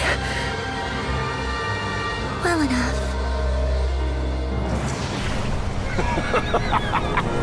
So, we have a student of Gold Rheindotter in our midst. How about that?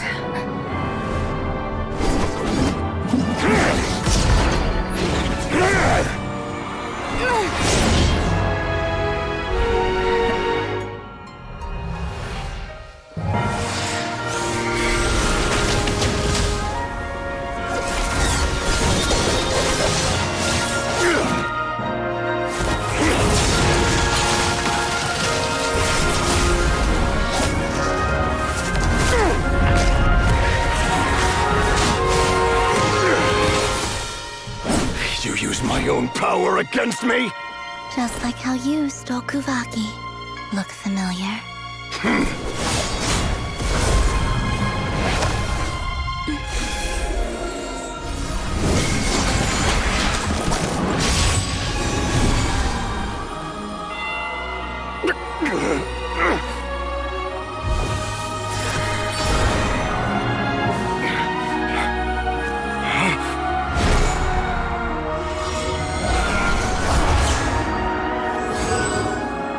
Don't you realize? You don't have the power to hold that gate open! I don't, but someone else does.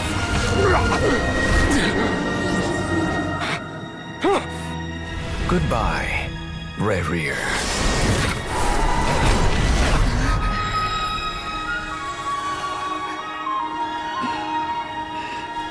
We won.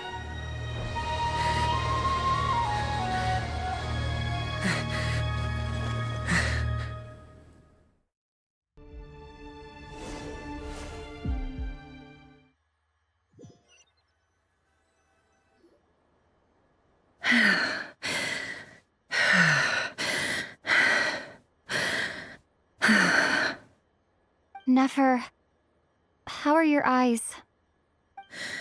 They're fine. Apart from the blindness, of course. It's not too late. Let me handle it.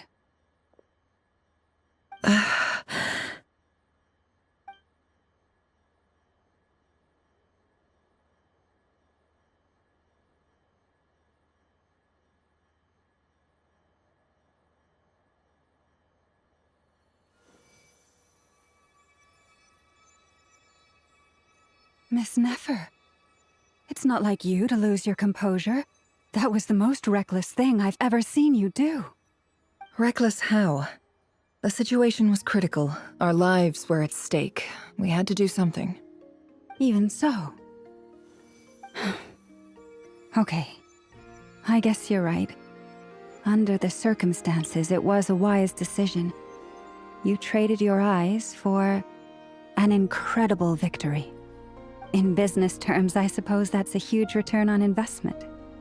I'd be hard-pressed to argue otherwise. Still, I don't like this outcome, and I don't want you to lose your sight for good.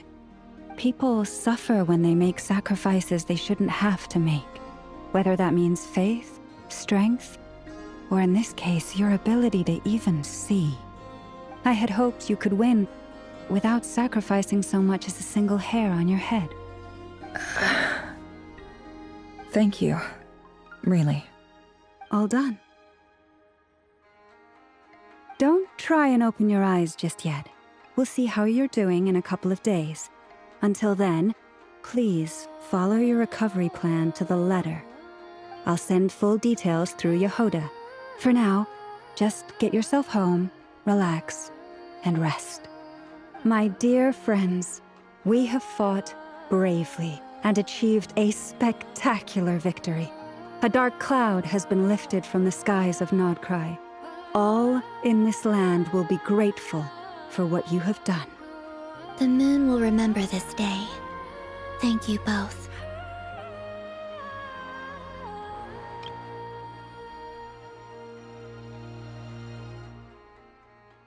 Yehoda shows up and helps Nefer get home, and you, of course, have Paimon to escort you back. The sight of Nefer navigating the road with her eyes closed is a new one for you. She proceeds cautiously, but as her silhouette disappears into the distance, you notice she seems almost smug. There's something I want to let you know. What is it? When Durin connected everyone's minds so I could access their powers, I also felt everything they felt. And since Nefer's eyes were injured, my eyes are hurting now too.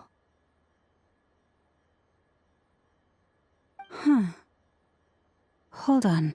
Let me try. I only feel the pain. There's no actual damage. I just thought I should tell you. You're right. There's no damage. That's a relief. But I must say, I'm surprised to hear the Kutar share something like this with me. In the past, you never used to open up about yourself. Things are a little different now from how they were. I'm learning to share how I truly feel with my friends. Friends? You have no idea how glad I am to hear that. You can't help but bring to a smile at the word friends, as a warm, fuzzy feeling fills your chest. One by one, your fellow teammates reporting to inform you that everything is under control. At Lalma's insistence, you lie down. You fought on the front line against Revere, and now you need rest.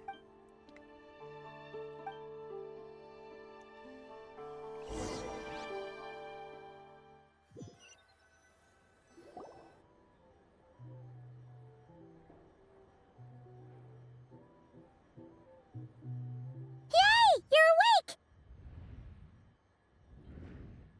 How are you feeling? Any aches and pains? Did you sleep well? I'm doing all right, Paimon. No need to worry about me. Phew! Well, that's good. Paimon's been sitting on the edge of the bed worrying about you for ages. You slept a whole day and night. Poor Paimon had to eat all by her lonesome. Glad to hear you didn't starve. How was the food? Well, it wasn't the same without you there to share it. Honestly, Paimon just can't relax when you're not your usual self. She couldn't enjoy the food and settle down to sleep. Well, I'm back to normal now. Oh yeah, and Albedo swung by earlier. He said to tell you to head to the tavern when you woke up. Varker and the others are organizing a victory feast and they want to celebrate with you. He also dropped off some medical supplies, but you seem fit as a fiddle, so guess you won't be needing those. If you're feeling up to it, let's head over now. Wouldn't want to keep them waiting.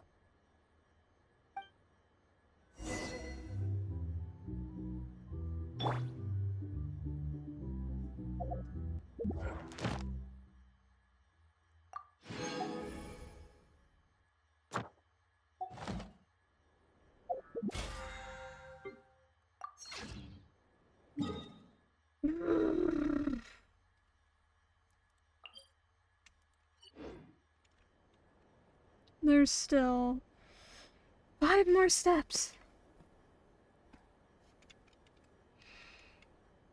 Oh my god. It's so noisy here. Back in my day, we'd...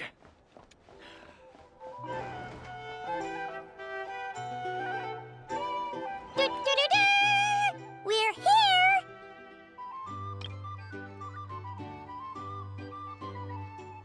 Oh, Traveler and Paimon! Perfect timing! We were literally just saying how there's no way we're holding this victory feast without you any longer, and we would have postponed it till tomorrow. How are you feeling today? Much better, thanks. Don't worry about me. Relieved to hear it. If that changes, just let me know. Happy to check you over at any time. Yep, we're here for you. Anything you need, just let us know. Oh wait, where's Nefer? How are her eyes doing? Nefer's right over there. I'm sure she'd love to catch up with you.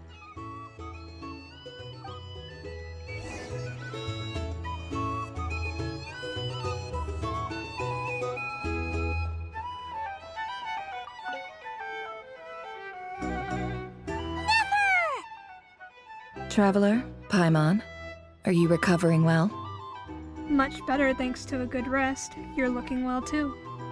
Turns out that moon chanter has some real talent after all. My eyes were mostly recovered after just a couple days' rest. I can actually open them again now. Yeah, but you gotta be careful. Lauma says not to strain your eyes while they're still healing. Yes, thank you. I'm well aware. Yehoda, could I borrow you for a moment?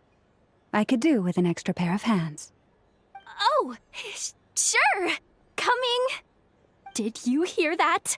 I gotta go help Lauma for a second. You guys chat among yourselves. I'll grab us some drinks on the way back. Paimon, you still like 'em sweet?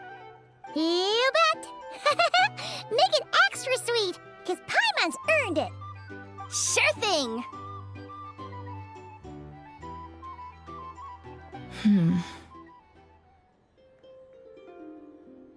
What's on your mind? The Raker of Solnari.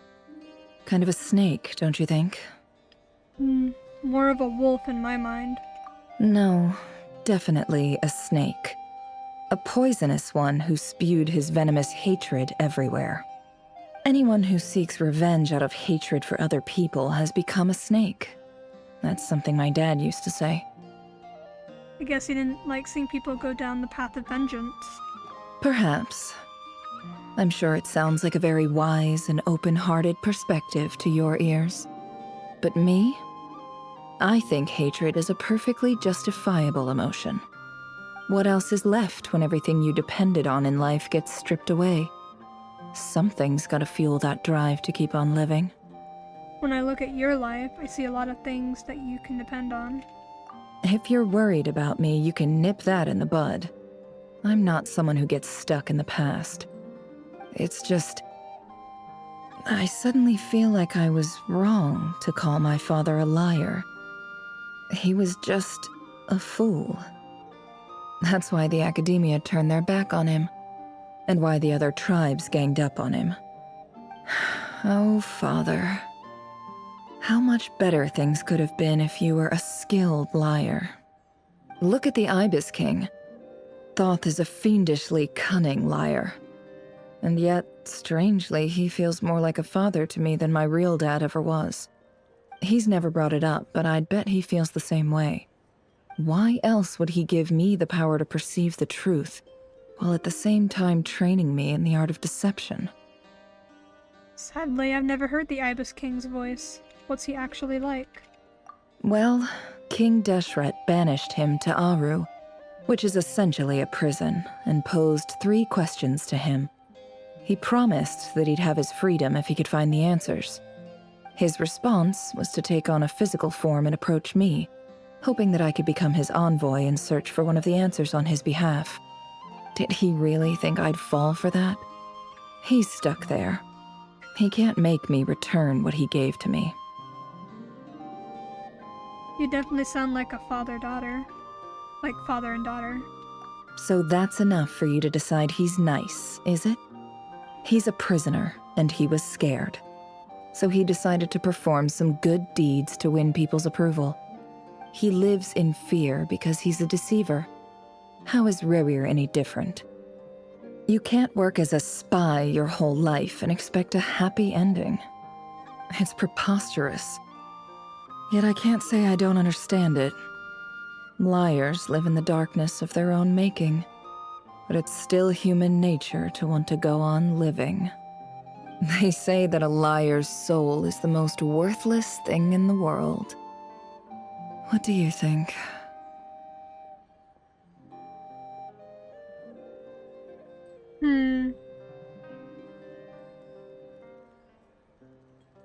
I disagree.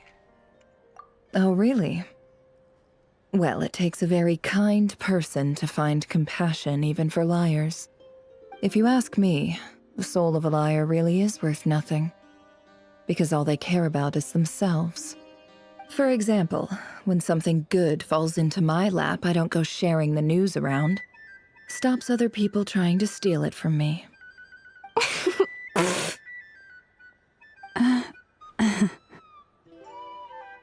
I have a feeling some people over there may have overheard that.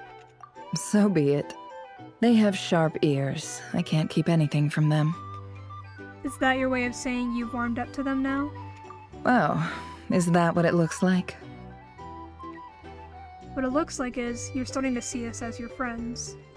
Well, you all know my past now, and I can't simply eliminate everyone who knows too much. So I guess I just have to put up with you. For the foreseeable future, at least. When you find yourself in a situation you can't control, the safest play is to keep calm and start monitoring everyone involved like a hawk.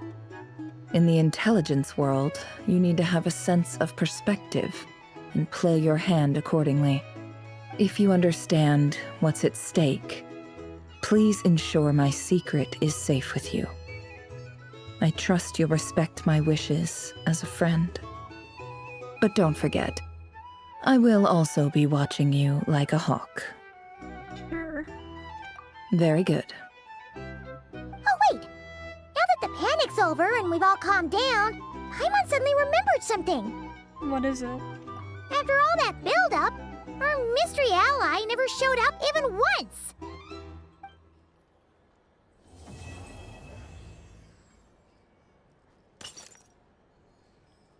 A noise is coming from indoors. Huh? Am I imagining things?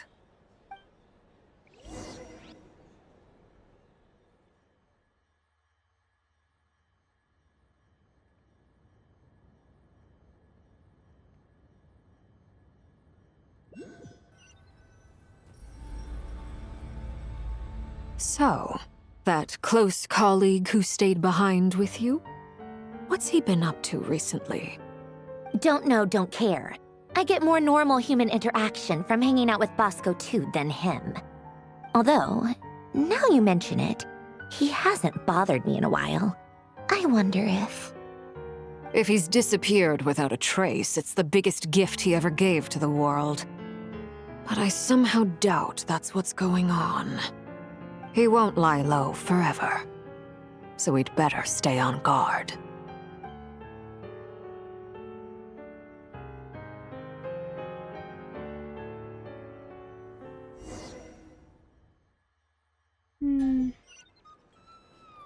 Someone Arlecchino doesn't like?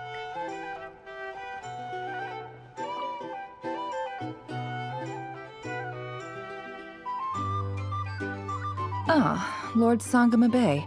How lovely to see you. I must thank you for the device you provided. It was an enormous help. Would I be right in thinking that it was developed by the Academia? Why come and ask me when you clearly know already? I mostly came to thank you. That's more like it. A little gratitude goes a long way with Lord Sangama Bay. Play your cards right, and you might even stand a chance of becoming my long-term supplier. The chance to work with such a kind and charitable investor as yourself would be a great honor for the Curatorium. Huh? Charitable? Who said anything about charity? First time hearing about it. Let's see. The first plot of land you purchased in Nodcry, your desert interests, and... Stop! What do you think you're doing? Exposing my investment history! It's nothing to hide from. They're all perfectly legitimate investments. And some of the land you purchased was with the intent of building a sanctuary? Yes, I heard about that too. How did you... You're a curious case, Lord Sangama Bay. You don't like people finding out about your good deeds, do you? But I'm afraid no matter how hard you try to keep things under wraps, where there's a will, there's a way. You did it for Sumeru, didn't you? It was empty land that was gonna go to waste otherwise. I figured if I built something there, it might at least get some use in an emergency. Disasters are capricious things. They strike without any warning. I've lost family to a disaster before, and I don't want to lose any friends or business partners if I can help it. My elder sister used to dream of finding a sanctuary. Somewhere with plenty of food, water, and medicine. Where everyone could live happy lives. It was something I looked into, but after discussing things with the Dendro Archon, I decided on a more effective strategy. The tech people handled the tech, and Moneybags provided the Mora. It just made the most sense. It's a pity that so few people know the truth about you. Everyone says that you view everything in terms of Mora, and all you care about is growing your own wealth. So, what's the problem with that? Everyone wants to be rich. It's human nature. So yes, I love Mora, and it's nothing to be ashamed of. But surely you have dreams of your own beyond just making Mora. You don't get it, do you? My dream is to invest in other people's dreams. And, you know, make a nice little slice for myself along the way. Just thinking about it makes me happy. That sweet, sweet sound of Mora. Thank you. For the device? And the pendant. Oh, that. I was just returning a favor. Don't worry about it. Seems like we've both been away from home for a very long time. Yeah. So long that I barely remember what my family even looked like. That would be your mother, father, and sister? Yeah, though it's been years since my sister passed away. It's not like I want to forget them, obviously, but memory can be even more ruthless than the most calculating business person. Beyond a certain point, if something isn't helping you, it just gets rid of it. My sister can't help me now. Slowly but surely, her face is fading from my mind's eye. It's become a vague impression. Not everything will fade. When loved ones pass away, the beautiful memories are the ones that last the longest. Yeah, that's true. If you ask me, that's the one silver lining in all of it. Well, that, plus, I'm sure that life is much better now than it was back then. Oh, absolutely. I have tons of Mora, a big beautiful house, business is booming, and I'm as happy as can be. You've got a lot going for you too. Boss of the Curatorium of Secrets? I'm sure there's plenty of Mora to be made in that line of work. I appreciate the vote of confidence.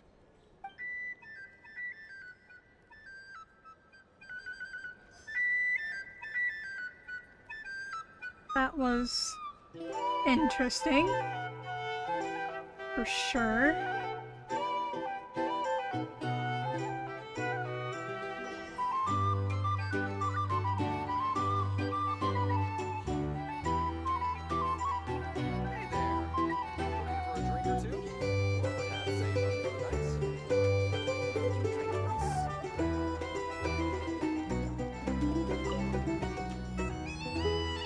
How have you been holding up?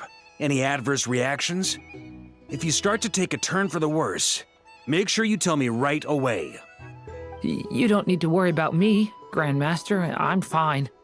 I mean, I barely did anything, so... What? You're too humble, young man.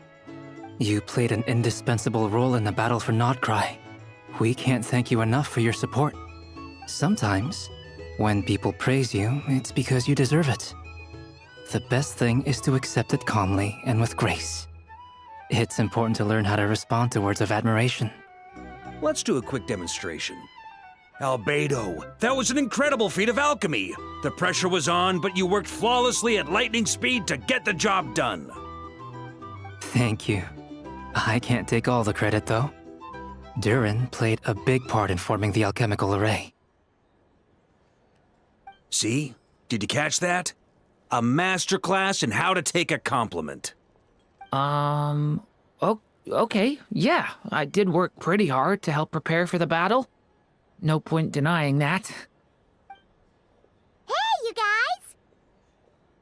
Seriously, great work, everyone. You all outdid yourselves. Hey, look who's bounced back. Looking good, traveler. Seems like you've recovered. You won't need to take any more medication. Can I get you a drink? Huh? You know how to order at a bar now? You've sure learned a lot recently.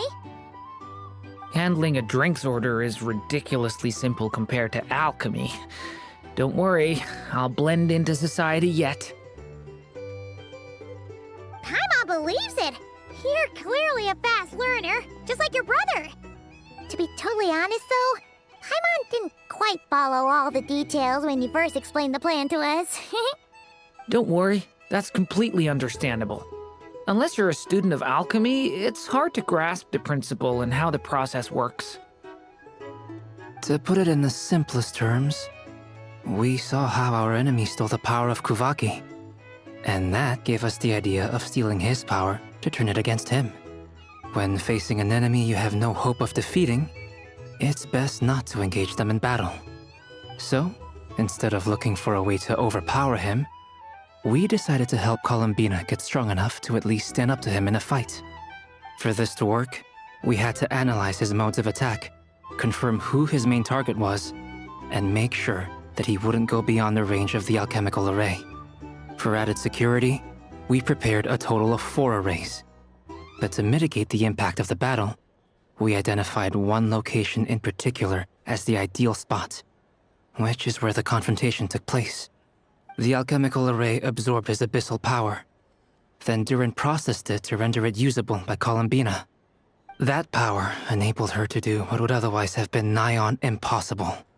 What surprised me was that Dainsleif actually agreed to join us. Given his history with Rerir, he had every right to sit this one out. But we're extremely grateful for the decision he made. Confronting a former friend in battle, that can't have been easy. It must have been a painful choice to make. But I'm sure that making a decision was far better for him than staying in limbo. Absolutely. He was torn between 2 paths, but in the end, he made his choice and stuck to it resolutely. He doesn't strike me as the sort of person who'd stay trapped in limbo for long. Anyway, however you cut it, everyone gave a stellar performance. And now, it's time to kick back and celebrate.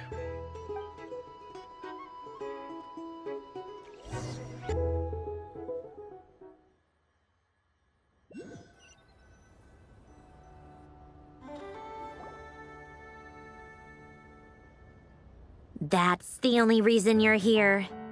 Yes. I've thought a lot about it.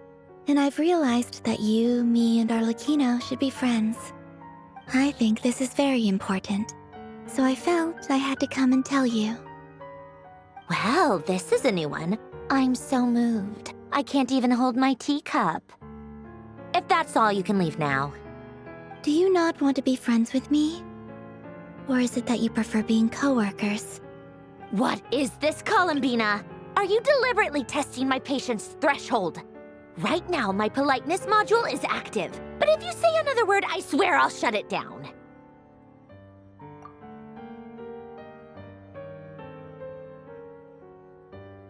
If your politeness module was active, wouldn't you say the word please at some point?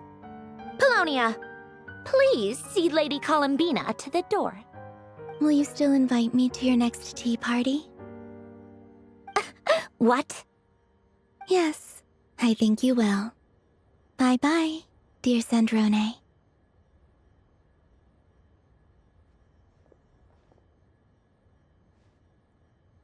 Catching up with a friend? Last time, the Wild Hunt escorted you out. Would you rather I handled it myself this time? We just wanted to, see how you were doing now that it's all over. Why? Out of concern for my safety?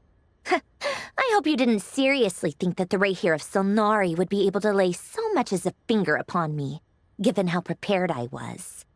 Mostly because you kind of helped us out, so we just wanted to check you were okay. Looks like all your robots are fixed, huh? I spy books and teacups on the table.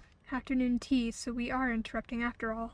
Oh, don't you worry about that. Tea time is already a write-off. The visitor before you managed to kill my appetite. If you're in the mood for tea, go ahead and help yourself. Otherwise, it's going to waste. My coasters are still missing in action, though. Use this notebook instead. Whoa! Pretty hefty notebook. Look at all those calculations. You can ignore those. They're just dumb scribblings. I doodle and write in my free time. Sometimes I remember the distant dreamlike past. Sometimes I imagine the far-flung future. And other times, I grit my teeth and note down all the crazy nonsense going on in the present. Some people do the crosswords in the newspaper. This is my equivalent of that.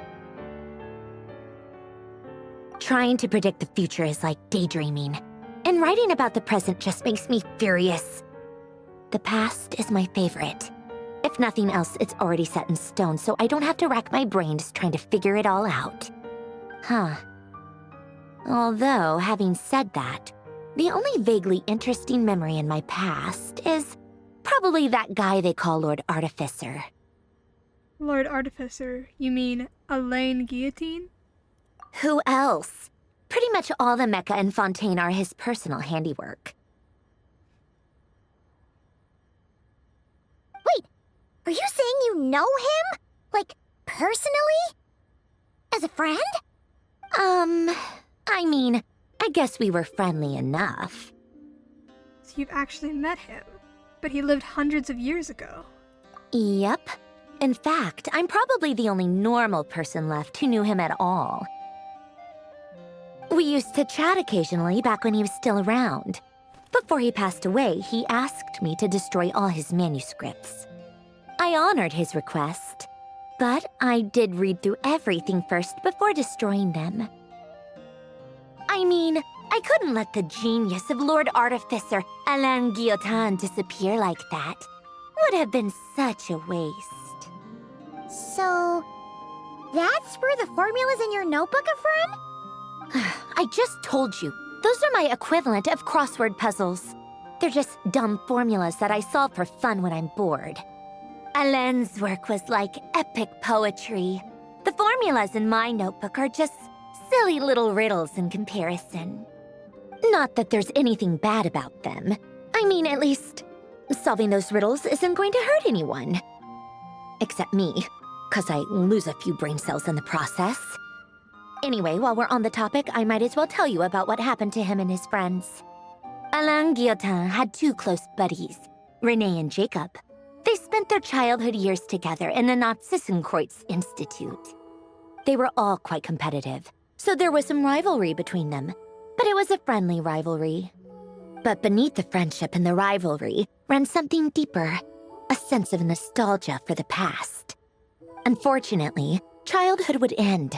The prophecy would come true, the apocalypse would arrive, and the future would never be. A mad dream that would normally only capture the minds of lunatics began to take root in their hearts. A dream of saving the world. And if Renee and Alain had been people of lesser wits, that dream would probably have ended up as something for them to joke about in their older years. But alas, they were some of the sharpest minds around. They nurtured that dream with the full power of their intellect, and it grew into something that ate away at their souls. The first of them to fall under its spell was Renee. Against Alain's wishes, he persisted in experimenting on a mutual friend of theirs to try and save their life. Alain did not approve and parted ways with Renee. It's complicated. Alain wanted to believe that Renee only did what he did for the sake of their friendship. But when he told me about what happened, I could tell he still had some suspicions about Renee's motives. Perhaps the seed that would grow into a nightmare had already sprouted in Renee's mind. Even then, the next time they met, Renee's soul had been completely engulfed by the dream of salvation. His futile attempt to change the tide of fate only resulted in a wave that swallowed up the world, even before the apocalypse came. And although that wave died down eventually, I hear that it just recently came back with a vengeance. As I understand, Renee wanted to live out his dream of salvation once more. But I'm told that the attempted resurgence finally died out for good. At long last, Renee awoke from his deluded dream. Though of course by then it was far too late. What do you think of Renee? Do you admire his transcendent genius? His view that any price was worth paying to achieve the lofty goal of saving the world? Or do you despise him? Dismiss him as an evil madman who wrought havoc on the lives of everyone around him as he pursued his delusional dream? Same difference, really. Just a matter of perspective. I don't know. What a cop-out. But I suspect you'd have a more incisive and insightful answer if we dug into it further. What about you? What's your take on Renee? I don't like fanatics who give up their whole lives for their ideology. Nor do I like fools who let their delusions take control. Maybe I could understand if Renee had just been an ordinary person. But he had a sage-like intellect. And still managed to get himself lost in the labyrinth of his own desires. Anyway, that's enough about Renee. Now, moving on to Alain Guillotin, the Lord Artificer. He managed to put a stop to the first storm whipped up by Renee. But after that, Alain lost his friends and family. To his credit, I suppose, the loss of his family and friends was purely a tragic accident. It's not like Alain sacrificed them for his cause or anything. After that, the only thing supporting his work was the same dream that had dragged his closest friend down to the abyss. But although the desire to save Fontaine drove him to found the Fontaine Research Institute, Alain continued to reject any form of transcendental knowledge or power. He was suspicious and fearful of it, having seen the way it had affected his closest friend. I think that formulas and machines derived solely from human intellect were the only thing that gave him a sense of spiritual comfort. Yet Alain's intellect was simply too great. It barely left him space to breathe in his lifetime. Once he realized that the end of his life was approaching, he finally accepted the truth. The Nazissenkreuz Institute needed someone, and a human being, to see its story through to the end. He quit working on his formulas, trading them in for the fairy tales that had played such a formative role in his childhood, but which he'd barely touched in his adult life. He told me that the director of the Nazissenkreuz Institute used to read those fairy tales to the children as bedtime stories. Apparently, they worked wonders at sending kids off to sleep. I think that all he wanted at that time in his life was to be able to sleep deeply without being plagued by depression. By that point, nothing else really mattered. At the very end, he laid down to rest in the ruins of the former Nazissenkreuz Institute orphanage, while the Fontaine Research Institute he had founded continued tirelessly with its work. Many years after that, tensions over competing dreams would once again cause a rift, this time between members of the Fontaine Research Institute. But the actions of those fools had nothing at all to do with Alain. And that is the story of two people from the Narzissenkreuz Institute who both wanted to save the world. One went all in on his fantasy of salvation without ever looking back, and ended up calmly sinking to the bottom of the deepest sea. The other sought desperately to burn bright in his life, even though he wasn't sure where he was going. I do sometimes wonder, why is it that people like them have such grand hopes of saving the world? Even the grandest tree starts as a tiny seed. So perhaps, for each of them, their mission to save the world began with a very simple desire: to save themselves. They were young children with friends and family who mattered to them, desires to explore the meaning of life, ambitions to have a successful career. They didn't want to see all of that taken away in one fell swoop. Or maybe they just wanted to find something to anchor themselves within the chaos, to stop them getting quietly swept away by the storms of life. But instead, the search for their own salvation took them down the rocky road laid out by fate. Do you think the desire to save oneself is enough of a justification to try and save the world? No, I don't think so. Sensible answer. Glad to know you've got your head screwed on straight. Alain would disagree, though. I asked him the same question back when he was in his prime, putting all of his energy into his work. Yes, it's enough. No elaboration, just a quick, short answer before getting right back to his work. He was always that way. All right, tea time's over. I owe Arlecchino a favor for telling me these stories. I'll have to bring a whole sack of gifts the next time I visit the House of the Hearth. I'm gonna go tinker with Polonia now. You guys can do whatever you want, as long as it doesn't involve interrupting me. Polonia, exit hibernation mode. Begin diagnostics.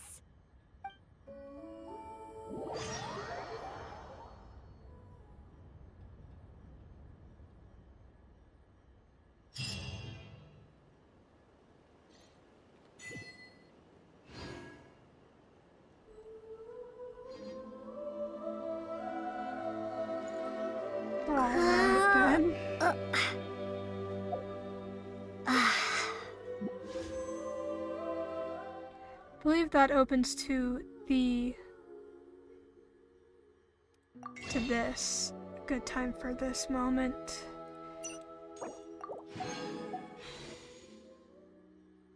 I have 116 pulls.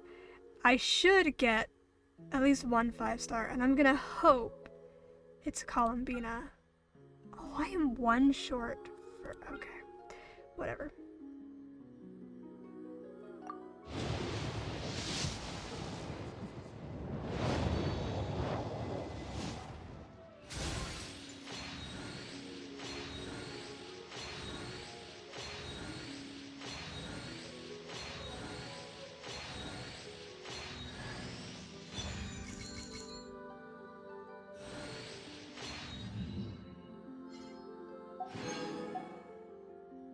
Official. I haven't seen her on a banner in a long time.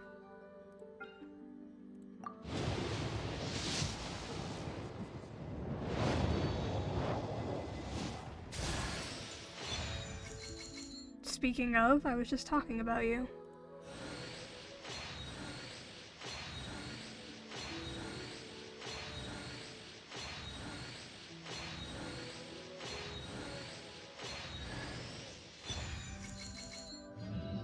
This reminds me, there's like so many characters from like the Mondstadt Liwa days that I know about. I like started playing the game around when they added in Azuma. But there's so many characters from back then that have been like support characters that people who have been playing since then have always been using, and I have only built one of them.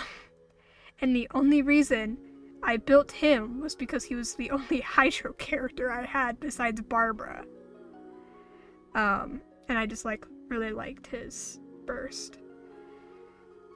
And it's Xingqiu. Cause like Fischl is another one of those characters, as well as Zhongling. Those are the characters that a lot of people back then like built as supports. I think supports. Like the OG characters basically that I'm aware of. And only one of them is built. And I think I never actually finished doing his accessories. Oh no, I did. He's not in the list.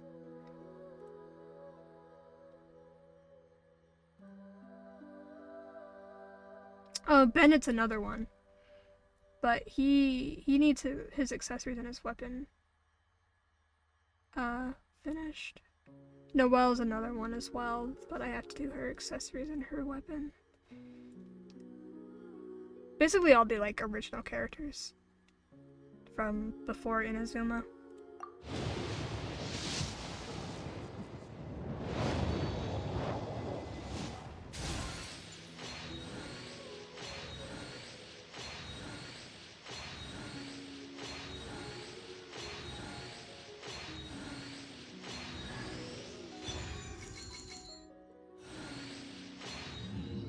Her silhouette looks pretty interesting.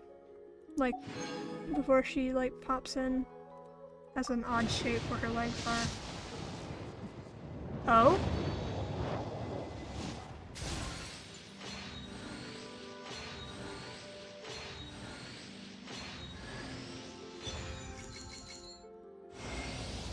You can call me Columbina, or Kutar, or Moon Goddess. Whatever you prefer. I'm used to having many names. The moon's blessing is yours, whenever you might find yourself in need.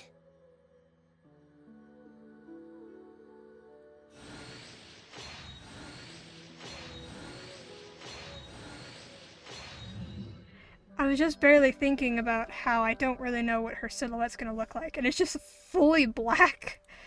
The screen was like completely covered.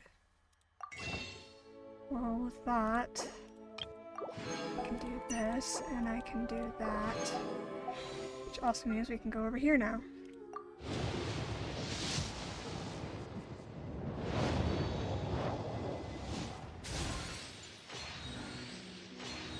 I mostly get my stronger weapons from doing this one, like my 5 stars. You're not on the banner.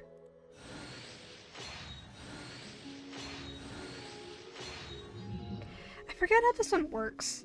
Is it just like it's just any character? And these are just like the 3 5 stars? Or these are the 5 stars that have a higher chance? I don't know. Oh, what the fuck?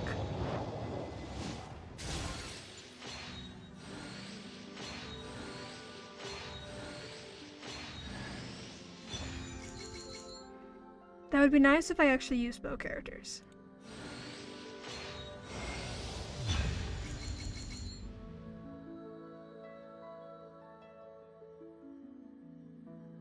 Alright.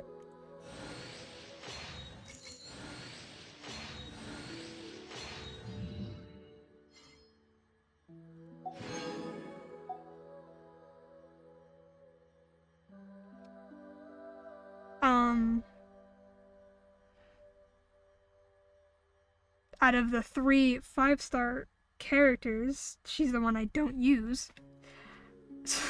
She's the one that's not built, so I don't know how to feel about that. Honestly, I don't even know how I feel about getting her over a weapon, but constellations are always fun.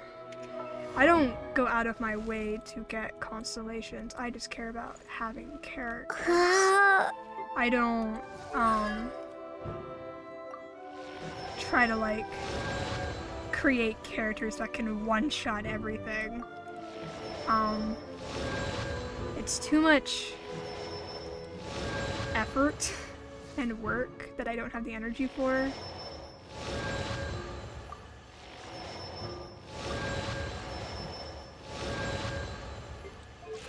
And you.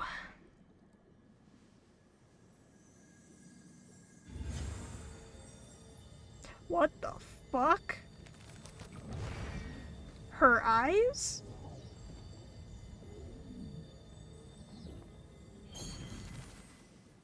Is that something I'm not supposed to know about yet until later in the story?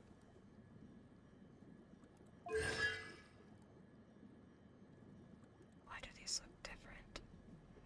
Each constellation is the moon getting more full. They don't normally look like that. They look like stars. Is it because she's...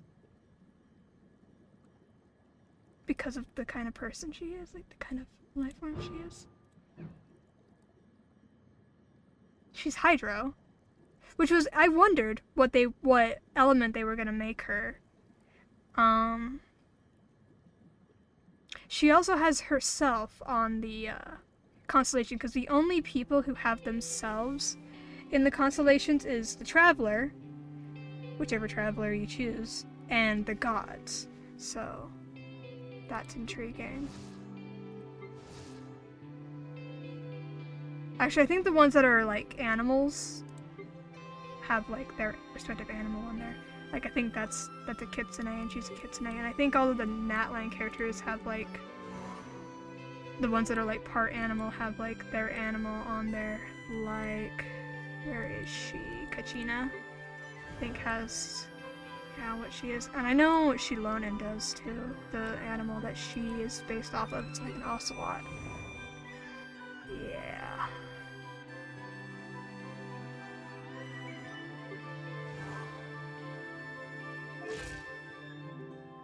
Somewhere it tells me what their constellation is.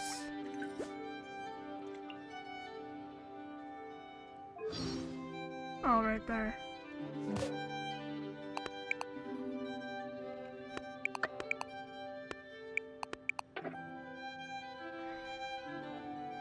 Sometimes when you look up their constellations, it tells you something about the character, but most of the time you just get their wiki page.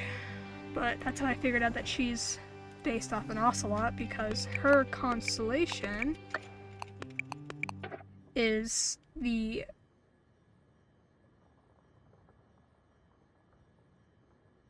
it's two separate words. Ocelota is referring to the ocelot, and Panthera is the genus for big cats. It's not an actual like animal. I don't remember that part when I looked it up once. But she's basically just like a big cat with the pattern of an ocelot. It's a common mix-up often used in pulp culture like a Genshin Impact character, because ocelots are smaller relatives of jaguars, but ocelots belong to the leopardus genus, not Panthera. Then it gives me facts about ocelots. Thank you, Google AI. What does yours mean?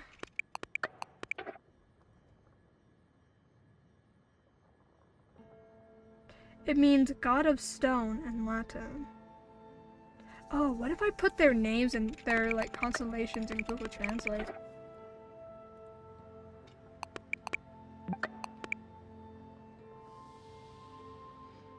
Well, that doesn't tell me shit.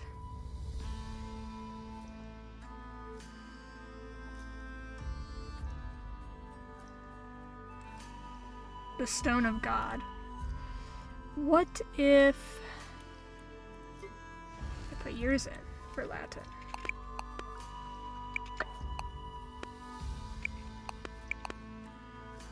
Beast Justice. Which makes sense, because she's a Adepti, which is a type of... or she's half Adepti. Which is like a type of beast, illuminated beast, and she's a lawyer. Oh my god, wait, why have I never done this before? Conqueror of the Sea. Wait, why have I never done this before? This is so cool. Wait.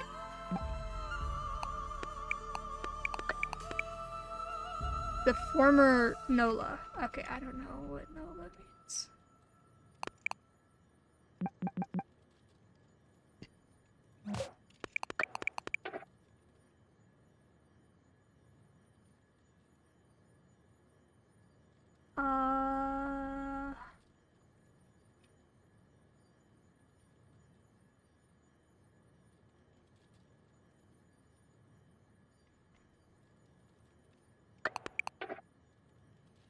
White shoulder, fair shoulder, or noble. If it's like used as a name. Okay, well that ruined the blow. What about you?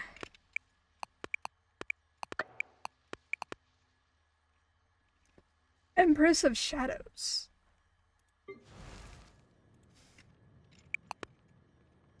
Oops. Traveler. Her constellation literally means traveler. Wait, what is Ether's constellation? Because I don't have Ether. What is the name of his?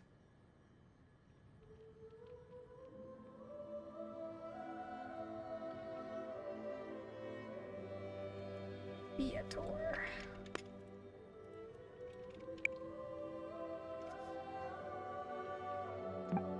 The Traveler. So his is the Traveler and hers is just Traveler.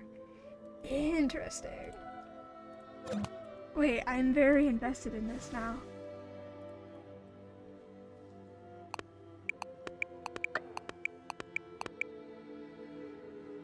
The Wisdom of Oromastis. Okay, well, I'm missing something there. I'm interested in yours because you're my favorite character. Animal play. Interesting. Does hers have something interesting? Ocelot Panther. Okay.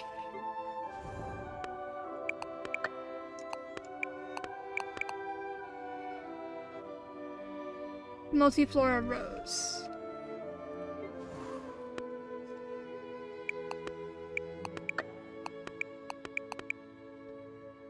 Dreaming Taper. Oh, her little, like, sprite, like the, what are they called? Bakudeneki? Look like little tapers, so that makes sense. I think. Maybe. Volter, I think, is something related to vultures. It just means vulture. I think I looked up hers in just in Google, and it's like some type of bird, like really big bird of prey. Well, I looked that up, and it gives me the Andean condor, which is a South American New World vulture, and is the only extant member of the genus Vultor. It is found in the Andes Mountain and adjacent Pacific coast of western South America. So, wait, is Vultus considered bird of prey? I don't know birds. But it makes sense because she's based off a bird. Leo Minor, that's like a lion, isn't it?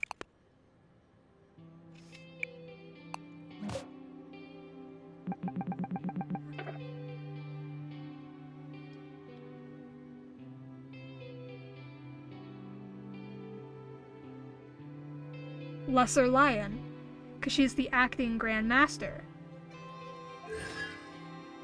And her constellation is a lion. I did not know that. Oh, what's yours? Yours is gonna be intriguing. Maybe. I hope it is. Crystalline. Alright. Crystals. Yours, I think, is something to do with a wolf.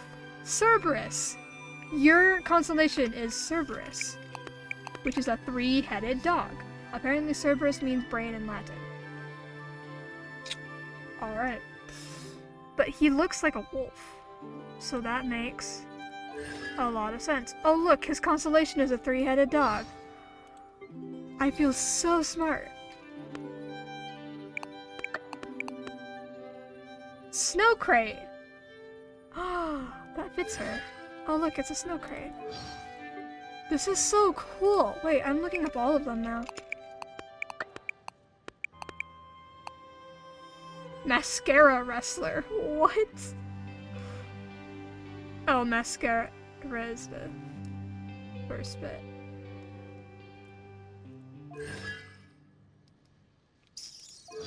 I think it's a type, she's based off a type of wrestling, so I'm guessing it's something to do with that. Rappers. I'm thinking it's gonna be something a little different than that. I don't know.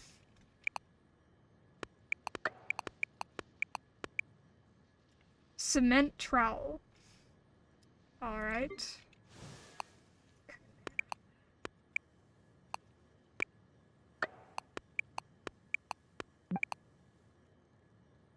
Well, the chimera is a type of beast.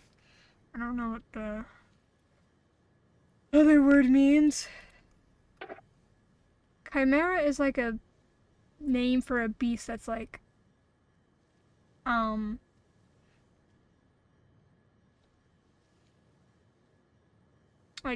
a combination of different animals. Moving on. Isn't this like a seal when I looked it up? Monk seal. Yeah, she has a lot of seal iconography. Lotos, which I'm assuming means lotus. I washed my sleep. Okay.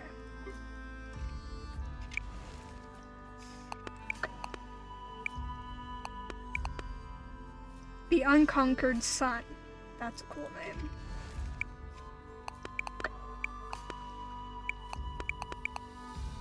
Purifying Fire.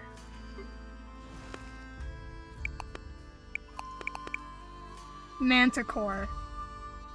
Ooh, it fits very well with her lioness nickname, because the Manticore has like a lion body. Manticore is a cool creature. Small heart. Oh.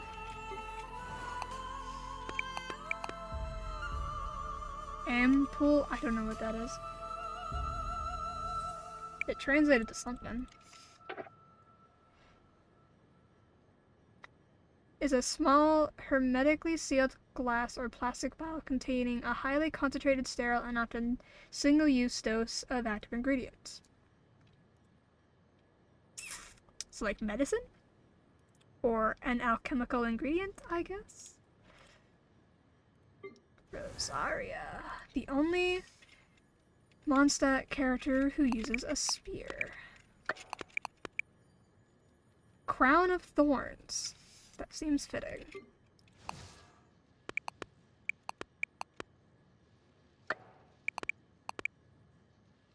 Relief from Tribulation. Shingtro.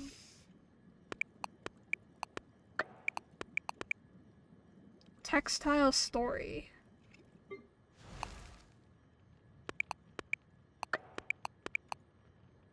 Red Shield.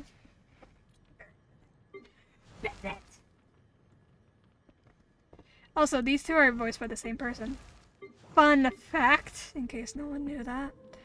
I still think it's crazy that his constellation I instantly recognized during that quest.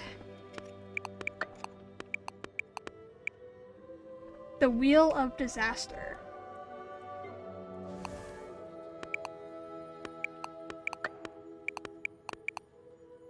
Sweet Structure.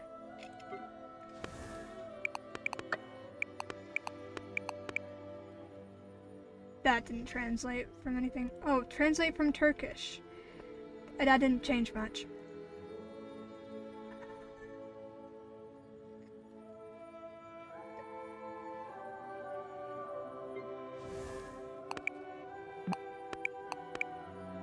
Nightshade.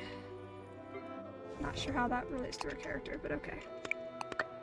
That's a lot of letters. Work balance.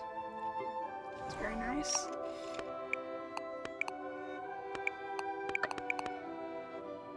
Lesser Nightjar.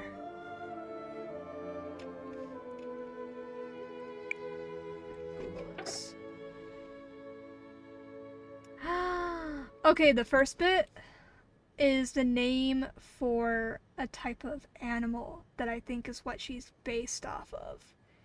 So I think it's just supposed to mean like a little version of this animal, which I don't know how to pronounce that.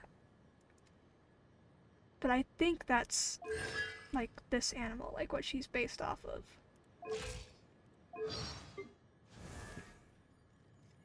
Alright. Cats.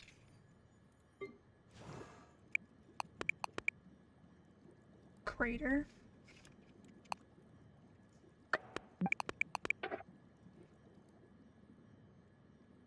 Yeah, I don't know.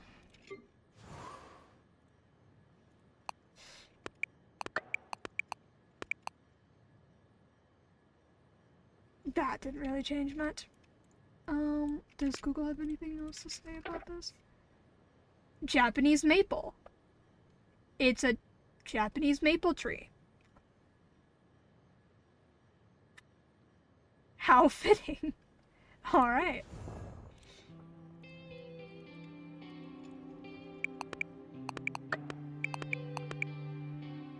Eight-tone prince. I think it's actually supposed to be based off the animal that she's based off.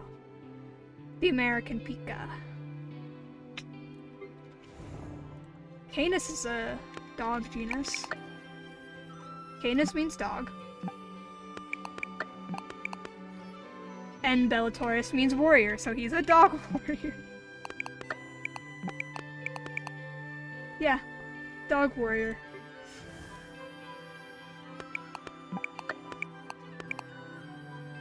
Cloud cutter.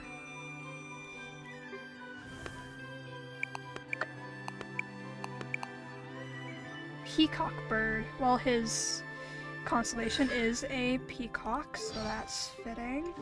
Lupus minor. Well, lupus means wolf. So does that mean he's a little wolf? Lesser wolf. I feel smart when I can recognize certain Latin words. Time flies. That's what hers means. Threads of fire.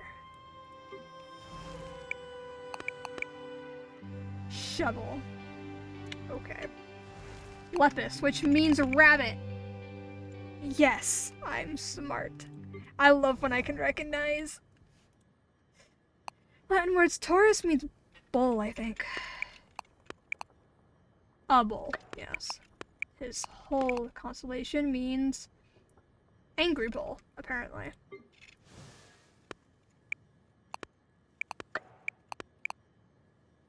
Zerda foxes. He's based off a fox?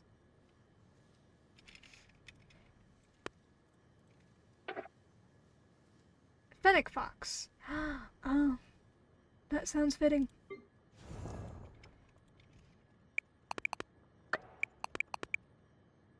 Great works.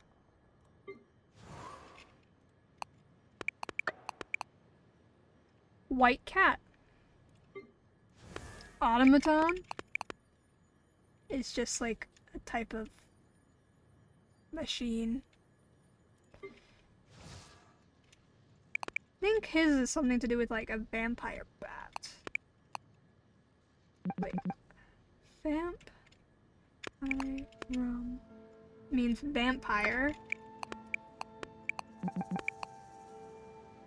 Vampire specter.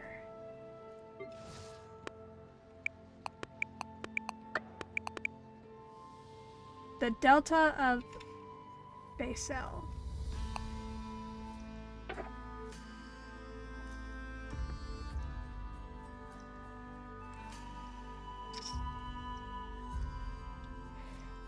Okay. I think for some of these, there's more than just like the Latin meaning of their word, of their names. Magic lamp. Very fitting. Fan. Well, it shows pictures of like a typical Japanese fan, so. There's that. Paradise.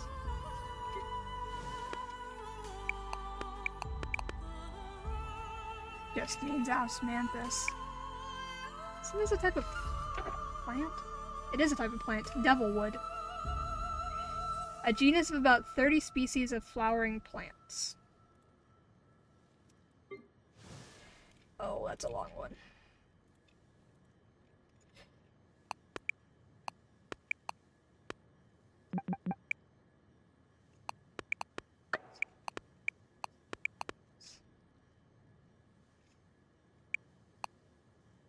Okay. Google Translate didn't do anything. It's showing up serval, which is a type of cat. At least that's what the first word means. It's a type of serval. Or it's a serval, which is a type of cat. The other word, of or relating to deer. So a deer cat? Okay. Hers is probably going to be something related to a cat, because she is a Nakamata. Apparently not. What the fuck is that? Obtestate amoeba. Yeah, I don't know.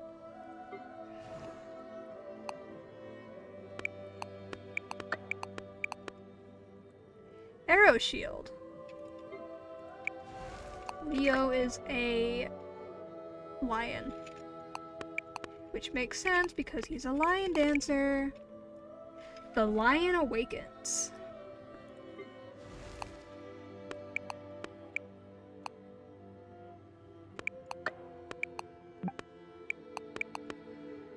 A rifle with a blade.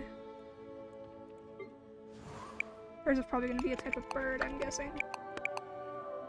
Serene crane. Well, makes sense. I spelled that wrong. Song of God. Very fitting.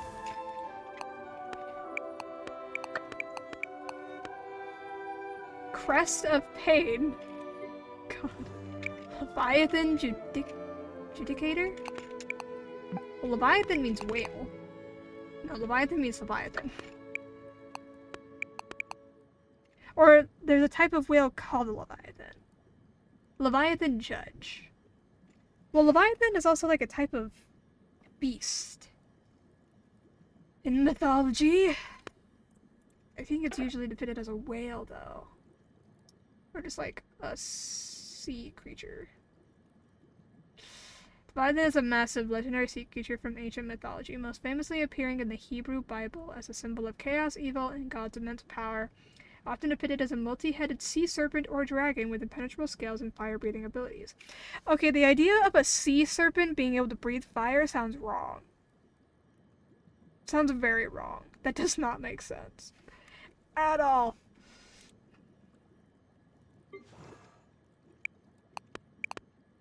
Astrolabes? Astrolabes. Okay.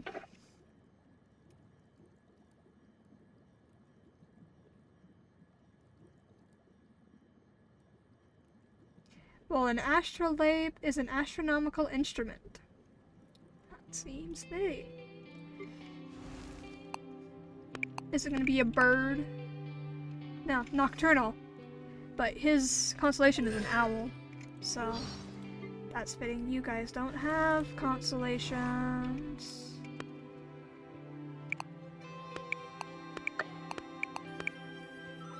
Swallow azure. So a blue swallow? Bluebird.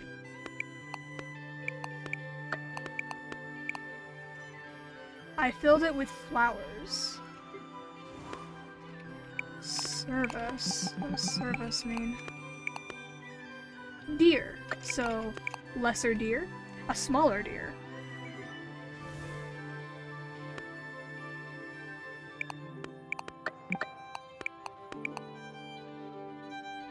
Paulina Truth. What does Paulina mean? That didn't tell me shit.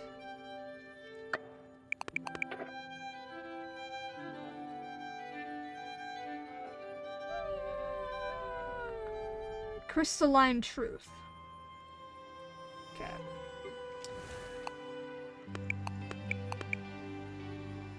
Deck. Or wood pigeon? Carnotaurus. That's a type of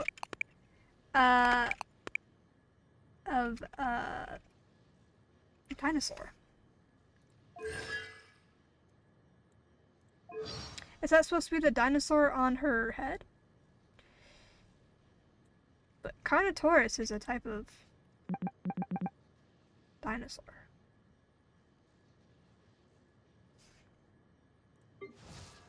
Corvus, which is like the genus for where crows come from. Or Corvus just means crows. Actually, never mind. Don't listen to me. Corvus just means crow, but that's very fitting. You're a robot, so yours intrigues me. Vanilla. Okay, it didn't translate at all. Oh, it's a type of flower. A vanilla plant is a species of vanilla orchid native to Mexico, Central America, Colombia, and Brazil. This is probably just gonna mean fox of some kind. Divine foxes. Yep. You don't have a consolation name.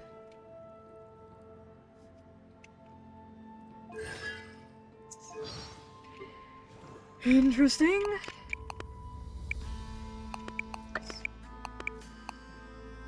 Shady orchids.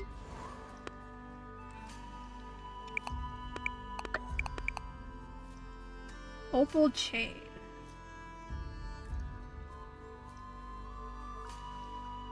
Okay.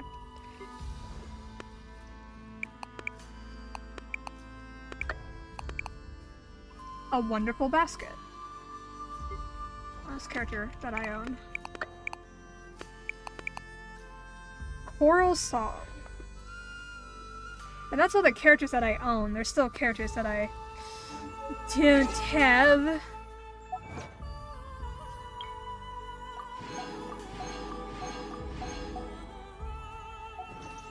Also, I love Natlan's music so much.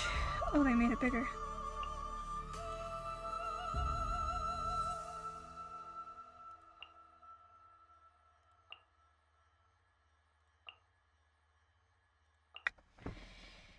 Interesting. Avatar frame.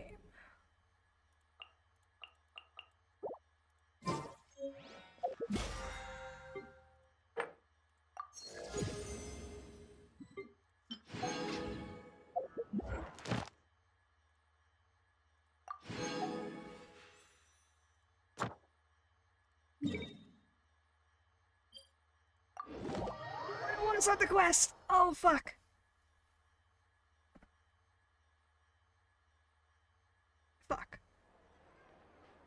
Thank you for waiting. I finished checking your adventurer handbook.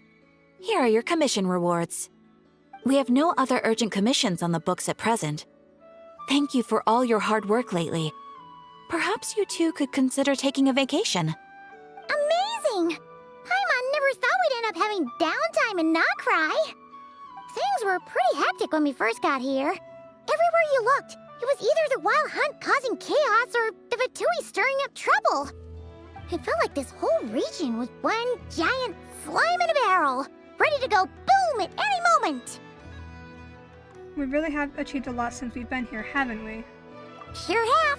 Things were looking pretty dicey, but in the end, we managed to turn it around. Whoa! Paimon just got deja vu! Oh, that's right. It's because we've done this like a million times now. Ah, yes. Are you two aware that the Moon Prayer Night is soon to take place? Oh, yeah! Llama told us that was coming up soon. Wait, why do you mention it, though? Do people in Nasha Town celebrate it, too? Paimon thought it was just for moon goddess worshippers. You're partially right. Most people in Asha Town just see the festival as an opportunity to do business. They do not concern themselves with the religious element. The festival was first celebrated by the Frost Moon Scions. On this day, they would wear moon prayer blossoms and celebrate the birth of the moon goddess through song and dance. They would also prepare food and handicrafts and give them as gifts to others. Over time, it became Nodcry's most lively festival. Oh, sounds like fun! I'm definitely up for it. Great! Well, in the meantime, since Catherine doesn't have any commissions for us, let's focus on some personal business instead. When we first got here, you mentioned that this was where your spaceship landed? We didn't get to follow up on it at the time, because we got wrapped up in that whole rare situation, but now we can finally start investigating it properly. Except we have no idea where to start. Well, there's a saying Paimon's heard around these parts, which goes, if you lift up a rock, you'll find something you weren't looking for. By that logic, you'll never find what you're looking for while you're searching, but the moment you stop looking, it'll jump right out at you. I'm not sure it's as simple as that. Could be worth a try though, right? Anyway, Paimon suggests we focus on other stuff we want to do for now, and just keep an ear out for spaceship-related intel as we go. We haven't seen Columbina in a while. She used a huge amount of power in the final battle against Revere and has been much weaker since then. I don't know if I can do anything to genuinely help her, but surely a little chat can do no harm. One other thing that concerns me is we've seen no trace of the doctor so far. What's wrong? She looks super serious all of a sudden. I was just thinking about Columbina and the doctor. Huh? Paimon gets why you'd be concerned about Columbina, but what does the doctor have to do with anything? We learned back in Natland that he's been investigating the moon, but he's been suspiciously absent so far. Oh, that's true. And now that you mention it, we're definitely overdue for a showdown with the Fatui. It is weird that he hasn't shown himself this whole time. What could he be up to? Engrossed in one of his experiments, perhaps. True. Paimon would much rather deal with Marionette anyway. She says the meanest things, but when it comes down to it, she doesn't seem like a bad person. Maybe it's the pressure of being a Fatus? Especially as a Harbinger. Does she feel like she's gotta act tough to keep up appearances or something? Maybe? But then, every time we headed out with Rarier, she always wound up having to repair Polonia and her other robots. That's gotta sting. Losing face always hurts more for people who care a lot about their image. She's probably still furious about it. Paimon, I have a feeling she might have heard that. What? Relax! She's not even here! Huh? What's the matter? Oh, nothing. Sorry, we'll be on our way now. Where are we again? Oh yeah, Columbina? Right, yeah, let's go see Columbina.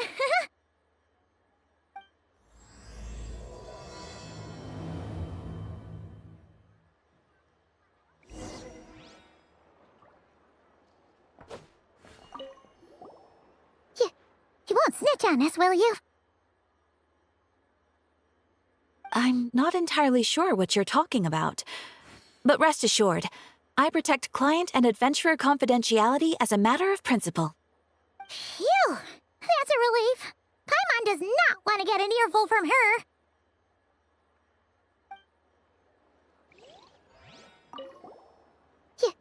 I'm not entirely... Phew! Bruh. I just wanted to accept my commissions! Fuck.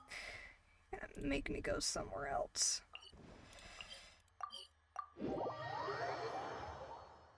My head hurts. It shouldn't hurt. I woke up like 12 hours ago. Probably dehydrated, actually, now that I think about it. I'm debating on if I should just, like, stay awake till I have to go to class. If I should even go to class.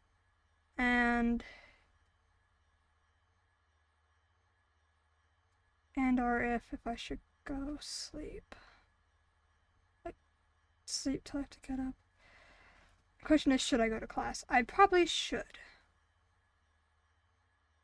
The smart answer would be yes, go to class, even though I don't feel like I'm learning anything.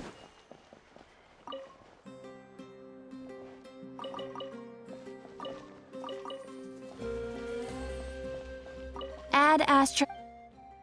Thank you for There we go. Well, we basically have enough for the next round of wishes. I don't know who's going to be in the next banner, though. What version are we in?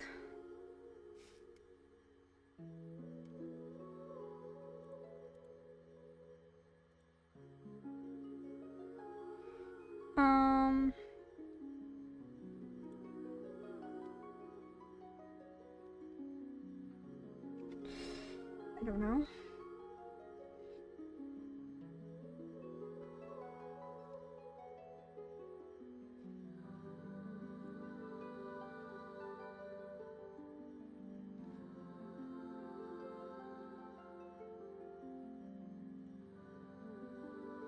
Version Luna 4.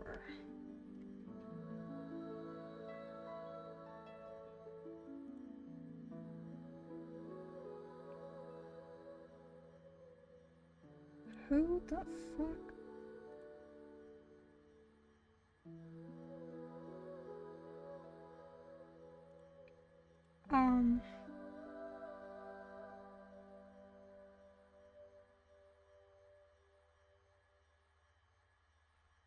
Two new characters.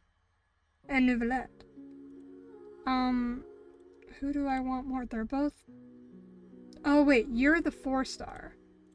And you're the 5-star. So I'd probably want to wish for the 5-star. I haven't met you yet, so I'm confused. We talked about that guy. Briefly.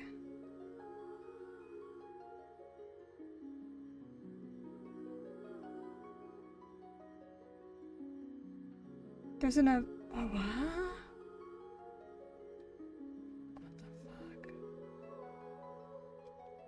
Oh, there's a lot to do. Okay.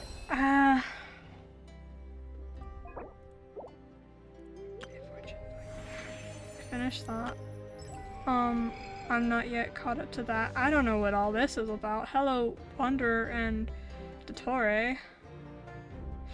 Who is that? I think that's the new character that I have not met yet. Oh, I have 30 days to do this. I still have a lot of time to possibly catch up to this. And I have 71 days to do this. I have 0%, so who knows.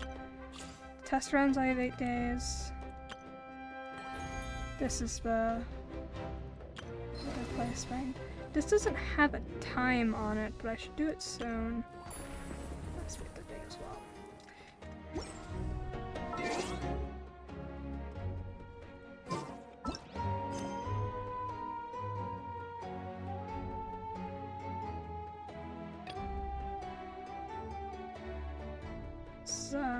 World class. My Ascension Challenge and TCG.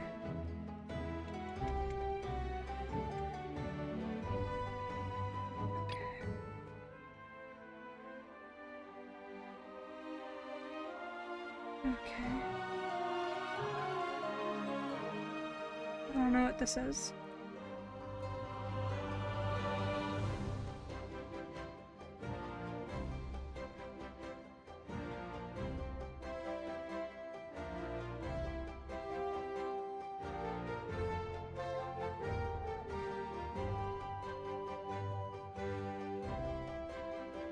Looks like a special quest for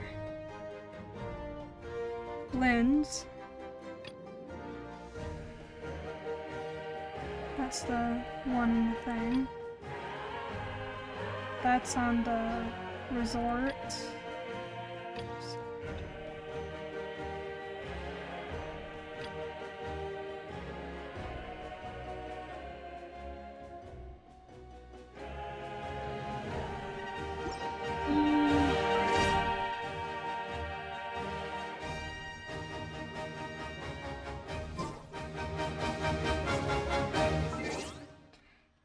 here's the question. Do I continue...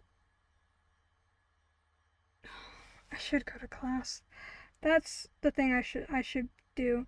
I should go to class. But the question is, do I stay awake till I have to leave, which is about another 4 hours, or do I try to get some sleep? But if I fall asleep, will I be able to get up? Unless I don't sleep in my bed, because when I'm in my bed, it's a lot harder to want to get out of bed because it's loft bed, and the energy it takes to get in and out of bed is a lot. Usually once I get in bed, I don't want to get out. I do need to go out and take the trash down to the curb. I do need to do that before regardless of what decision I make.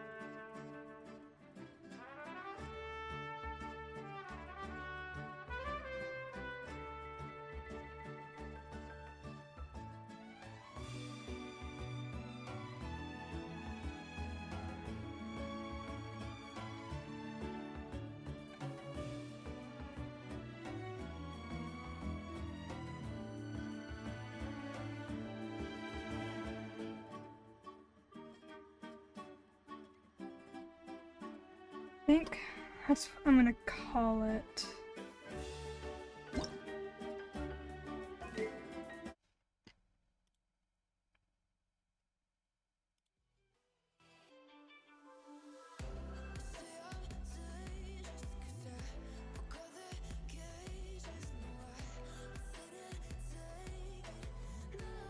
Five hours, less than 5 hours is not bad for one of those quests. I still have 4 more to do.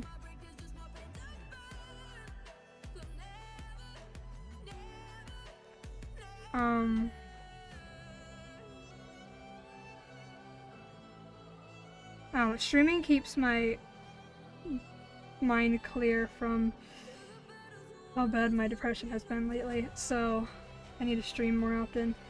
As long as I keep up with my homework, I'm a little behind at the moment. But I was doing some of it during some of the dialogue.